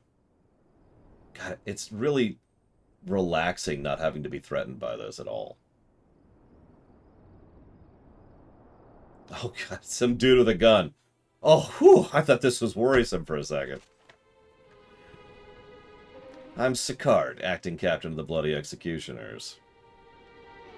No need to introduce yourselves. I know who you are, scions.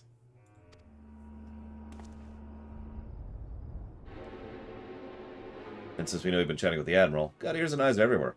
Comes with being the only true pirate crew left in Limsa. So we've established you aren't here to buy crystals. The question is, what are you here for? Believe it or not, information. You were bold enough to reveal yourself without knowing our objective, but that would explain your swift rise to power. Yeah, the last guy who pulled a gun on us was an ancient with the power of a god. We killed him. You have spoken plainly, so I shall return the favor. We came to learn why the Bloody Executioners oppose the Admiral's will. And we have our answer. Should Limsa make peace with the kobolds, you would lose your source of your newfound wealth. Yep.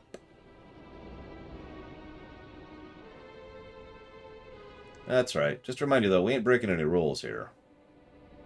The law forbids us from attacking any vessel not flying the Imperial flag, but it doesn't say anything about beastmen. The only reason we keep our operation quiet is because we don't want anyone taking our business. Nah. Wait. Listen, okay? For what it's worth, I have the highest respect for you and yours. Him, especially.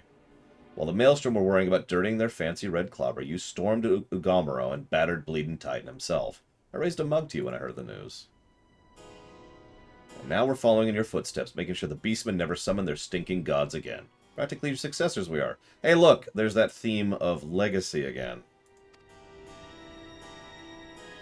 When we were still Imperial ships about, we did our bit for Limsa and went after him, but with the Garleans gone, there's no one to ply our trade on except the beastmen.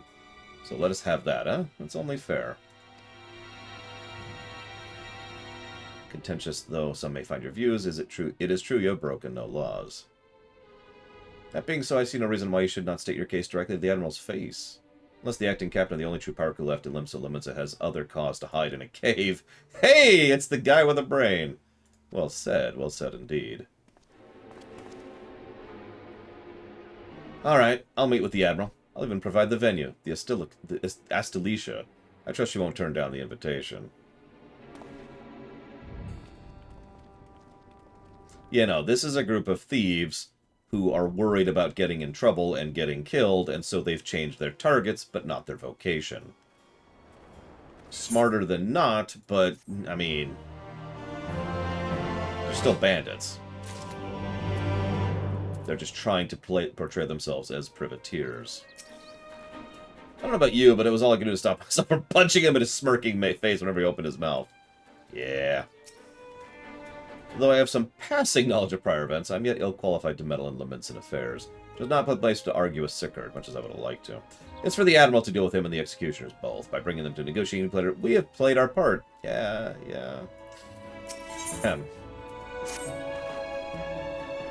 They really are, Blade Turball. Which is funny, because we're kind of concluding that story arc. It's almost like we're wrapping up things. FF14's not ending, right? Don't answer that. I thought myself the hunter, but it turns out I was the prey. A timely reminder that the pirate powers of Limsa are not to be trifled with. That's very cute, Alphino, but they were the prey there. All's well that ends well. Garahatia's timely provocation had the desired effect, and Sicard agreed to a meeting. I knew it, USN Corp! There actually is no Endwalker! I just bought an expansion that doesn't exist. Damn it. I mean, we do have an announcement this Friday, of all days, by the way. Why did they schedule it this Friday? Now, I should probably mention, there's a legitimate trend of corporate thought which has emerged over the last, about 10 years, something like that. The idea, the thought process, is go ahead and do a major announcement on April Fool's. That way, no one will really be sure if you mean it or not. And it gives you time to go ahead and do it and build it up. And then when you eventually actually release it, then hey, guess what? Nice surprise. And if you don't succeed in getting it out, or it's not exactly the way it was, you can just say it was part of the April Fools. I'm not joking, this is a real thing.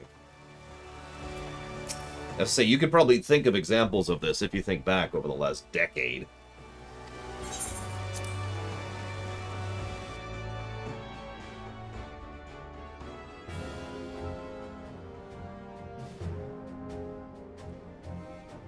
I would probably go with Crunch, personally, Scion.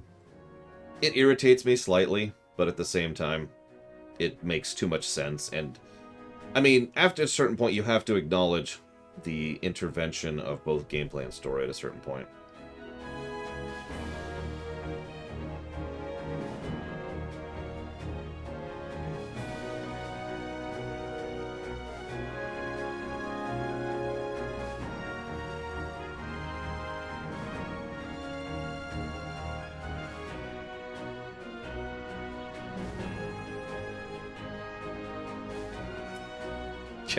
April Fools, FF7R2 and FF9 Remake.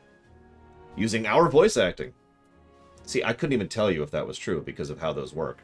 Fun fact, if I ever got approached, this is legitimately true. If I or anybody else got approached to do professional voice acting for a company, the first moment at which we would be able to tell you about it would be long after we'd finished the actual voice acting. Because that's how those contracts work. We're not allowed to even mention that we're working with, like, Square, for example. Instead, it would just be nothing. You know, no news, no business. And then once Square goes ahead and does their announcement and lists their thing, that's when I would be able to say, oh yeah, by the way, I'm voice acting Vivi in the FF9, you know, proper remake. But I couldn't tell you that now. Well, we have no assurances Sicard will be amenable to reason. There can be no compromise without discussion.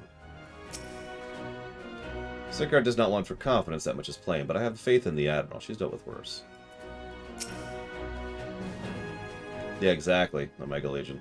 They're pretty strict about that sort of thing, and frankly, for good reason. Like, if I, for example, am making a game right now, and I have Rax doing voice acting right now, he better not talk about it, because if he does, then he's going to get a little bit of a blacklist going on. And maybe be fired. He might even be in violation of contract, which means I would get away with not paying him. The Estelicia is the last place for such a meeting. The Honorable are marching right into the Coral's Den. Yeah, I'm curious how this is going to go. Because this could go promisingly or really badly.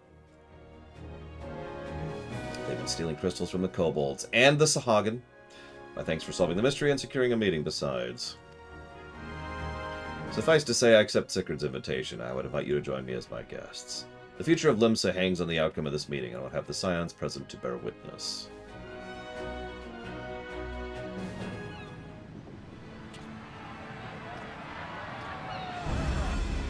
Maybe I shouldn't have brought my Black Mage.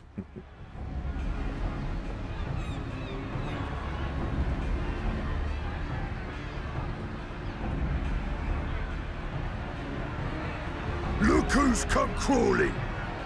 Traitor! Wow. You can shove your piece! Interesting. 5.4, Colin Palooza. Welcome aboard, Admiral. I'll wager you don't remember me. Sicard, acting captain of the bloody executioners, at your service. 'Twas kind of you to invite us. Now, if Captain Hillfear has a message for me, I bid you speak it. Power move. We have just the one demand. That you forget this bilge about making peace with the Beastmen. Ours is a nation of pirates. Always has been, always will be. Deny us our right to plunder, and you deny who we are. You're an idiot. Too bloody right! Pirates till we die!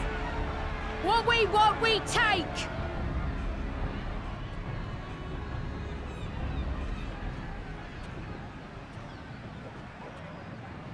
Piracy has no place in our future.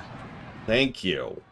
And she's right, by the way. Piracy, just like marauding, it is actually naval marauding, has no place in a society, in a civilization, or anything that's actually progressing towards a future. It might serve as the beginning of a nation, but it will never serve a nation. Yeah, marauders change or die. So, Pirates have no place. Change or die. Our nation has prospered through piracy, 'tis true. Yet it is but one part of our long and storied history.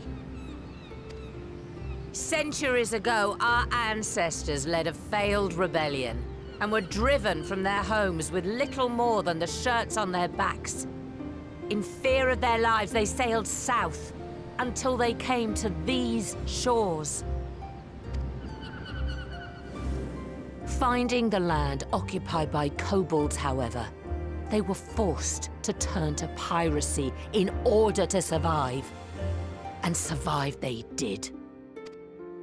But not so long ago, when the Empire threatened to crush everything we'd built, we set aside piracy and joined hands with our neighbors. This too was in order to survive. What's that old phrase? Evolve or die? And survive we did. Time after time we fought the Empire, and time after time we won. And through trade with our newfound allies, we prospered more than we ever did through pillaging and plundering.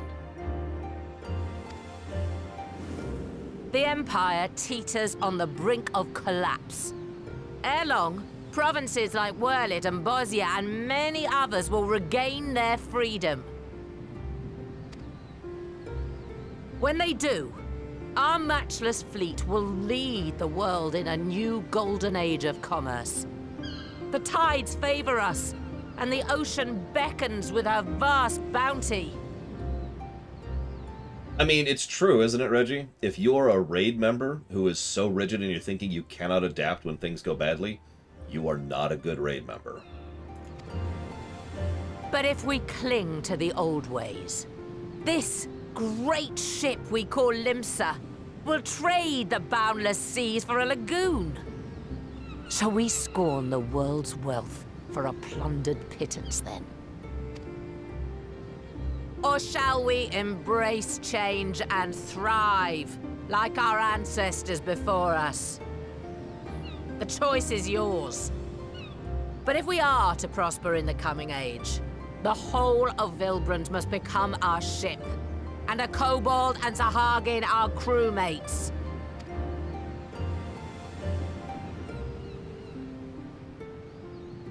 Rousing words. Might even be some truth in them.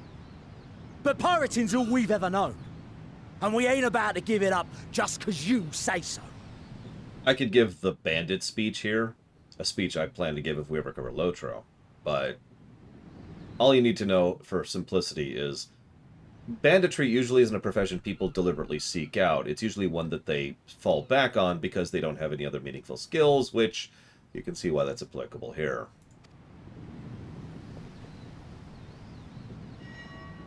Still, we're all the Mincins here and no one wants a war. So where does that leave us? Well, I could kill you. Long before you became Admiral, I heard you was captain of the League of Lost Bastards. That true? If so, you'd know how we pirates settle our differences.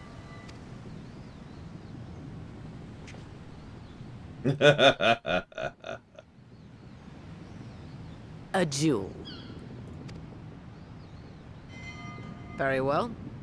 As Admiral of Limsa Laminsa, I accept your challenge. Yeah, this kid's an idiot. This kid's so stupid. He is such a child. I don't even mean that as a bad thing. Like, he has no idea what he's doing. He has no idea what he's in for here. I hate how he's got that permanent smirk, but that's unrelated.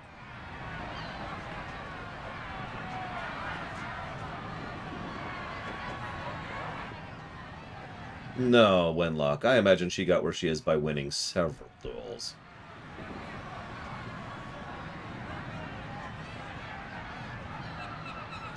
Yeah, I'm just waiting for the other shoe to drop at this point. Unless this really is some low-tier stuff, which would be good. A breather episode is good, but there's a lot of positions where I could see another shoe dropping here.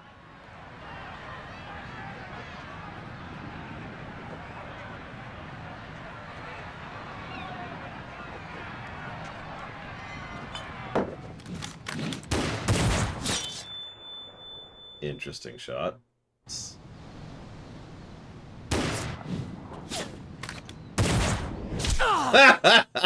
Good aim. He failed at killing her. She succeeded at This ain't over! Not till one of us is dead!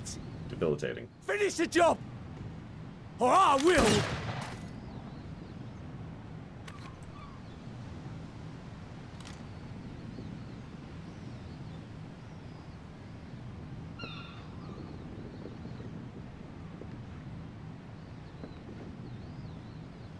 It's the captain!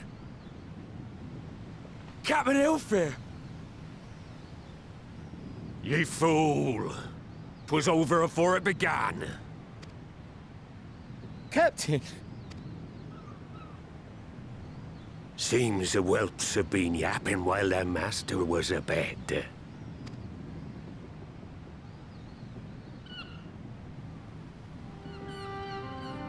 Listen well, all of ye. Since the signing of the Galadian Accord, we all of us have been part of the same crew. The crew of the good ship Lemsa Laminsa. At the helm of that ship is the Admiral. And 'tis she who decides where we sail. Was I not clear on that point? Or did you forget whose deck you stand on? Nay? Then what in the seven hells are you playing at? It's all we know, Captain. If we ain't pirates, what are we? You're bloody idiots is what ye are. Idiots with your own lives ahead of ye. Ye can do anything ye want. Be anything ye want.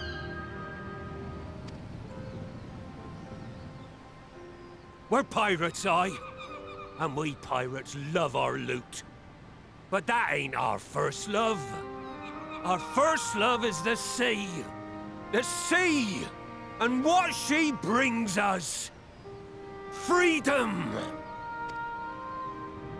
So hold fast to that. Let the brine-crusted husk that stands before you now be the last of them as knew naught save out of steel. And make of yourselves a new breed of pirate! A sky pirate!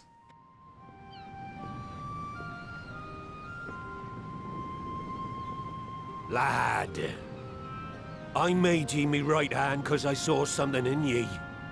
And I still do. You've the makings of a captain. All you lack's the belief.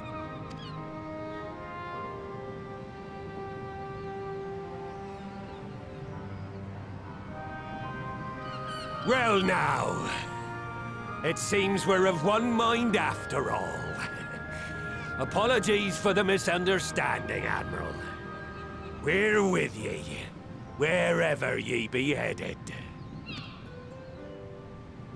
You have my thanks, Hilfir.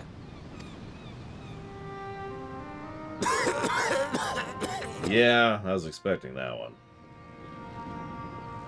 He's on his way out, almost assuredly. Your choice of dueling pistol did not escape my notice. Good old Annihilator. Ender of many a proud pirate's voyage. Mistbeard's vanished into legend, and it won't be long before I take my rest in the depths. Yet be that as it may, the old ways can only truly die when we've dealt the Empire the telling blow. There'll be stormy seas ahead, no doubt. But I'm trusting ye to steer us through to the other side.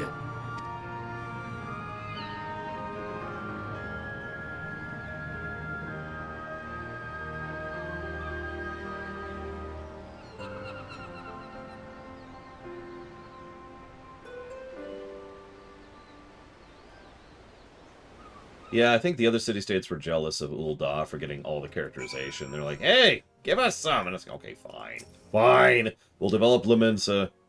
I guess. There are times when one must stand their ground, even if the cost of failure is beyond reckoning. The Admiral just did that, and I have nothing but respect for her. As she continues to steer her nation through this period of transition, I pray the navigator, who doesn't exist, will continue to fill her sails. Meanwhile, in Gridania, the elements! And then back here. When the discussion gave way to a duel, I feared what might unfold, yet only a fool would underestimate the Admiral, as Sicard soon discovered. While I don't condone what Sicard has been doing, I know how difficult it can be to change course. It took me long enough to join the Scions, didn't it? Yeah, like 2 whole expansions! Counting ARR as one. Like Mistbeard before him, Hilfer chose to trust in the future of our nation to the Admiral. That was the moment I believe the good ship Limsa Laminsa finally embarked on her new course. Though I anticipated a duel, I did not foresee Hilfer would intervene, but full glad am I that he did. 'Twould have been a shame to kill the boy. Instead, the whelp has learned a valuable lesson, and we have made peace with amongst ourselves. All that remains is to do likewise with our neighbors. I don't care.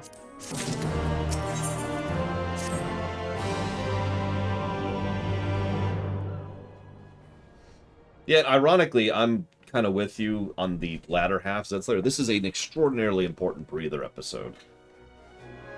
Again, lower stakes does not mean no stakes. I've said this before and I'll say it again. I'm eating this up, actually. I hardly need to tell you, but any attempts to negotiate with the tribes is doomed to fail unless their minds can first be wrested from control of their gods. And so, in the meeting we seek to arrange with the kobolds, I would have you free the leader of the Titan's influence. Leave it to us, we'll open his ears to reason.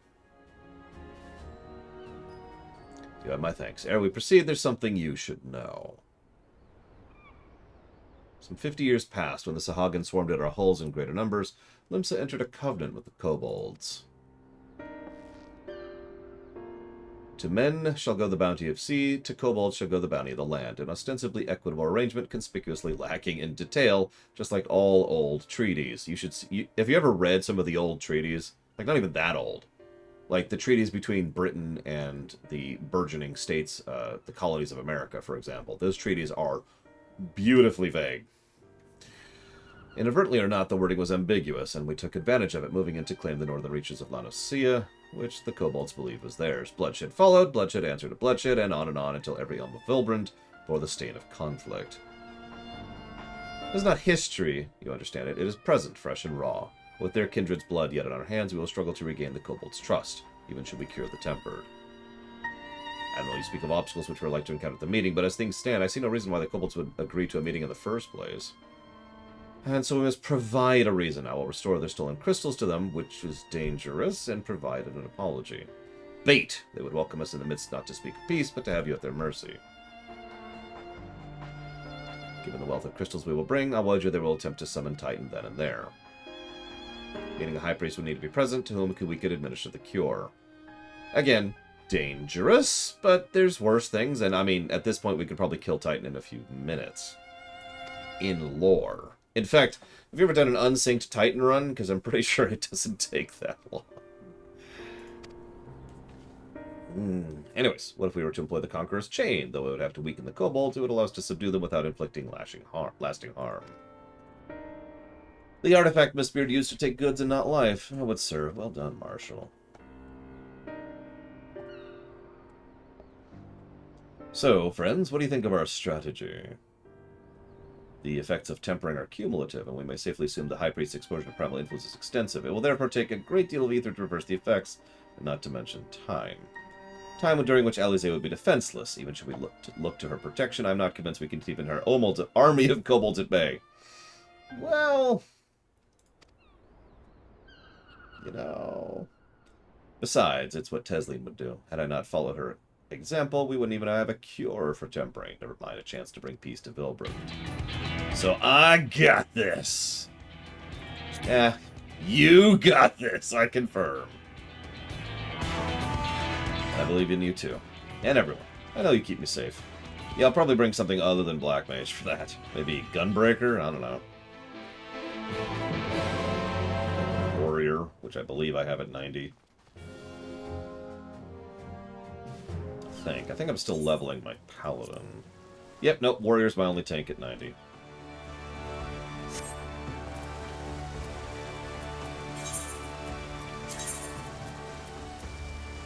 Come on. There we go. Yeah, something that doesn't demand I stand still. Why would you do this, Valvatrix? Like, is that faked, or are you actually going for it, or did you actually go for it? In which case, what is wrong with you? Speaking as someone who has that right here, what the hell are you thinking? Hi. Yeah, let's just be a Reaper right now. I can kill everything in the face as a Reaper. Be under no misapprehension. The extent of the High Priest tempering is like to far exceed that of Gabu. But then, his was a relatively minor case, milder indeed than the majority of those wish to save. So, this is a proof of concept. I have no doubt Alize will succeed with the cure, but we can afford her the time. I don't remember, Valvatrix. Well, you see, Colin Peluso, when we do the twinning, I will explain how time travel works. Alphino wasn't lying when he said I'd be defenseless, so I'm counting on you to give him all the time he needs. All I'm going to say is that unless they decide to go with a multiple timelines thing, which I don't think they will, all of the time travel in this game actually makes perfect sense as of the moment that I'm currently at. So, should you want for Ether, just say the word. Hey, what's up? Gabu, did you follow us here? There's something important I want to say, High Priestess. Express, state, say. Please let me come with you. That's extraordinarily dangerous and extremely stupid. Oh, thank God. Alize says the same thing.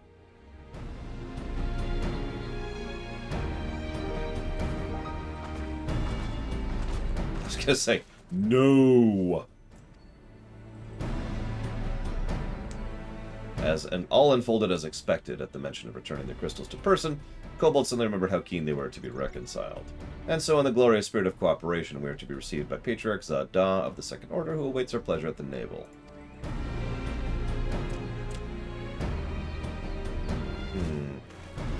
I don't know. I don't like Palladium. I never have. So by pure personal bias, I will eject that from the list.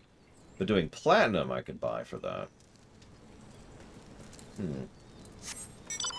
I like Diamond as well, admittedly. In fact, my own icons for chat, for people who've been subscribed for a long period of time, drifts into Gemstones after it passes Platinum.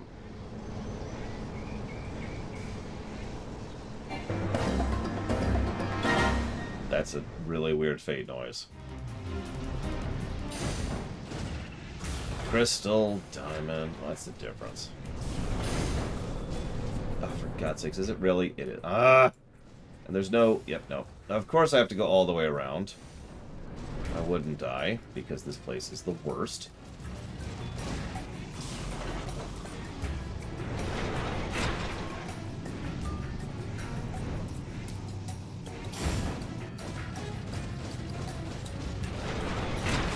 And solo instance, yep. I saw this coming, that's why I'm a Reaper right now. Patrick Zada. The name sounds familiar because he was the one who presided over the deaths of Gabu's parents. I tried to reach out to him that day and fell on deaf ears, but this day will be different. This day we're going to kill him in his stupid, ugly face. Alize can be forgiven a certain amount of recklessness, but if she goes so far as to contemplate sacrificing herself, I'll remind her how she responded when I thought to do the same. Not that we'll let it come to that, of course. There's nothing more to say. I'm going to do this for Gabu, Tesla, and anyone who's ever dreamed of a better future. Do you think this is going to take less than 8 minutes, by the way? Because I really was hoping to finish 5.4 before the lunch break. But I suppose that's whatever. So, at this, all hells will break loose. Yeah, we're about to stir the hornet's nest. We'll have an army of kobolds to entertain. Remember, none must die. Not die? There's a ton more? Then I'm going to break right now.